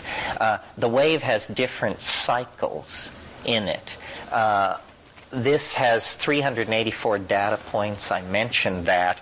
Notice that 384 is exactly 13 lunations. At first I thought I was discovering a Neolithic Chinese calendar, that it's an extraordinarily accurate lunar count. It precesses 19 days per year against the sun, but that might be a price people would be willing to pay, especially if it had been developed in a tropical climate. But each larger cycle is made by multiplying that number, 384, by 64. And each smaller cycle is made by taking that number and dividing it by 64. And what you get then over about 20 levels, stretching from 72 billion years at the top down to 6.55 times 10 to the minus 23rd at the bottom. In other words, the domain of Planck's constant, the realm of the jiffy. You get this set of nested cycles. Well, the next cycle up from this, from the 384-day cycle, is 67 years, 104.25 days. It's 6 sunspot cycles of the minor type, 2 of the major type, but interestingly close to the average human lifespan, 67 years, almost as though it's a kind of a tone, an octave of existence. I'm very interested in people's 68th year of life, what that feels like. Because in a sense, if you live to be 68 in this theory, you get to start over. You know, you are sort of, your slate is cleaned and you get to go forward. But this kind of thing I find, I'm not that attracted to it. I'm more interested in the idea that this is some kind of a message from somewhere, and that the message is in 2 parts. The first part is, something extraordinary is going to happen to you and your world in 2012.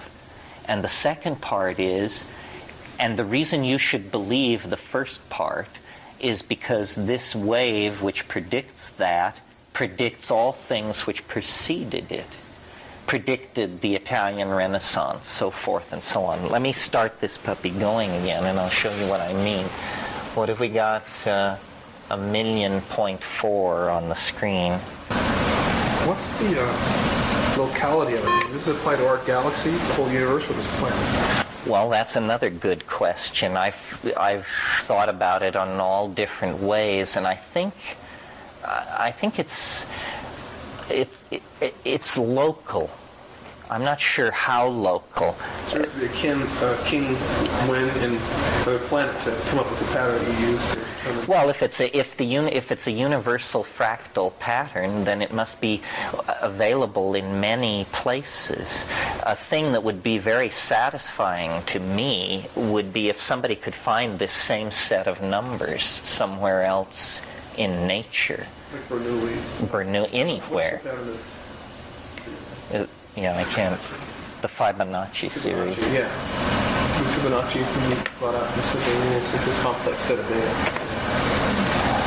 So it sounds like that any moment in time can be decomposed into a number of hexagrams, and that the hexagrams have signatory components to them, and that a hexagram has a meaning. A little louder, Dave. You can draw from it. Is there a sense in which you can figure out what hexagrams correspond with what moment and figure out the characteristics of that moment that way? Yes, you can, and you could build a vast interpretive industry on that. In other words, there would be a way to extract meaning rather than mathematics from this. What you would do is you would look at a given point in the wave and not only look at its wave structure, but say what hexagrams are building this and what are the ratios of the influences that they're contributing. And that is basically, that's another lifetime of work for me, but that would be very, very rich stuff. Okay, let's go. Let it run for a minute. That's 1.4 billion years, 730,000 years, 366,000 years, 183,000 years. Now, those are glaciations in there. That's the last 100,000, 45,000. Now let's look at this. This is the last, this is basically 5,000 BC. Now the stakes rise, because we know with fairly high detail what has gone on in the last 5,000 years in terms of inventions, cultural migrations, dynasties, so forth and so on. So this is from 5,000 BC to the present. Well, along this descent into novelty here are the great ancient civilizations. Ur, Chaldea, Babylon, and down here in the bottom of the novelty trough, pre-dynastic Egypt, Old Kingdom Egypt. In other words, the great pyramids are built precisely at the most novel point of that trough, which sort of supports the theosophical faith that Egypt did learn something, that it took a long time to go past them. Not necessarily 1950.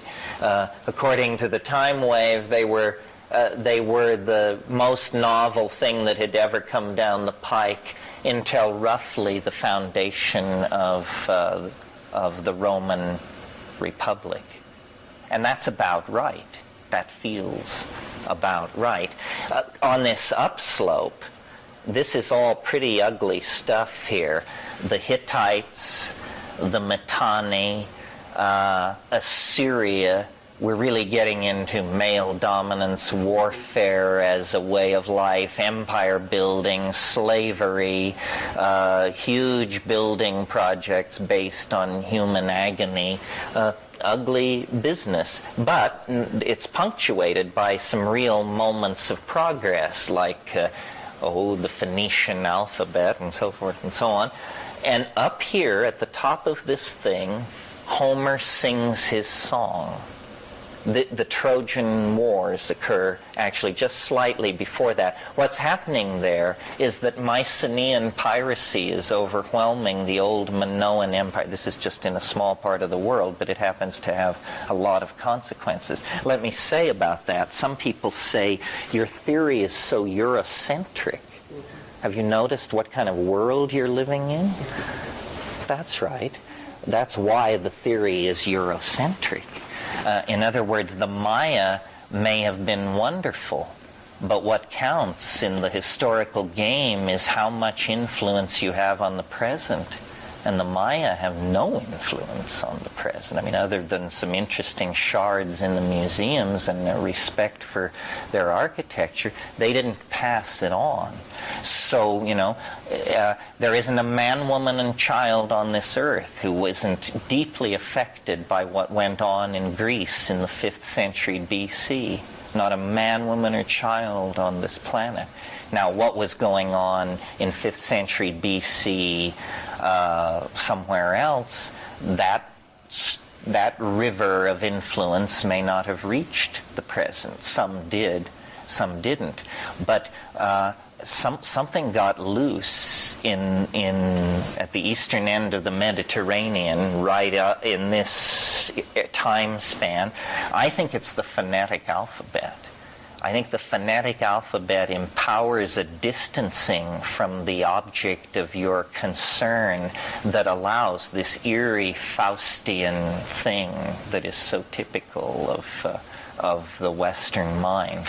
And I didn't originate that idea. Many people have commented that the Greek alphabet, it just carries you so far into abstraction that then that thought style becomes inevitable. Yeah. Now, obviously, you've been describing events in Western culture. What are the correlatives to Indo-Asia? Yes, good question.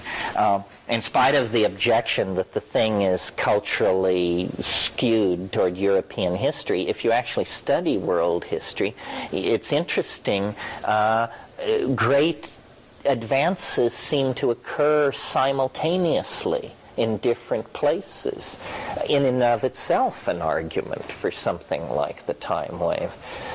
So, while the Roman Empire is rising and establishing law and order and so forth and so on. The Han Dynasty is doing the same thing in China. As the Maya are reaching their cultural apex with their astronomy and their mathematics and so city building and so forth and so on, the Cordovan caliphates are doing the same thing. There's quite a bit of that sort of thing. Is there an antithesis here at all measurable? I mean, a contradiction? I don't understand. Well, in other words, where one series of events would describe homostasis, another series of events would describe a descent into novelty. In other words, have you located any contradiction within the prescribed system?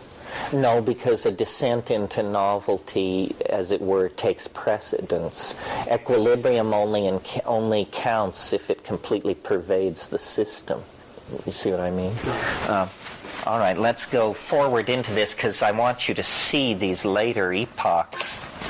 Oh, I guess I didn't enter the thing.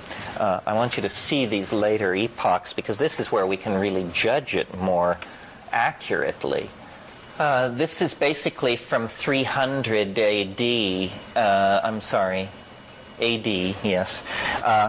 This is from the fall of Rome to the present, not precisely. The fall of Rome it took a long time, and there were humiliation after humiliation. But generally, the kidnapping of Augustus Romulus in 375 is considered to be the final straw. So notice that what this says is that after the fall of Rome here, history had a different character. It was not a steep and fairly uninterrupted descent into novelty, but it began to oscillate between periods of novelty and periods of intense recidivism. And notice also that this theory is not shy about making predictions. Now we're down on it. And this extraordinarily steep descent into novelty right here, that's the resonance to what's happening right now. That's 10th century Islam. This one which precedes it over here is the foundation moment of Islam. Muhammad is born in 570 and died in 630. That whole thing occurs along this descent. Islam is very important. I have to stress this because we all live in a culture that is totally anti-Islamic. And, it's perfectly legitimate to talk about ragheads and this and that. But I've got news for you. The science, the mathematics, the architecture, the poetry, the administrative skills, the knowledge of hydrology, so forth and so on. And for any people or person who is truly alarmed by modernity, we were talking about this evening, Islam is an answer. And I imagine it's going to experience great growth over the next few years. These portions of Central Asia that were held by the old Soviet Union, Kyrgyzia, Uzbekistan, Azerbaijan, Nagorno-Badskaya, and all of these places, if they were ruled by the people who live there, they would be radical Islamic republics. It's conceivable that in this period over the next few months there could be a worldwide uprising of Islam that would end with it making the greatest territorial gains since it's made in the 10th century. If all Muslims were ruled by Muslim governments, an enormous reconstruction of the boundaries of the world would take place. So these two descents both seem related to Islam. I mean, Europe is just a mess at this time. I mean, Macrobius, writing in the 5th century, thought that the circumference of a circle was twice its diameter. What? They didn't have string? I don't know.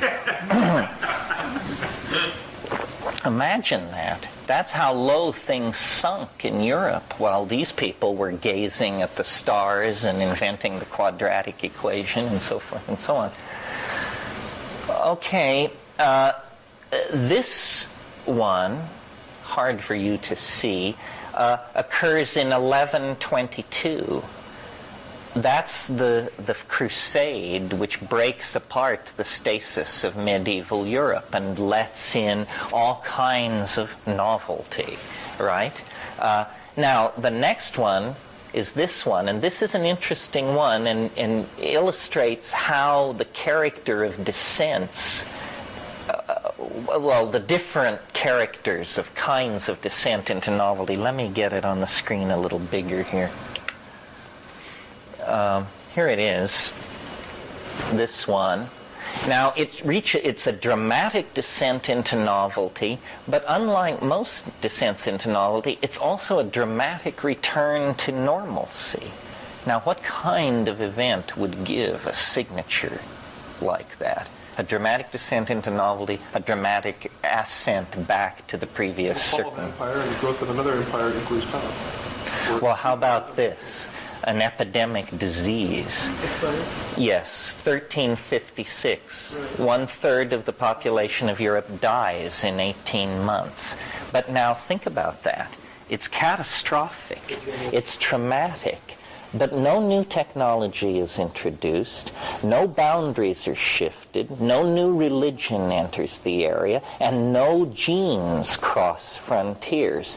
There is simply a demographic collapse. Everything comes to a halt, and then everybody who was in number 2, 3, and 4 position moves up.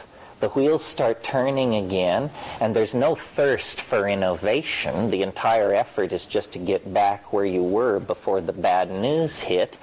And so, within a generation or two, you're back where you were.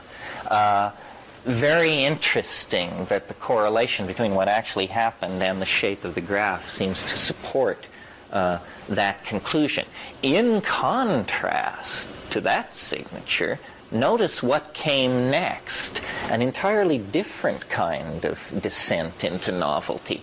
First of all, starting from greater recidivism and ending in greater novelty, such novelty that there is no recovery. There's a slight recovery, but this entire trough represents a lower level of novelty than had really ever been probed before.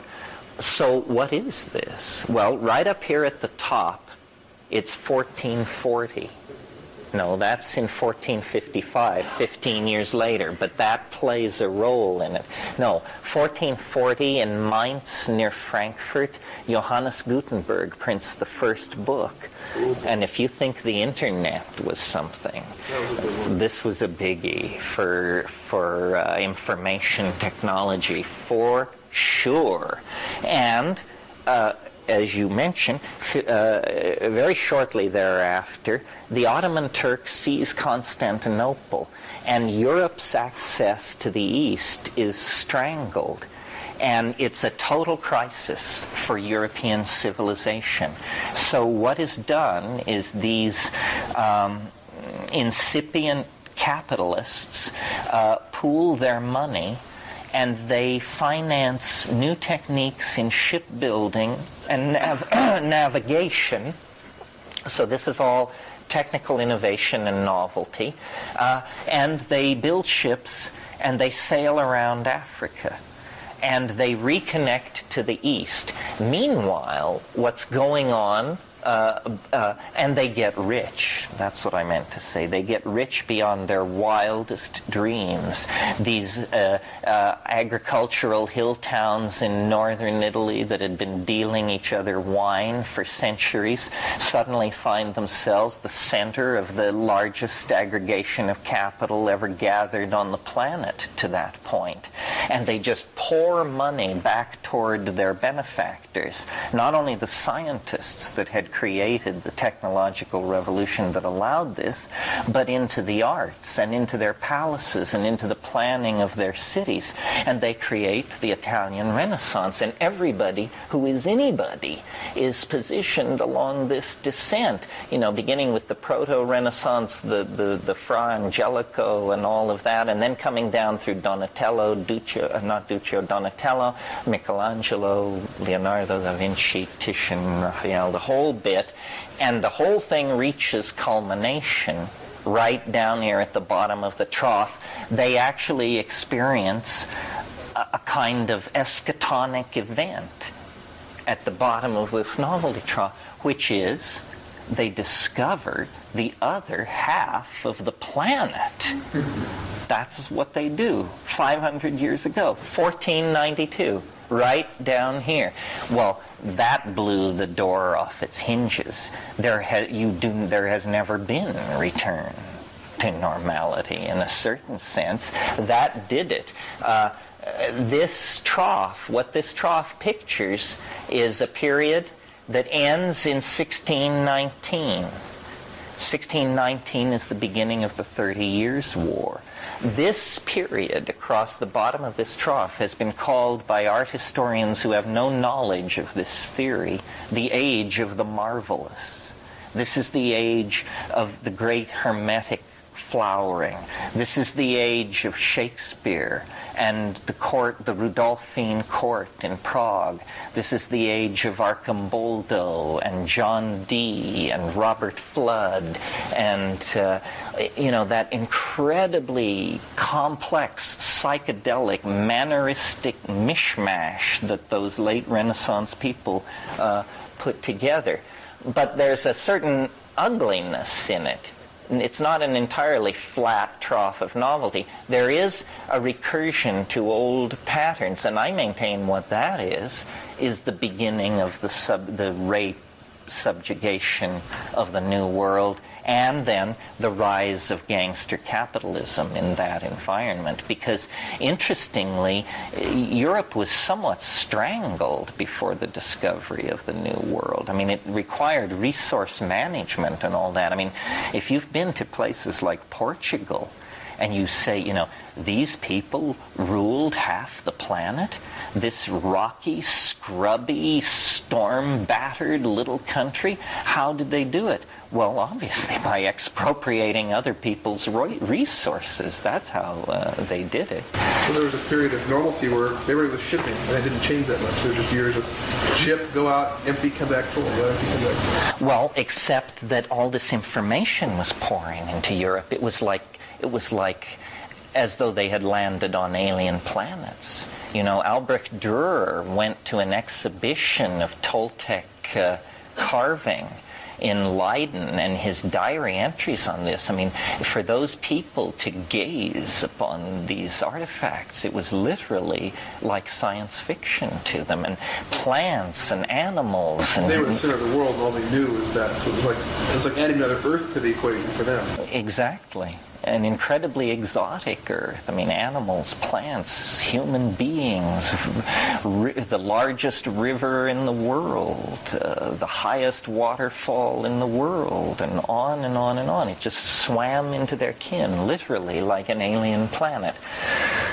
1619, the party's over. In America, this is called the Protestant Reformation out of some delicacy. It's not the Protestant Reformation, for God's sake. It's the 30 Years' War. It's when everybody in Europe just went nuts and slaughtered each other for 30 years until 1648. And, the Cromwellian thing happened in England, and it was a drag. It was wars of religion. That little clip that indicates a descent into novelty I call Newton's notch. Newton was important enough that the entire, I'm teasing a little bit, there was other stuff going on, the foundation of the Royal Society and so forth and so on. But generally this was a period of recovery from the age of the marvelous. And it's an era of powdered wigs and social mores, increasing class stratification, increasing assertion of the power of the Protestant churches in Northern Europe, and so forth and so on. And then up here, 1740, this is what's called the European Enlightenment. And a bunch of French people, Voltaire, Rousseau, philosophers, theoreticians of how human society should be run, produce these screeds, these theoretical texts, but wild men in the Americas take this up, and the conclusion of all the philosophizing that goes on up here is the American Revolution, which occurs on a downsweep into novelty, and I would argue was reasonably successful, followed by the French Revolution, precisely on an upswing. In other words, a movement back into habit. And for my money, the French Revolution ended catastrophically. I mean, it's every liberal's nightmare, you know? I mean, it was horrible. The good people turned to monsters, and then they couldn't keep hold of it in spite of that. So the French Revolution ends with the enthronement of the Emperor Louis Napoleon. Go figure. And then so forth. And as you see, the 20th century is down here at a much higher level of novelty, lower toward the 0 point. And the entirety of since the middle 19th century, which is just about right, I maintain, since the middle 19th century, we've just been exploring totally new territory. You know, once you get Michael Faraday and Konrad Lorenz and Baron Lobachevsky and Fitzhugh Ludlow and all this, you know, in other words, non-Euclidean geometry, electromagnetic field theory, psychedelic drug use, it all begins to come together. And of course, then the most important, arguably the most important moment in the 19th century, completely unrecognized at the time, now predicted by the wave, was 1837, when Charles Babbage assembled the difference engine and laid the basis for the cybernetic revolution. Let's look at modern times in a little more. He built this thing called the difference engine, the Babbage machine. It was a computer. And he knew what it was. He understood what was possible with it. He went to the British government. He offered it to them. He begged them to develop this. And it was just so beyond their imagining. But it had all the elements of a modern computer. It was not electric, of course. It was a mechanical computer. But all the principles were there, and in Babbage's writing, it's very clear he understood exactly what he had on his hands. Incredible. If you ever see a picture of Babbage, I mean, think about this. This guy lived in 1837. He looks like Flash Gordon. I mean, he has a haircut so in advance of his time. It's incredible. Now let's look at this. This is from 1888 over here. And what's interesting is, we mentioned, or it came up this afternoon, how you can use the calendar as a political flog when you have nothing else going. Well, that not only happened that not only will for sure happen in 2000, but it very definitely happened in 1900. There's something about it. They had the same feeling, actually, that we do now. The telephone had been invented in 1895, or, popularized. They began installing them. That was the internet of that time. It's still pretty amazing stuff. I mean, how you deliver sex over copper wire, I don't know, but they managed to do that. And powered flight was happening all over the world. People were working on it. And so this point up here is, I believe, January 3rd, 1900 or something like that. It's so on the money. And then this cascade into novelty. They were full of hope. They felt it within their grasp. The old world, the Edwardian world, was falling away. It's 1900.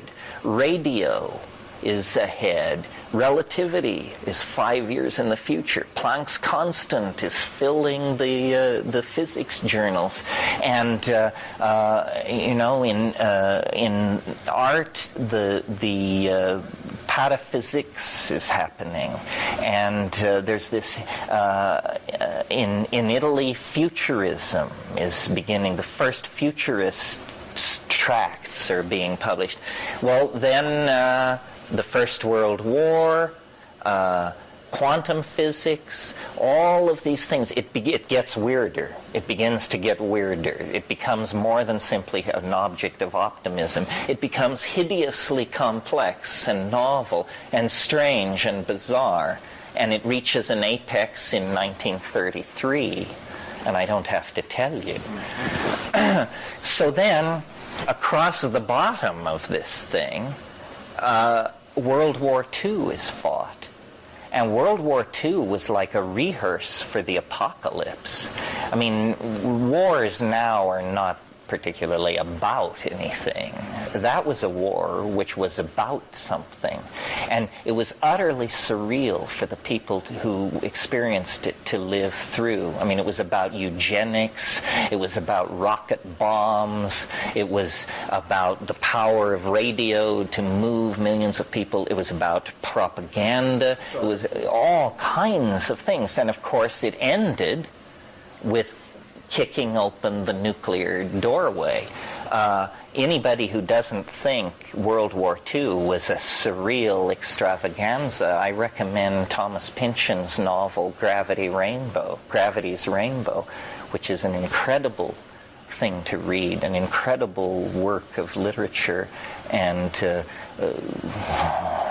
you'll never see life again the same way. Okay, so then once that's all over and it reaches its apex in the destruction of the Axis powers and the use of the atom bomb on Japan and so forth, everybody has but one thought. Let's knock this off. Let's have some kids, crack a beer, have a barbecue. They even called it the return to normalcy. And there was all this uniform conformity culture, Norman Rockwell, American white culture, all racial, sexual, intellectual, and social aberrant phenomena was incredibly repressed. And there were some spills along the way, the JFK assassination, so forth and so on. And then it approaches the cusp, the symmetry break. And if you have an incredible memory, you may remember that a few minutes ago I said Homer sang his song here, one cycle back, one fractal scale up. So the analogy is, or the analogy to Homer singing his song and to the fall of Mycenae and all of that, the fall of Minoan culture to Mycenae, is the 1960s. The freak revolution, the Vietnam War, the age of LSD, the landing on the moon at this scale cannot be discerned from the top of that thing. That all comes together right there. 1968 to 69, that's where the cultural symmetry break occurs, and then the final descent into novelty at that scale begins. And I submit to you that's a pretty good rendition of the myth of the culture that the media reinforces and that many of us carry. I mean, we do believe that was the turning point, that once rock and roll, LSD, sexual permissiveness and all this stuff was unleashed, we've then just been refining and experimenting with those themes ever since. The 70s were a descent into novelty. The 80s, these were fairly steady descents into novelty, but they didn't surpass the madness of the middle 40s until, the early 80s, I guess. It's not at scale here. But, and then, with the Reagan era, we enter into a kind of different kind of time. This bizarre oscillation business where there are surges of habit and then collapses into novelty, and then reassertions of orthodoxy, and then collapses into novelty. And this is what we're experiencing now. Here, I'll go in on this. But faster than we've seen previously. As oscillations happen over 5 or 10 years, this oscillations happen Or oscillations over months, yeah. There's now 89 years on the screen. Here are the 1960s, and now we're back to today. We're descending this thing. So basically what you're looking at is the 90s with the present year in the middle. And it shows that this is, by the way, predicted to be the most dramatic year in the decade. And that dramatic, whatever that drama is, it'll be in full play by June. Wise grab at Taiwan by the Chinese. Or it could be an AIDS cure. Or it could be an Ebola outbreak. I wouldn't look to the American presidential election for much excitement unless there's gunplay, which never rule it out in this country. We play rough. There could be a scientific breakthrough of some sort.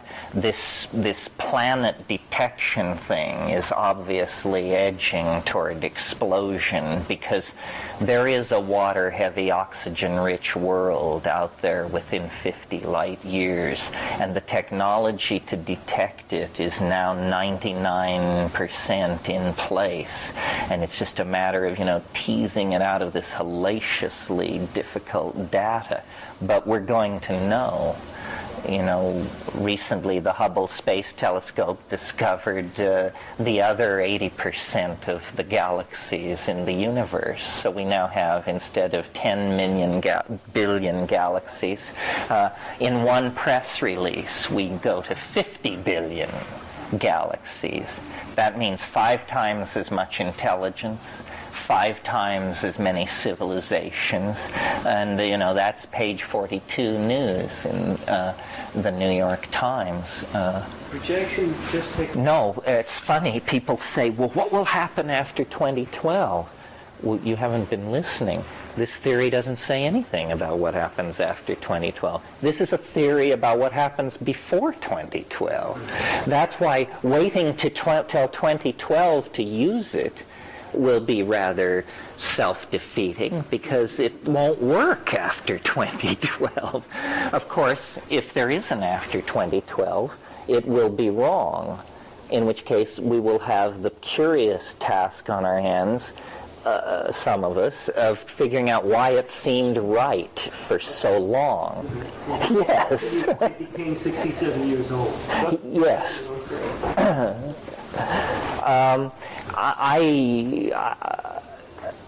I've never heard of anybody having an experience quite like this. It's hard for you probably to appreciate who I am because I appear fully in command of this. But I am not interested particularly in the I Ching. I'm not a mathematician. Don't like predestiny it's just not my style, this whole thing. I'm a rationalist and somewhat cynical, left to my own devices, perhaps a little dark. This is an incredible argument for some kind of hope. It says there is an architecture to time. It says the wars, the rapes, the horrible revisions that go on are part of the pattern, and all will eventually find resolution in the final culmination. And then, the question which I would put to the mushroom or the logos or whoever it is if this is not true, then what possible purpose could all this have served? What's it for? I don't mind the public disgrace of being wrong, but it'll humble me, but we didn't probably need to mobilize a mass movement to humble me. So what was it all for? And I confess, I don't know. I have ideas. Any question like that, as long as I've been thinking on it, there will be answers. How about this? Suppose the unconscious is has a kind of regulatory function. and of hysteria, of mass hysteria, and that what this prophecy made by me, made by the Maya, made by these Vedic people, what it's for is to smear expectations about the millennium, so that instead of having it all focus on January 1, 2000, there'll be dissenters. There'll be people who say, well, it isn't January 1, 2000. Haven't you heard? It's 2012. And so then a huge number of people will put their faith on 2000. They'll be disappointed, and they'll go away and get lives. And then the people who didn't contribute to that hysteria will delay their hysteria till 2012, and then it will fail, and then they'll get lives. And then by this ruse, the unconscious mind will have helped the species cross over this calendrical speed bump without, mass hysteria, nuclear war, or religious pogrom, which might otherwise be a factor. I don't feel the power particularly of this idea, but it's the only one I've come up which answers the question, if this isn't true, what the hell is the point? In Young's work on the I Ching, does he touch on any cyclical historical reference? No, this is surprisingly absent, although in the Wilhelm Baines translation there is something called the sequence. And it's old, it's Joe, and it's a kind of a poem which attempts to make a logical transition from each hexagram to the next in the King Wen sequence.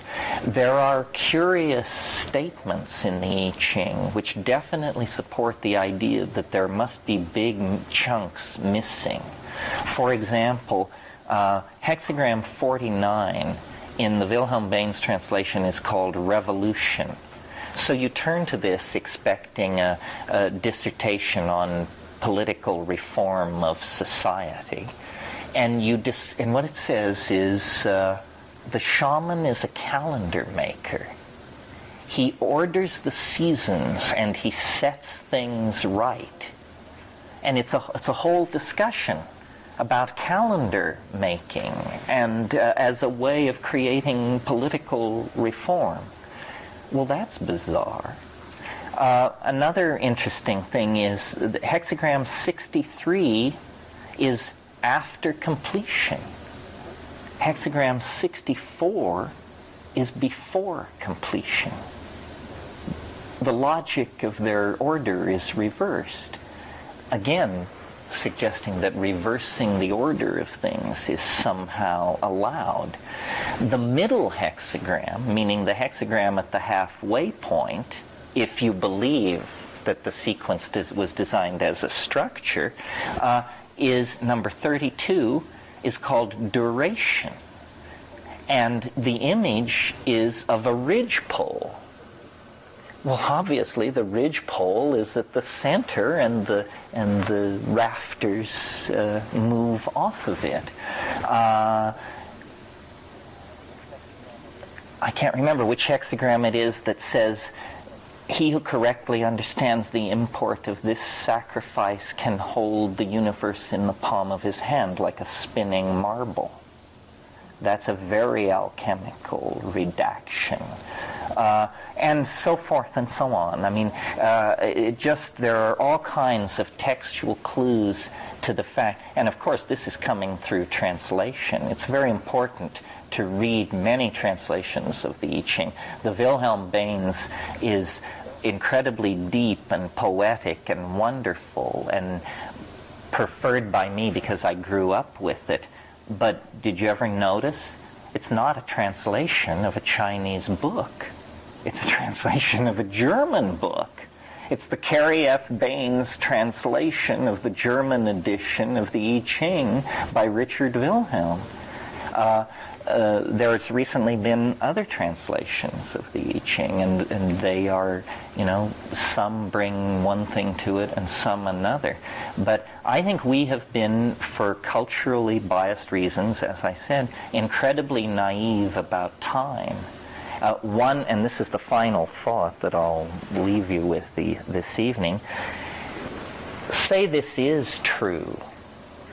How can it be true and not involve God's entry into history or the explosion of the sun or the coming of the Space Brothers or some other highly improbable and somewhat cheesy event?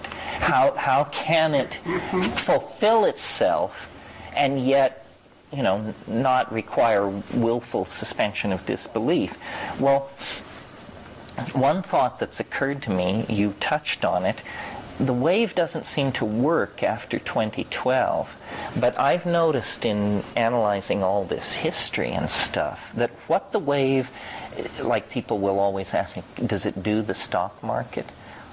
Only if the stock market moves hundreds of points. Otherwise, it's lost in the noise of everything else going on in the world. When I ask myself, what does this wave predict best? In other words, is it politics? Is it biological evolution? What is it that it really predicts well? The answer is technology. It seems to argue that technology and novelty are almost the same thing. And interesting that the DMT creatures are builders in light. And now we're on the verge through VRML of becoming builders in light. Well, if the wave describes technologies unfolding through time, and if the wave can't be propagated past 2012, then it must be because in 2012 a technology is invented which makes linear time and ends it. In other words, time travel.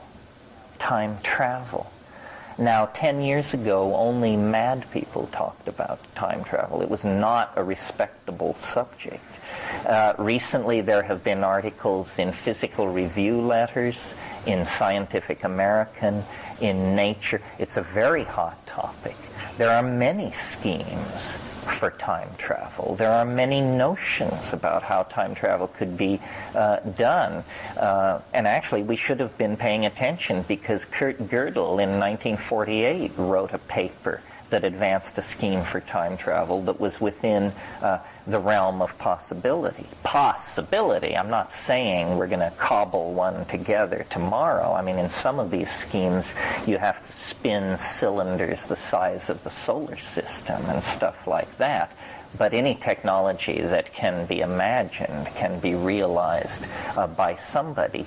Well, if time travel were invented in 2012, that would explain why there was no longer possible a Cartesian graphical linear description of time's unfolding, because at that point time becomes multivectored and can no longer be portrayed in this kind of a matrix. Now, and this is the last on this, but an objection to time travel is always the grandfather paradox. Which seems to imply that if time travel is possible, it's only possible forward in time. Because if it were possible backward in time, you could come back and kill your own grandfather, and then you wouldn't exist. And so therefore nobody could kill him, and you get a logical paradox that is always trotted out to defeat time travel schemes. I have a different notion of how this works. Time travel is not what we think it is. If what we call time travel is an invention, which if ever invented, the moment the time machine was turned on, the rest of the history of the universe will happen instantly. Because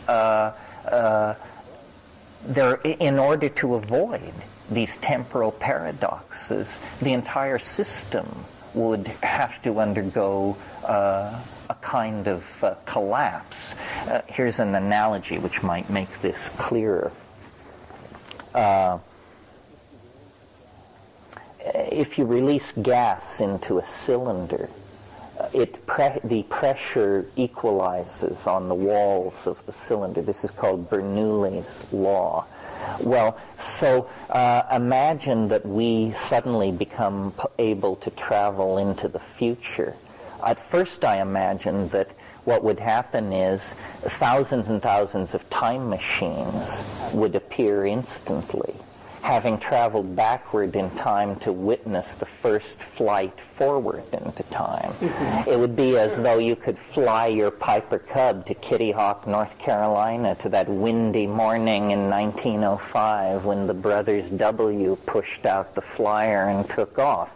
But then I realized, this bears with it the implication of the grandfather paradox.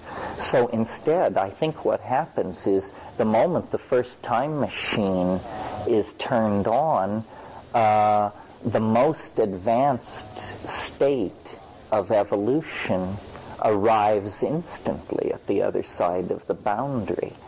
I call it the God whistle. A time machine is not really a time machine. It's a way of destroying the rest of the history of the universe. And so, in a sense, we're back to the big picture again. The invention of the time machine is a self-initiated annihilation of space and time. Technological device explains why technology is critical in the history of the way. Yes, absolutely. And interestingly enough, if you think they wouldn't risk this, I told you yesterday, nothing comes unannounced. Well, there's a very interesting story about the first atom test at Trinity in 1945. Yes, they had equations in front of them which led some people on the advanced team to believe that when the device was detonated, the nitrogen in the atmosphere would ignite, and that the entire atmosphere of the planet would burn. And they figured it was a 1 in 10. And so they said, reasonable odds. Hitler's out there. I guess Hitler wasn't out there at that point, but those wily Japs were out there. So they said a 1 in 10 chance, and they threw the switch, and it turned out the chamber was empty. So we're here to tell the tale. But much closer to where you want to be than... Well, this reminds me of a wrinkle. Here's a possible scenario which makes use of this concept. There is a cosmological theory out there. It's not the top contender. It's mostly been developed by this guy Hans Alfvén, and it's called a vacuum fluctuation cosmology. Quantum physics allows these things called vacuum fluctuations, and what they are is particles literally appear out of nowhere, and this is allowed by quantum physics as long as parity is conserved. And what that means is that these particles must contact their antiparticle and annihilate themselves and restore the system to a net energy of 0. But there is this brief moment during the vacuum fluctuation when matter comes into being ex nihilo. Now, the interesting thing about the quantum description of the vacuum fluctuation is that the mathematics set no theoretical upper limit for the size of the fluctuation. It simply says the larger the fluctuation, the rarer it is. So Hans Alfvén suggests we are in a vacuum fluctuation of 10 high 22 particles. And what that means is that somewhere in the larger metaverse, our antimatter twin exists. And for the laws of physics to keep the accounts balanced, parity will have to be conserved. And what that might mean is a higher dimensional collision with our lost twin. And this would not be a collision in three-dimensional space. You wouldn't see it coming. It would occur instantaneously throughout the entire space-time continuum. All particles would annihilate their antiparticles, and there is only one particle that has no antiparticle. The photon there is no antiphoton. So if the universe were a vacuum fluctuation of this type, at the moment of the reconservation of parity, all matter in this universe would disappear. 100% it would disappear. And what would be left is all the light in the universe. And a universe filled entirely with photons, we have no idea what that is. That might be the mind of God. That might be the omega of the eschaton. Consciousness, there was an article in Scientific American, of all places, 3 issues ago, suggesting that consciousness is a general quality of the universe like gravity, and light is implicated. So it's possible that now that's a large scale. You talk about abandoning the body. This is a cosmology where at a certain point in the life of the universe, all matter disappears. And that would certainly, for my money, fulfill the novelty theory. In a way, all the fiber optic being laid leaves for a lot more light being pushed around than previously, in a way. Or at least light in a much more complex pattern than just the sunshine on the Earth. Well, and the fact that we're beginning to build with light, that virtual realities are made of light. People don't understand, in virtual reality, the difference between a 10-story building and a 100-story building, 1-0. You enter the code where it says make it 10 stories high, you add 1-0, it now makes it 100 stories high. Cost.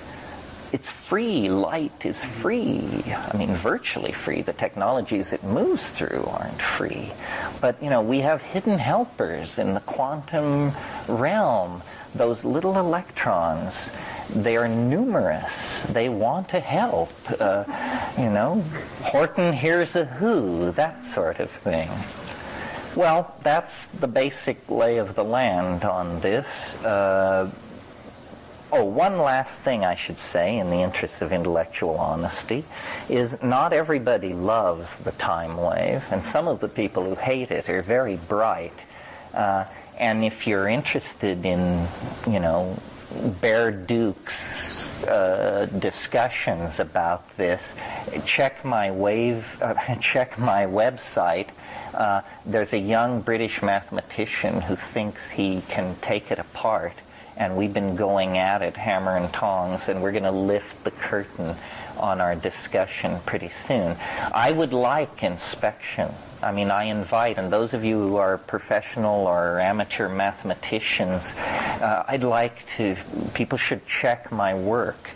I told you the first night, my method is shamanic, my techniques are shamanic, but my method is scientific and rational. The truth can defend itself.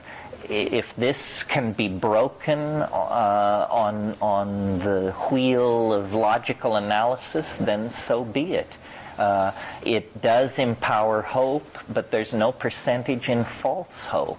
I mean, the only true hope is in the maintenance of an open mind. So thank you very much. Okay.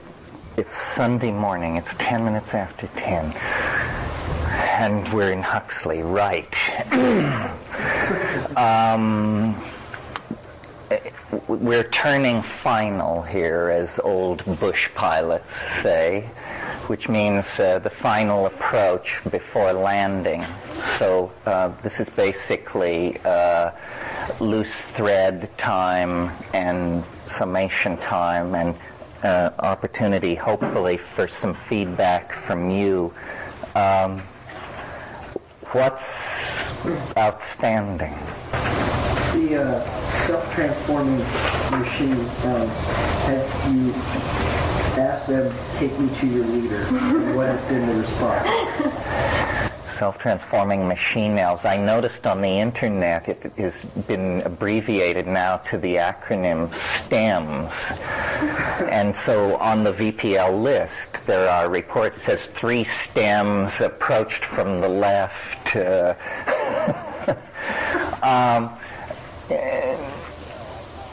Take me to your leader. No, I did have one DMT trip way back, like maybe the 2nd or 3rd or 4th way back, where it was completely different. It's the only one I've ever had like that. And it was completely different, and the way I put it to myself was the big people were home.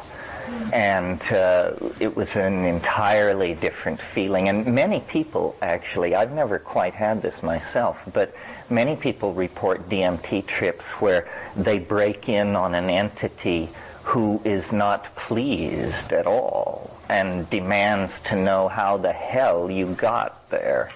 And it's this, who are you? And then various sorts of dialogues go on, and one person described being then just hurled through all of time, like exploded back from this thing and going through all the recapitulation of ontogeny, and it's weird stuff. DMT trips, mine are always as I described, but some people report and these may be synergies with antidepressants or something like that, but apparently very stable and strange worlds. Worlds with alien peoples and animals and cities and, very science fiction-y stuff. That's why this Bell's theorem, I don't think we used that word, but this non-locality that we talked about may have something to do with the phenomenon of the imagination.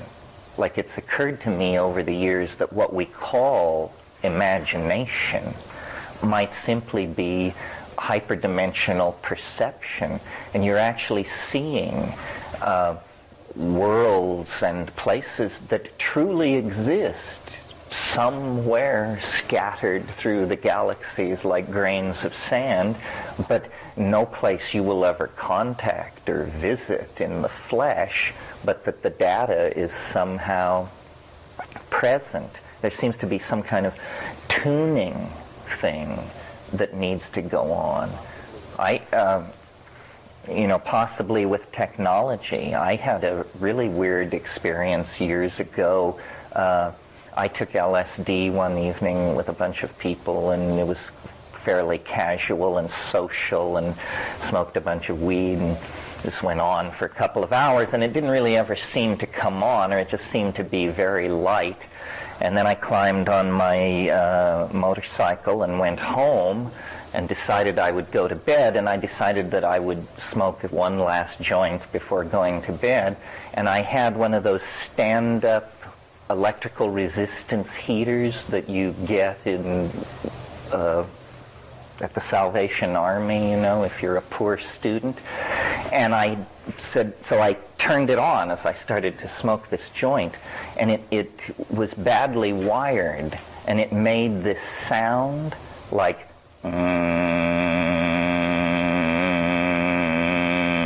and as I began to listen to this sound, I went to lizard land, and I entered into this completely coherent thing which lasted for hours about this world inhabited by these intelligent reptilian beings.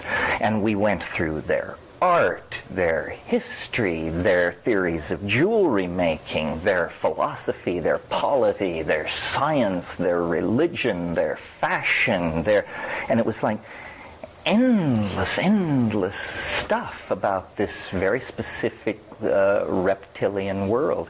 Well, then later I tried again. I took LSD with my arm around my heater and had by then been preaching it in the streets that this was and I could never really find my way back, which is a typical phenomenon of higher dimensional phase space. Ralph taught me, doing the reverse of what you did doesn't steer you back to where you started.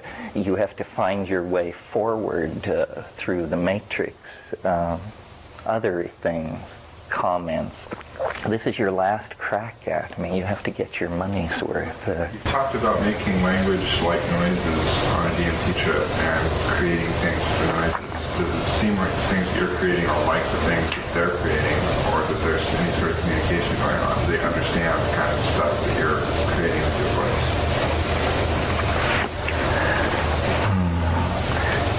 Well, it's a complicated question. First of all, clearly what's going on in the DMT is some kind of synesthesia, where ordinary speech or sound is perceived visually. It seems to suggest, and Robert Graves wrote about this in an amazing book, which if you want a mind-bending read The White Goddess by Robert Graves. I mean, this is truly a puzzling book, and after you've read it, give me a call and tell me what it's all about. But one of the things it's all about is he suggests that part of our existential distancing from reality is that at some time in the past there was a kind of Ursprach, a kind of primal poetic language that you didn't learn from your culture, but that all human beings did this. It was an ingrained behavior. It was a deeper level of language. And of course, in the Bible, you get this curious story of the confusion of tongues that takes place. And it certainly has held human progress down, that we have thousands of languages that are very tortuous to translate between. Imagine the kind of culture we would have built by now if we could effortlessly communicate with everybody anywhere, and they with us. Well, so this synesthesia thing seems to be the direction in which language has to go in order to be universal. It has to be beheld. Acoustical signals don't do it. One of the things that's made ayahuasca so interesting to me is when you go down there and really get off river and up with the more bare-assed people, how they use ayahuasca is they entertain each other with it by singing these magical songs.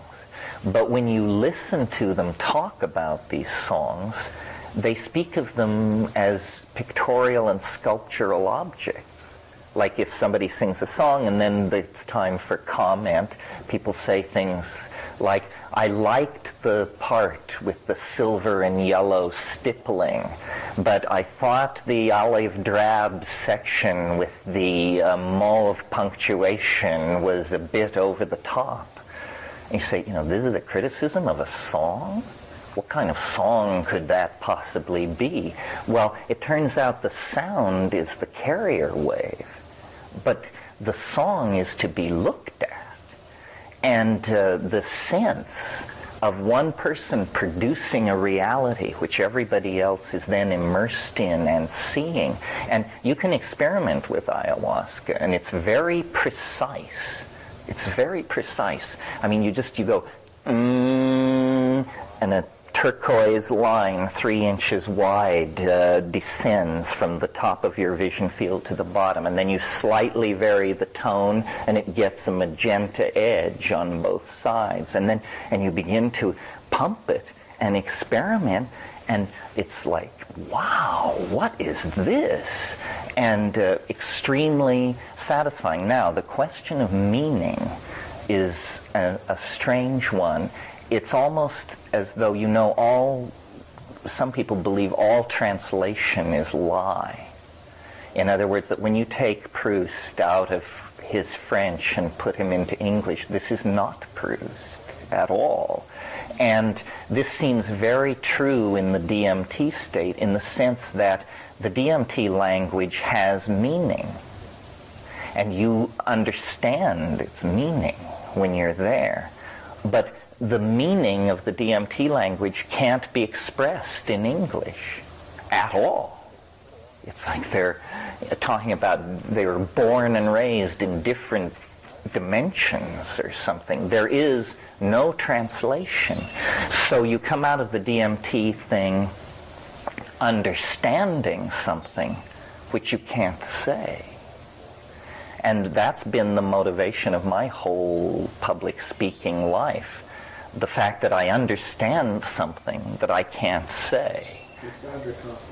Yeah, but I can almost say it. And some days closer than others. And so there's this constant reaching for the unspeakable. Wittgenstein talked about the unspeakable, which was, he said, everything which lay beyond what he called the present at hand.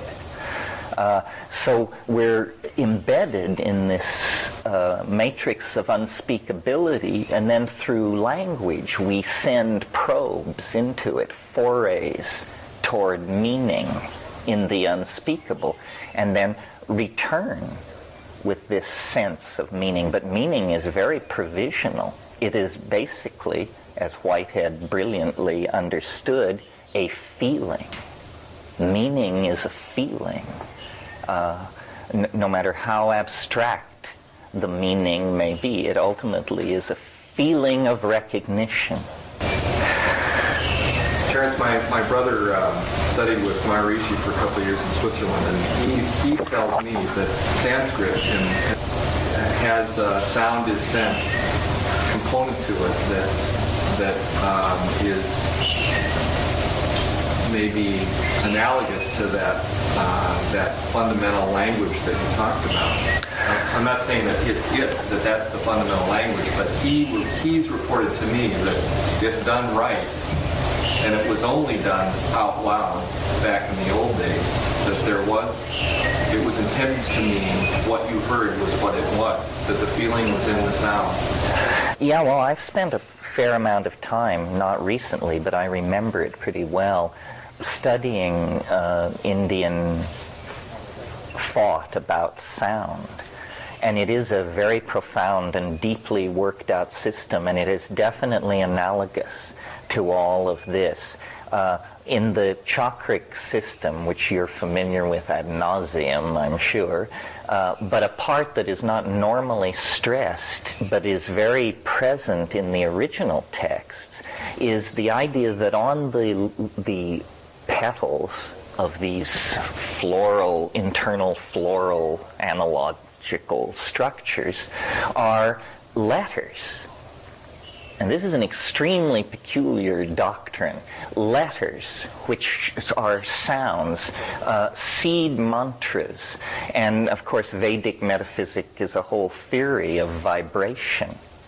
Much of Indian classical music, there's stories about musicians who could cause buildings to burst into flame by the power of their playing. I imagine that that's in some sense true. If you're interested in a fascinating study of all this that I've never heard anybody recommend in the New Age, it's apparently somehow out of their scope. It's a book by Arthur Avalon written in the 1920s called The Garland of Letters. And it's a discussion of the Mantra Shastra. Very, very interesting. And yes, the Vedic assumption is that Sanskrit is the primal revealed language, and that there are extremely special qualities associated with that language. This is interesting to talk about, or at least it's very interesting to me. As you probably know, Kabbalism, there is a whole schools of Hasidic mysticism where what it's about is the alphabet. And the Hebrew alphabet for those people is the primal Ursprach, and these are not simply letters, they are the letters. They are the letters that God intended to use to signify the presence of the G-D to man. very interesting work on this by Stan Kennan, who's a fascinating figure, sort of like me in a way. I mean, I think half crackpot, half hopefully something else.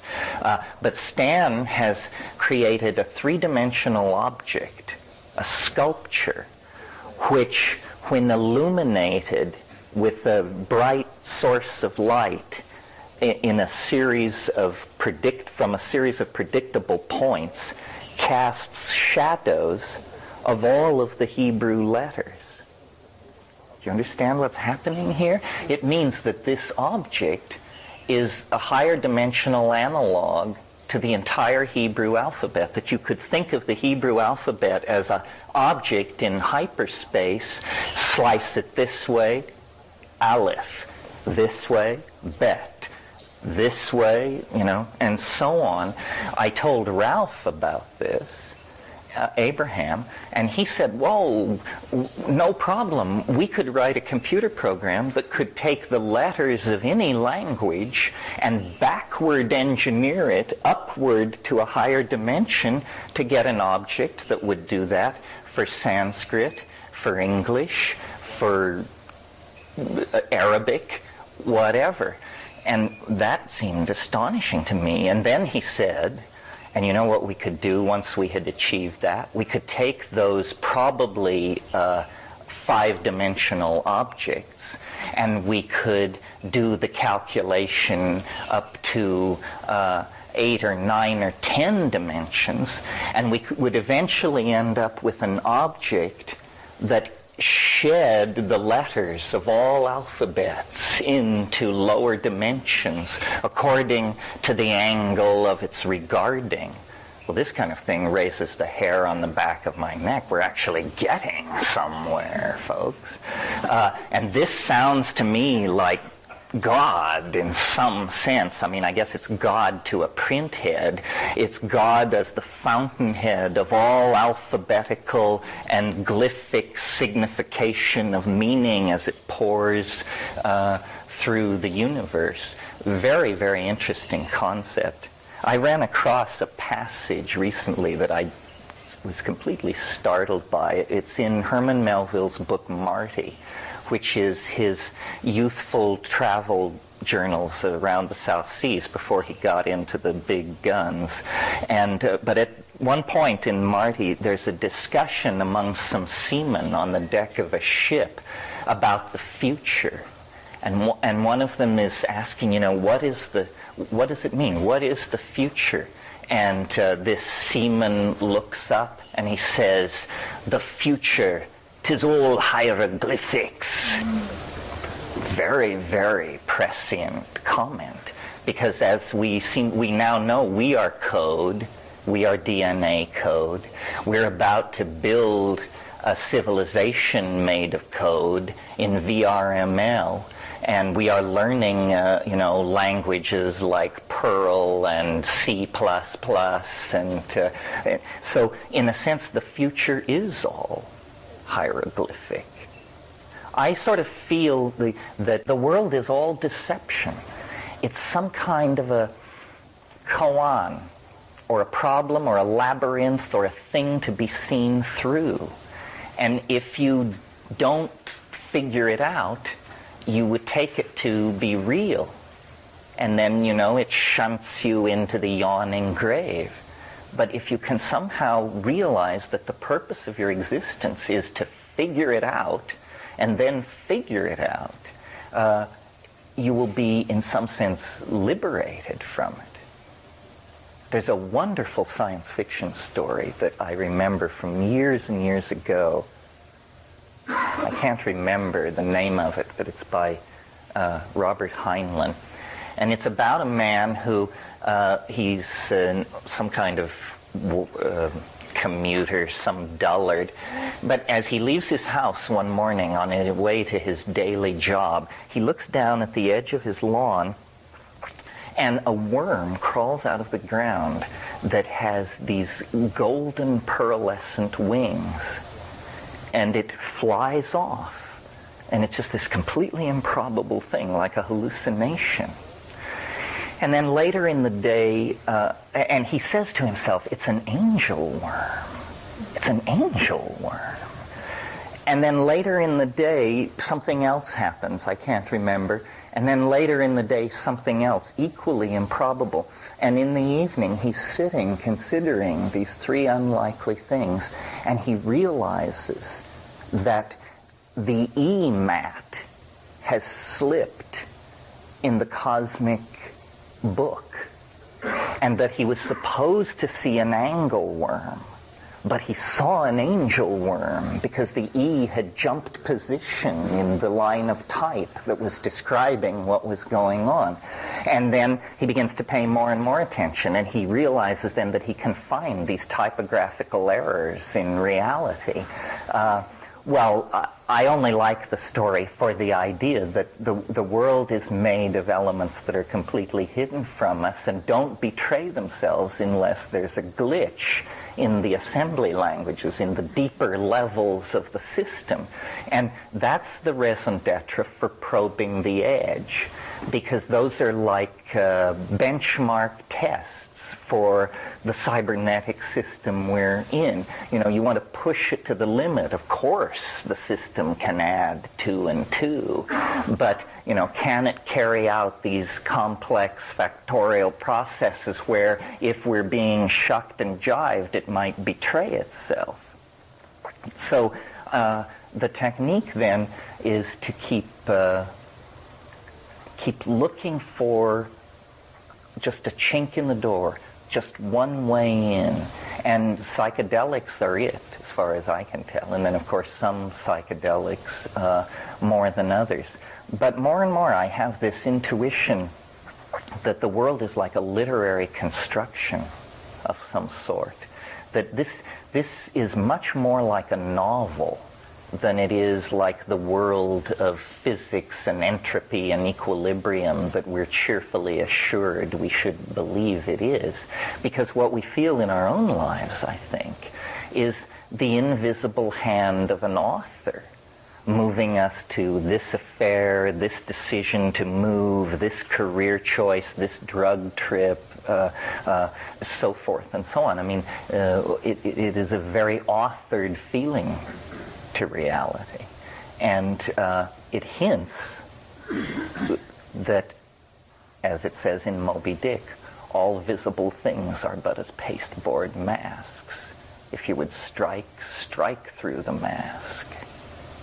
And similarly obsessed and transcendental ravings. I just saw Moby Dick recently. I knew that Ray Bradbury had done the screenplay, and it's brilliant. But what I had forgotten was that John Huston was the director. God, it's amazing. I mean, it's nothing like the book, but for a flick, it's pretty good. Yeah. Can you say a few words on what Watkins, what his objection or what his argument to the time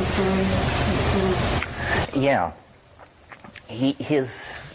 There are really, in a sense, two Watkins objections. One is very specific and perhaps hard to understand in this context, but it's that as that structure that I showed you last night that had the well, maybe it's still here. Yeah. Well, let's not get too wild and woolly. This structure had to be valued, and the way I did it was I broke it down into its components and then assigned value to them. And we were looking at quantifying things like skew, degree of parallelism, distance between the two sides, overlap, congruency, things like that. So we quantified everything, and I started from the bottom, and I began valuing it. And out here I began getting a wave, which you could intuitively see was in fact a mathematical equivalency to this. And I proceeded, and it was all working. And then I got to position 32. and the entire thing fell to pieces. It didn't work anymore. And I was completely puzzled because I was very satisfied with the first 32 values, but after that I could see that it was garbage. And so then I noticed that this part of the wave is the same as this part of the wave, and this. So I instituted a new rule, or I added a rule to take care of this symmetry crossover, and I changed the signs of the quantification values as I crossed the midpoint here, and then it worked. And what Watkins objects to is this switch in sign as we crossed the midpoint. Now, Watkins is an algebraist, and my approach to this thing was largely geometric. I believe that I have answered this objection because, and how I do it, and you can see it at the website if this is your métier, I show that without the change of sign, these places where it is parallel and congruent and overlapping do not quantify to zero. And the total intuition of the thing from the get-go was these places where it all falls into congruency will quantify to zero. And they do quantify to zero if you make this switch here. So this is all graphically represented at the website, and I believe, although Watkins terrifies me, but I believe I've got him stymied on this, which it's a good thing because it's a hole in the heart. If he were right, it would be a hole in the heart. But he's not right. Now, the second half of the Watkins objection is slightly more difficult to deal with because but it's also slightly less powerful. And it is that he has written the equation that generates the data points that generate the fractal that we looked at last night.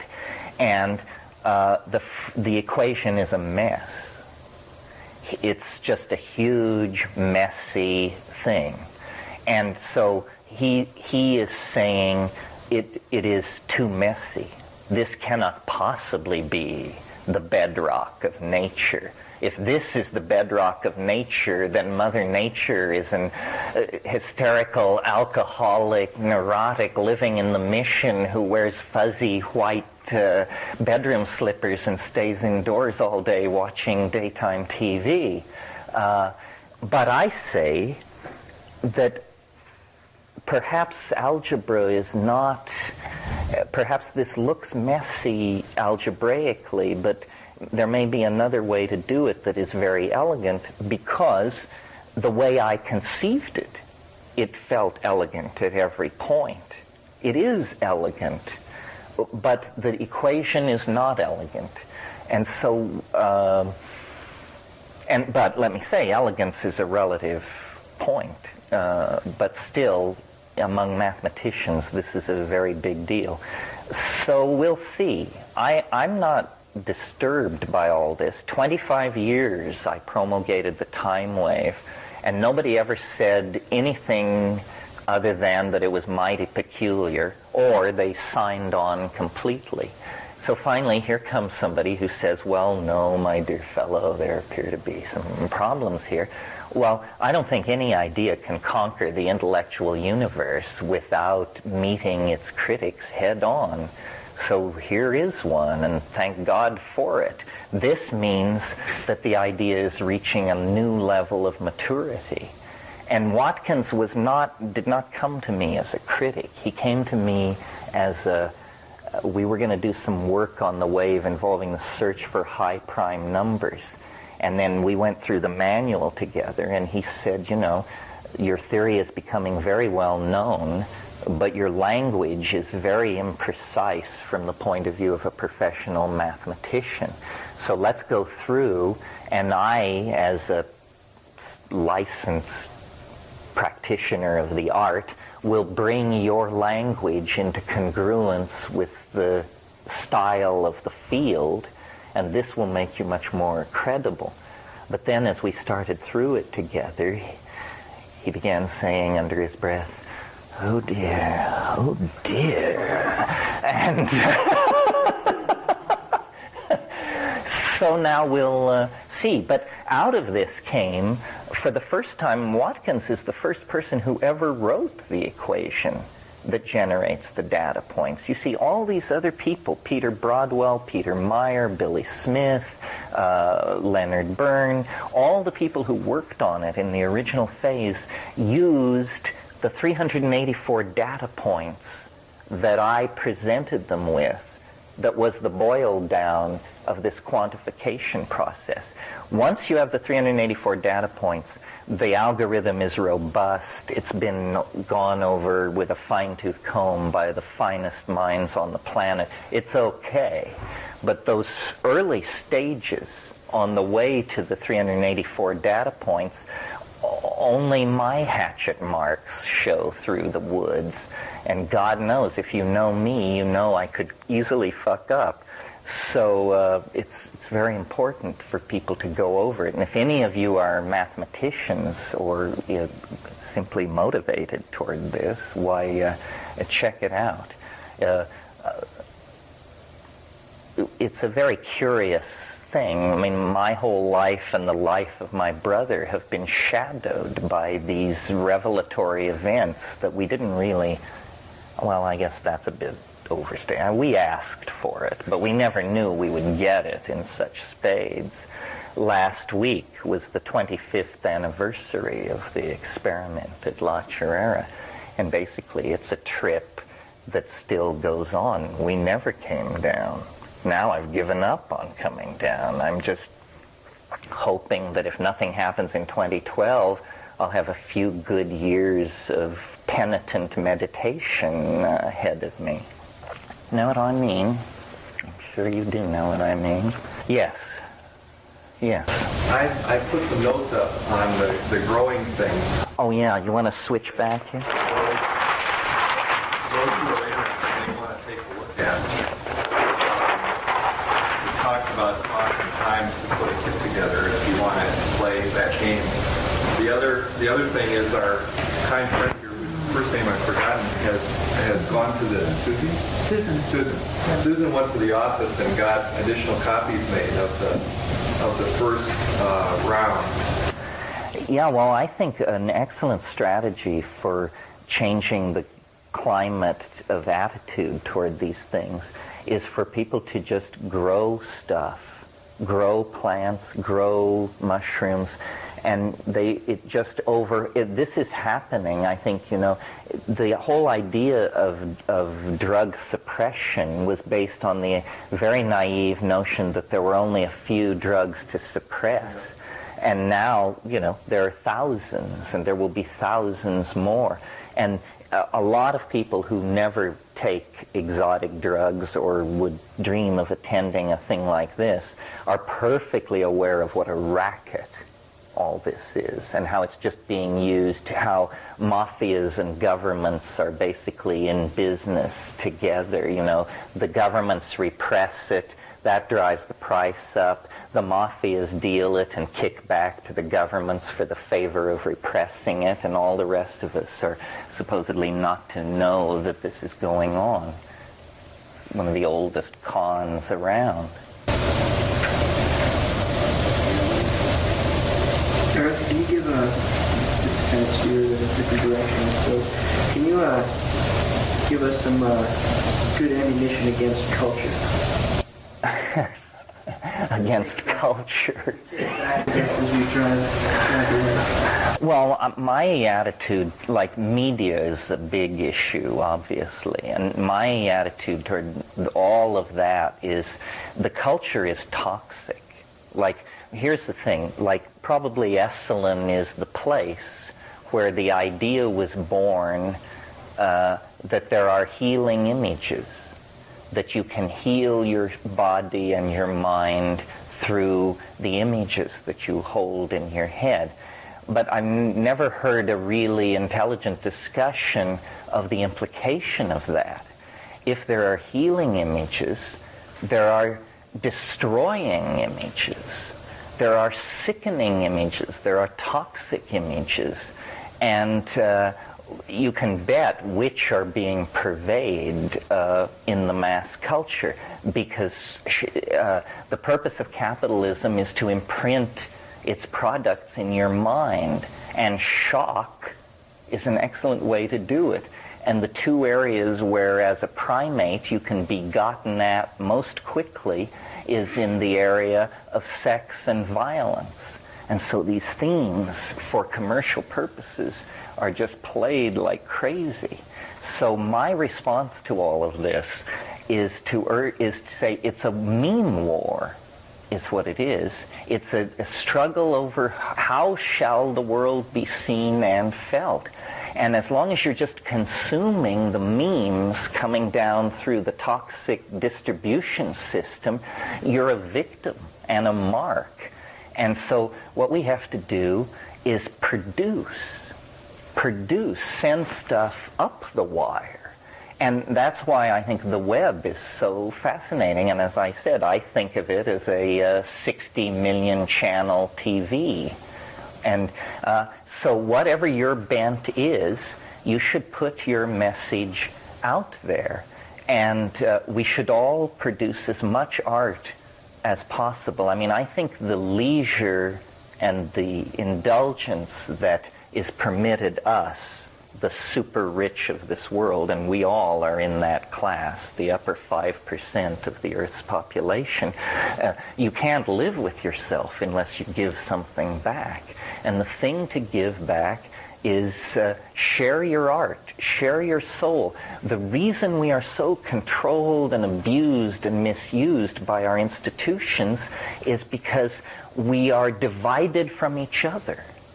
You know, they have divided us by race, by class, by sex, by political style, all of these ways, when in fact, you know, it's in everybody's interest to have a future, to build a world where children can be raised with some reasonable expectation that humanity will be preserved.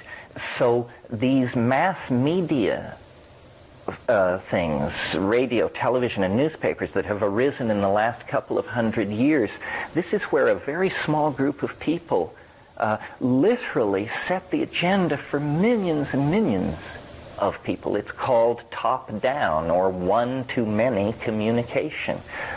What the web holds out is this thing called any-to-any communication. You and I can form a secret society. We can form a secret society of 10 people. I can send email to 10,000 people if I want. The playing field has been tremendously leveled. And then the quality of what we produce can tip the balance still further. So I think, and the tools that are put in our hands now, Director, Photoshop, all of these things make it possible to communicate outside of these print-created monolithic institutions. We can't really even imagine a world like that. There hasn't been a world like that since late Roman times. I mean, the Roman hegemony was quite cohesive, but, if you were living in a village in Armenia ruled by the Roman procurator, it wasn't touching you very heavily. And I think what people, the idea of the citizen is arguably toxic. The idea that we all are participating in some enormous polity works against individualism. I mean, if you tried to nail me to my politics, people can't figure out whether I'm a right-winger, a left-winger, or what I am. I'll tell you straight out, I'm an anarchist. I am an absolute anarchist. I mean, I believe in people more than abstractions or institutions. I will always rely on people, to a level perhaps uncomfortable for you. I remember back in the 60s, my line was, if you come upon a mob, you must join, because the people understand far more than you do about what is going on. And that kind of radical commitment to freedom is going to be necessary to dismantle these very, very rigid power structures that are, being shoved down everybody's throat. And so the new culture, I think, is a dispersed virtual culture on the internet that is not product-oriented. It's aesthetics should rule the world, and the best ideas should win. But we all have to stop being consumers. We have to redefine really who we are. It's a much more courageous role. I'm about 18 months ago, I moved to Hawaii, and I've lived in Hawaii off and on many times. It was not unfamiliar to me. But living off the grid, but with the net, but 10 seconds away from climaxed Hawaiian rainforest, so I can always push back from my desk and just take a walk in the woods. I realized, I think this is how people are supposed to live, dispersed over the surface of the earth, very little moving around. Vehicular travel is less and less defensible. Off-grid, solar electric, information-based, and virtual community that no one can track or criticize because it's all going on the grid. I think if you're smart, you should buy real estate in extremely remote areas, because soon there will be no remote areas from the point of view of the net. And just a very different kind of world is coming into being. It's not a good time for organizations, for massive hierarchical structures that depend on managerial control, and they know it. It's interesting that corporations, don't seek to grow to the size of nations because it's highly inefficient. No corporation has a welfare class built into it. What corporation has a component inside itself that it sends out checks to every month for not working? Well, the executive class. That's the answer to that. We're not supposed to say that. Possibly. No, let me start over. There's more to you. There is a lot more to you than your ideas. And all I get on the CRT is your ideas. I've read your books for 2 years, and this weekend with you is worth 100 reads of your books to me, in terms of seeing who is the man behind the words and how is your energy constructed. And there's a difference of being inside your field in this room than there is talking to you via email. There's a difference. Well, I agree there's a difference, but see you, see me is hope for the future, and there'll be things better than that. In other words, what I want to end with is telepresence. I agree, nothing will ever substitute for the one-on-one thing. But on the other hand, we had to fly a 747 here. We had to just outrage the environment and assert ourselves as part of that 2% class of planetary controllers that ride around in those things. And it's completely contradictory to everything I say and believe to travel around talking to groups of 30, 40, 50, or even 500 people. It's a paradox. I don't know exactly how to handle it. Maybe it's okay to live with paradox. But I can feel in my own life that I'll be 50 in November. And I can feel that there's a choice ahead of me, which is I can continue to do this forever at the expense of my own personal advancement into these very mysteries we're talking about. Or I can knock this off, figure I've said everything I have to say 10,000 ways, 10,000 times, cancel all visitors, and begin to brew and cook and take and fly and understand and move into it again. But you cannot be a public figure and a practicing alchemist, I don't think.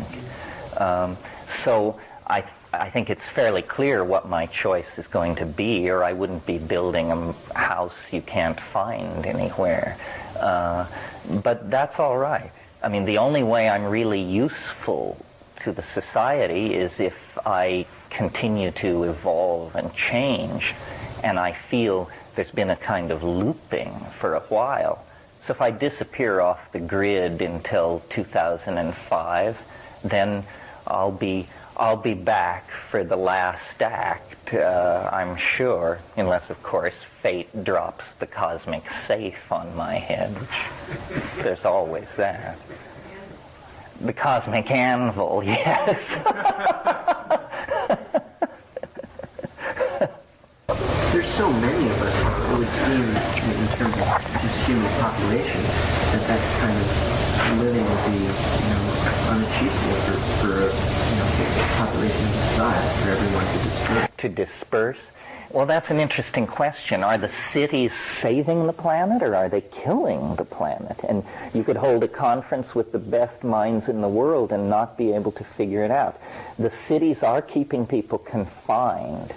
But the environmental destruction isn't that 1 million people move on to a rainforest. It's that 3 ranchers decide to clear 100,000 acres. Population problems are more in the line of toxic pollution and that sort of thing. I don't know where it's all going. It's very clear we have engineered ourselves into a very narrow neck.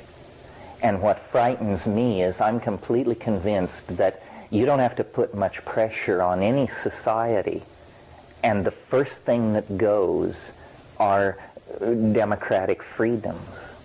Long before cannibal tribes will rove the streets and any of those, crazo, cyber-tech, hell futures come to be, long before that, there'll just simply be no more democratic rights. And we'll all be marching to the tune of some ideology being handed down from above. That's very dangerous.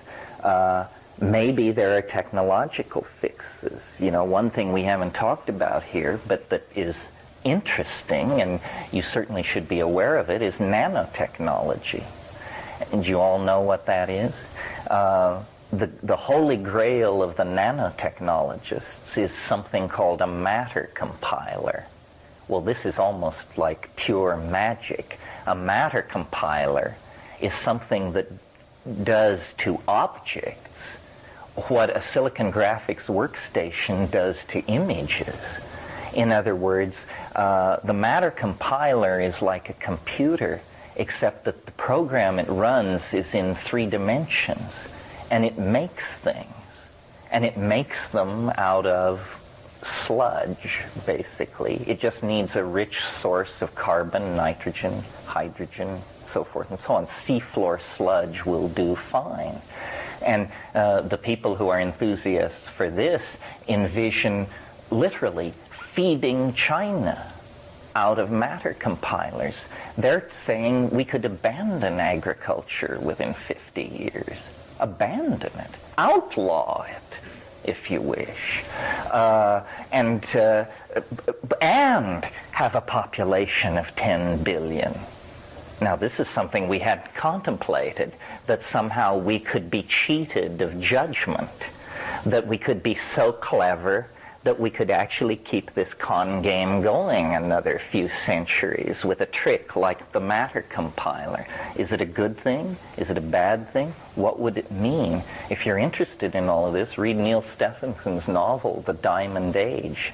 These nanotechnological machines will be made of diamond. That's the natural substance, the easiest thing to make them out of, and they will be in the air and in the water and in your body, and they will be invisible, and they will be, and this whole debate about natural and artificial and all of that will just be retired to the philosophy department, because everything will be permeated with these nanocytes. And I think there's a future in all of this. I think culture has to become virtual. The machines must disappear. They must become very, very small. They don't have to be given up. Right now, if we spent $500 billion moving in a certain direction, well before 2012, we could produce a technology of what I call the black contact lenses. They look like contact lenses, but they're implants in your eyelids, not on your eye, but they're in your eyelid. And when you close your eyes, there are menus hanging in space. And by looking at these menus, it can track your eye movement. And the entire culture has become virtualized, internalized. And if people are living out of matter compilers, then the main task of humanity would probably be forest restoration.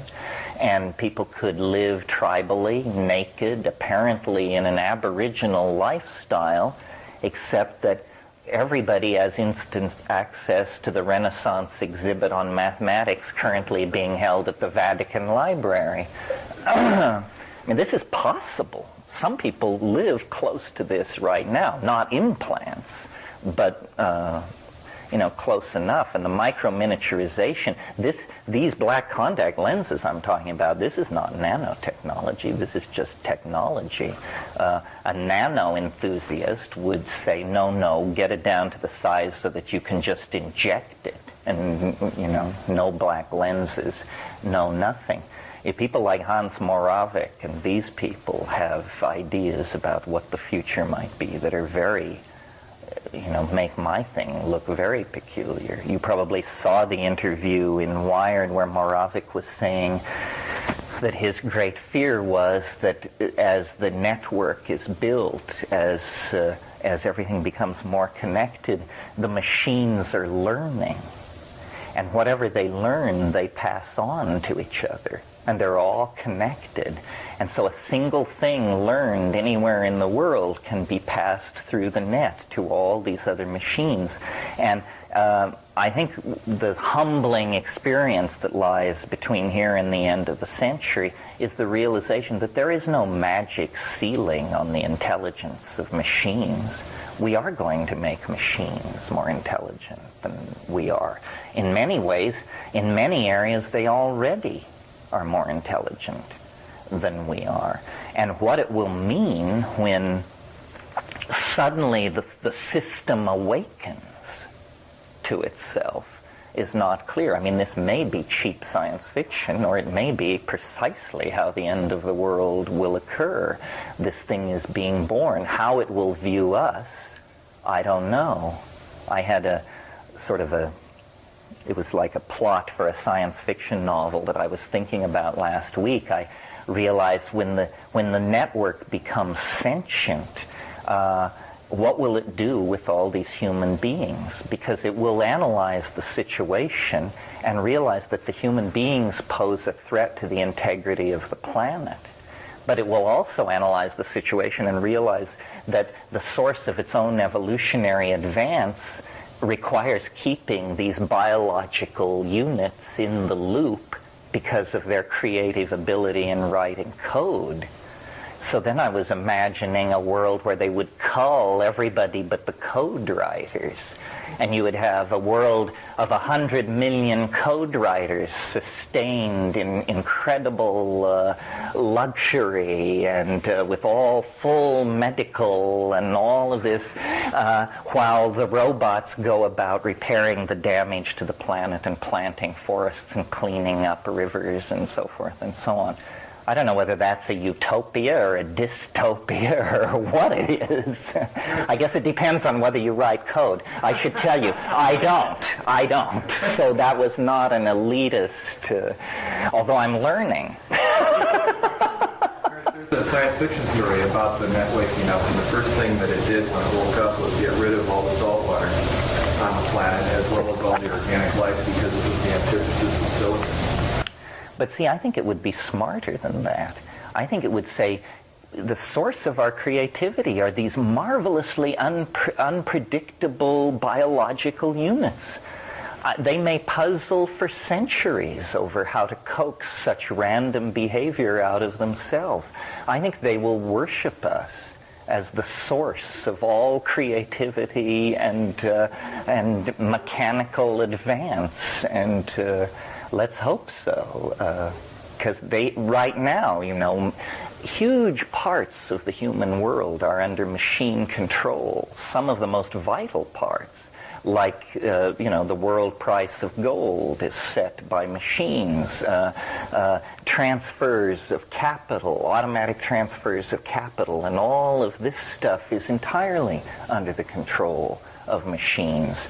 Design processes, inventory control, from mine to shelf in the retail store, all of this stuff is being tuned and controlled by computers using algorithms and handling data that no human mind could possibly handle in real time. Yeah.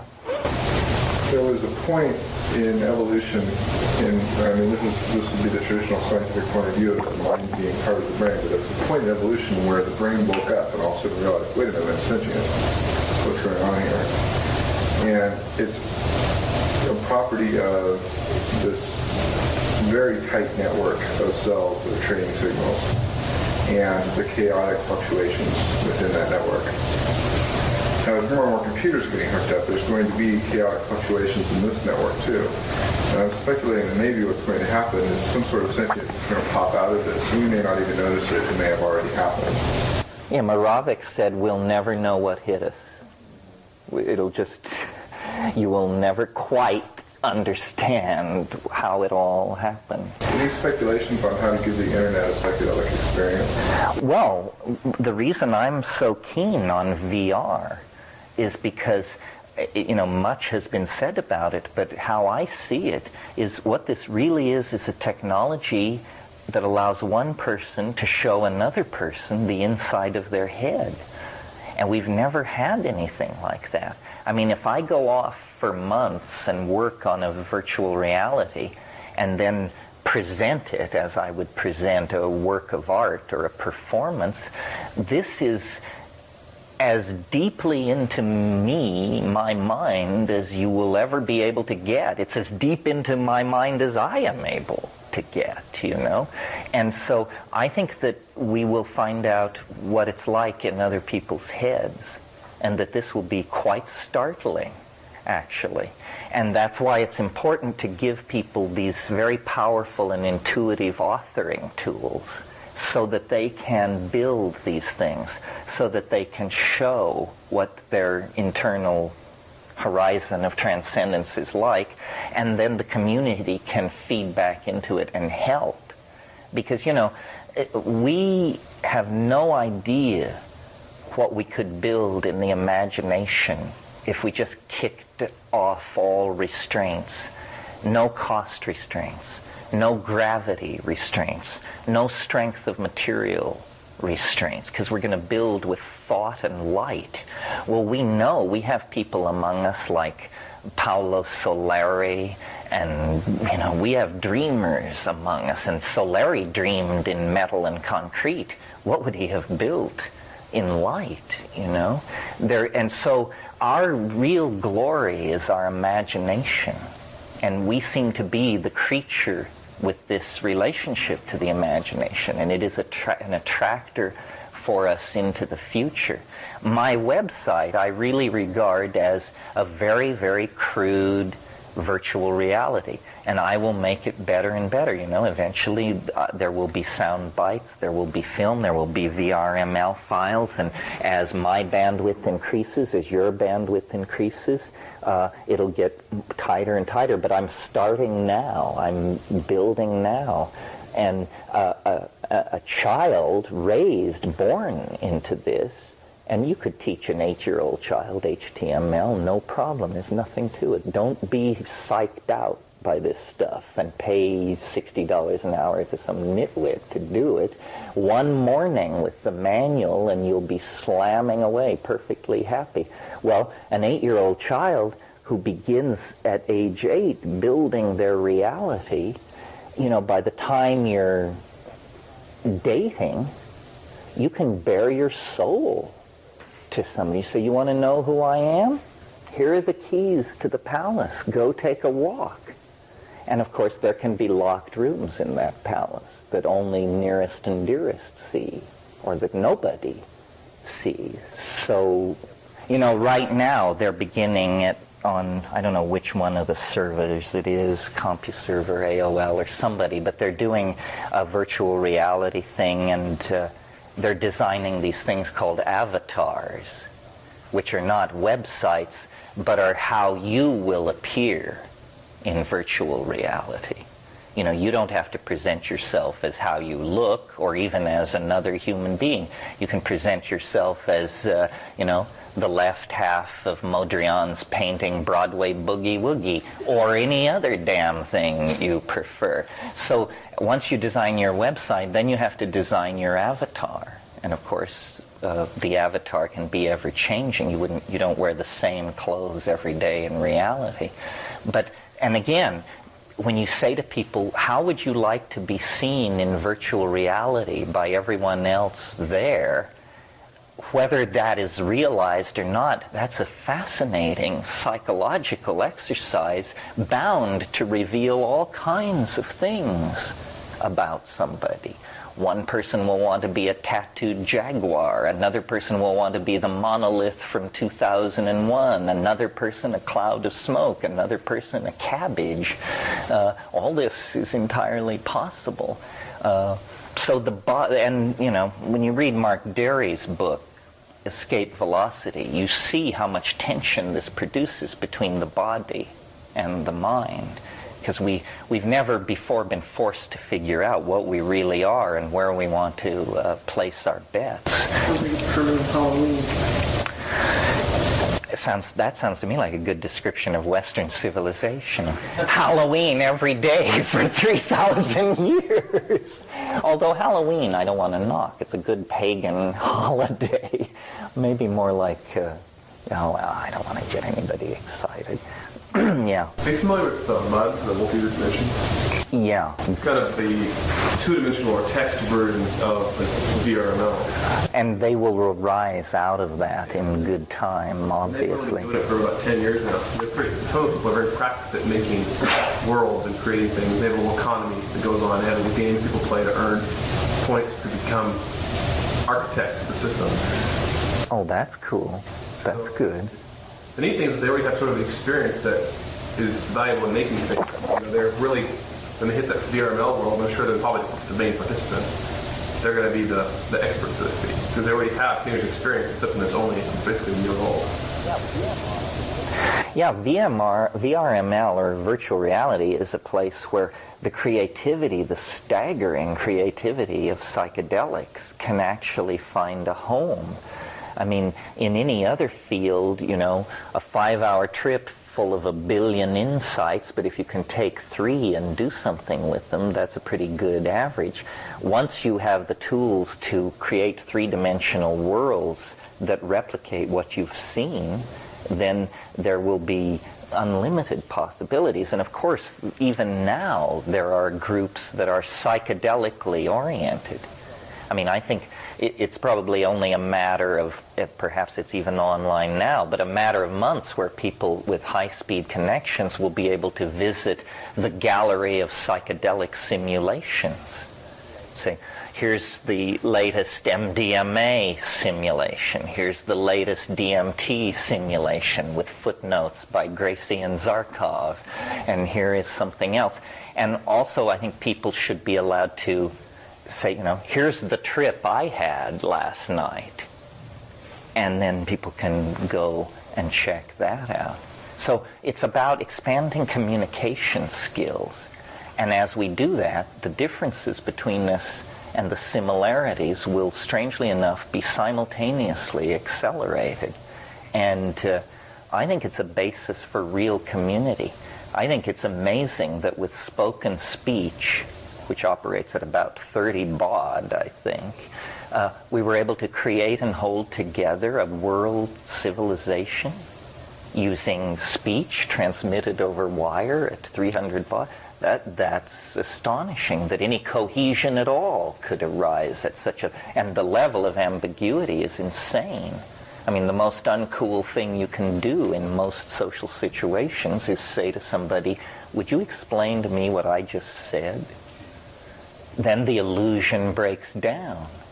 You know, and you discover, no, we're not all sailing on the same ship. But if we could see what we mean, if we could have an enhanced communication skill bordering on telepathy, there would be much less noise in the system, much less wasted effort, and so on. And I think the psychedelics have always existed there as a model for where technology could go. I mean, technology seems to have only two real places that it can go. It can go toward lethality, weaponry, or entertainment. And, between those two, we've got the hydrogen bomb. I think we need to proceed further along that, and all the delivery systems and all the other forms of weapons, not nuclear, disease bombs and so forth and so on. People say, well, entertainment is trivial. Well, in this culture, a reasonable statement. But really, entertainment is communication of social values from one person and institution to another. There's no sin in being interesting, which is all entertainment refers to. So where does this leave you? Anybody, anything? Not? Yeah. Well, I kind of see psychedelics as kind of the organic balance to the technical age. It seems to me that in psychedelics, it gives you that time to assimilate what you don't have to assimilate as society is rapidly changing. We're not being allowed to organically just assimilate all this new knowledge and acquire all this new information at a human type of level. But with psychedelics, it seems to me, it gives us a balance, an area that we can turn into and understand the new technology without being completely boggled by it. Yeah, what I hear you saying is it's a kind of a benchmark to measure these things against. Yeah, I agree. Because psychedelics synergize creativity, and because we happen to be in a highly technical society, much of the creativity synergized by psychedelics turns into code or hardware. That's just a circumstance of the time we live in. I don't see these things as at all opposed to each other. I sort of see them as the female and male side of the same intent. In other words, the psychedelics have always been here. So in that sense, the internet has always been here. I mean, essentially what shamanism is aboriginal use of the natural net, is one way of thinking of it. They seem to transcend local time and space. They seem to recover information not available locally.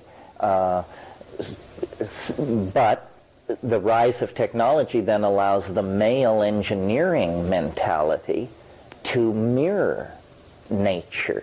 And the exciting thing about nanotechnology is this is how nature does it. Nature builds from atoms up, and that's how the nanotechnologists propose to do it.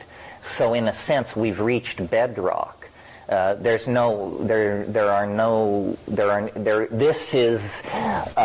the ballpark now. This is the ballpark where Mother Nature plays, and we're trying out for the team.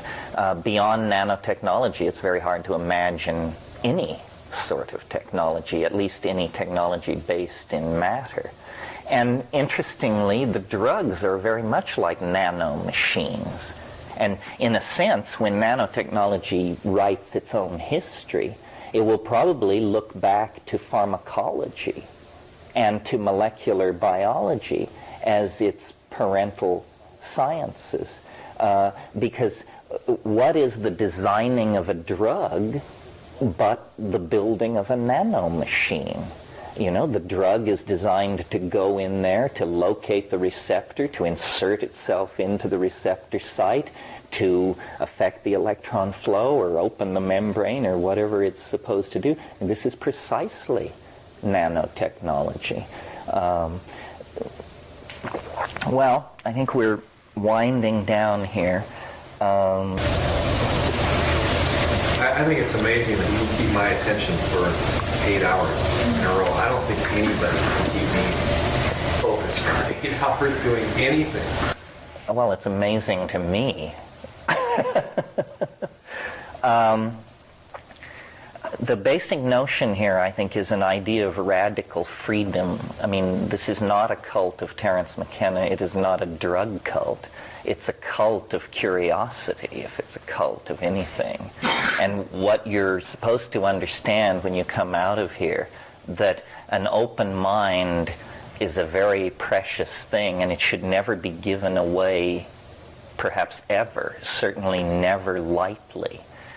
The truth can take care of itself. It does not require your belief. The truth need not be treated as fragile. You can beat on the truth with ball-peen hammers and it will do just fine, thank you. So one should be respectful in the presence of truth, but not cowed or awed or something like that. The truth wants to be appreciated. It wants to be known. It can take care of itself. Belief is toxic. All belief. Don't believe in anything. Live in the presence of the felt fact of immediate experience. Everything beyond that is conjecture. In contemporary society, we're always in the past and in the future. But what is real are feelings. And feelings attain a nexus only in the moment. Only in the moment.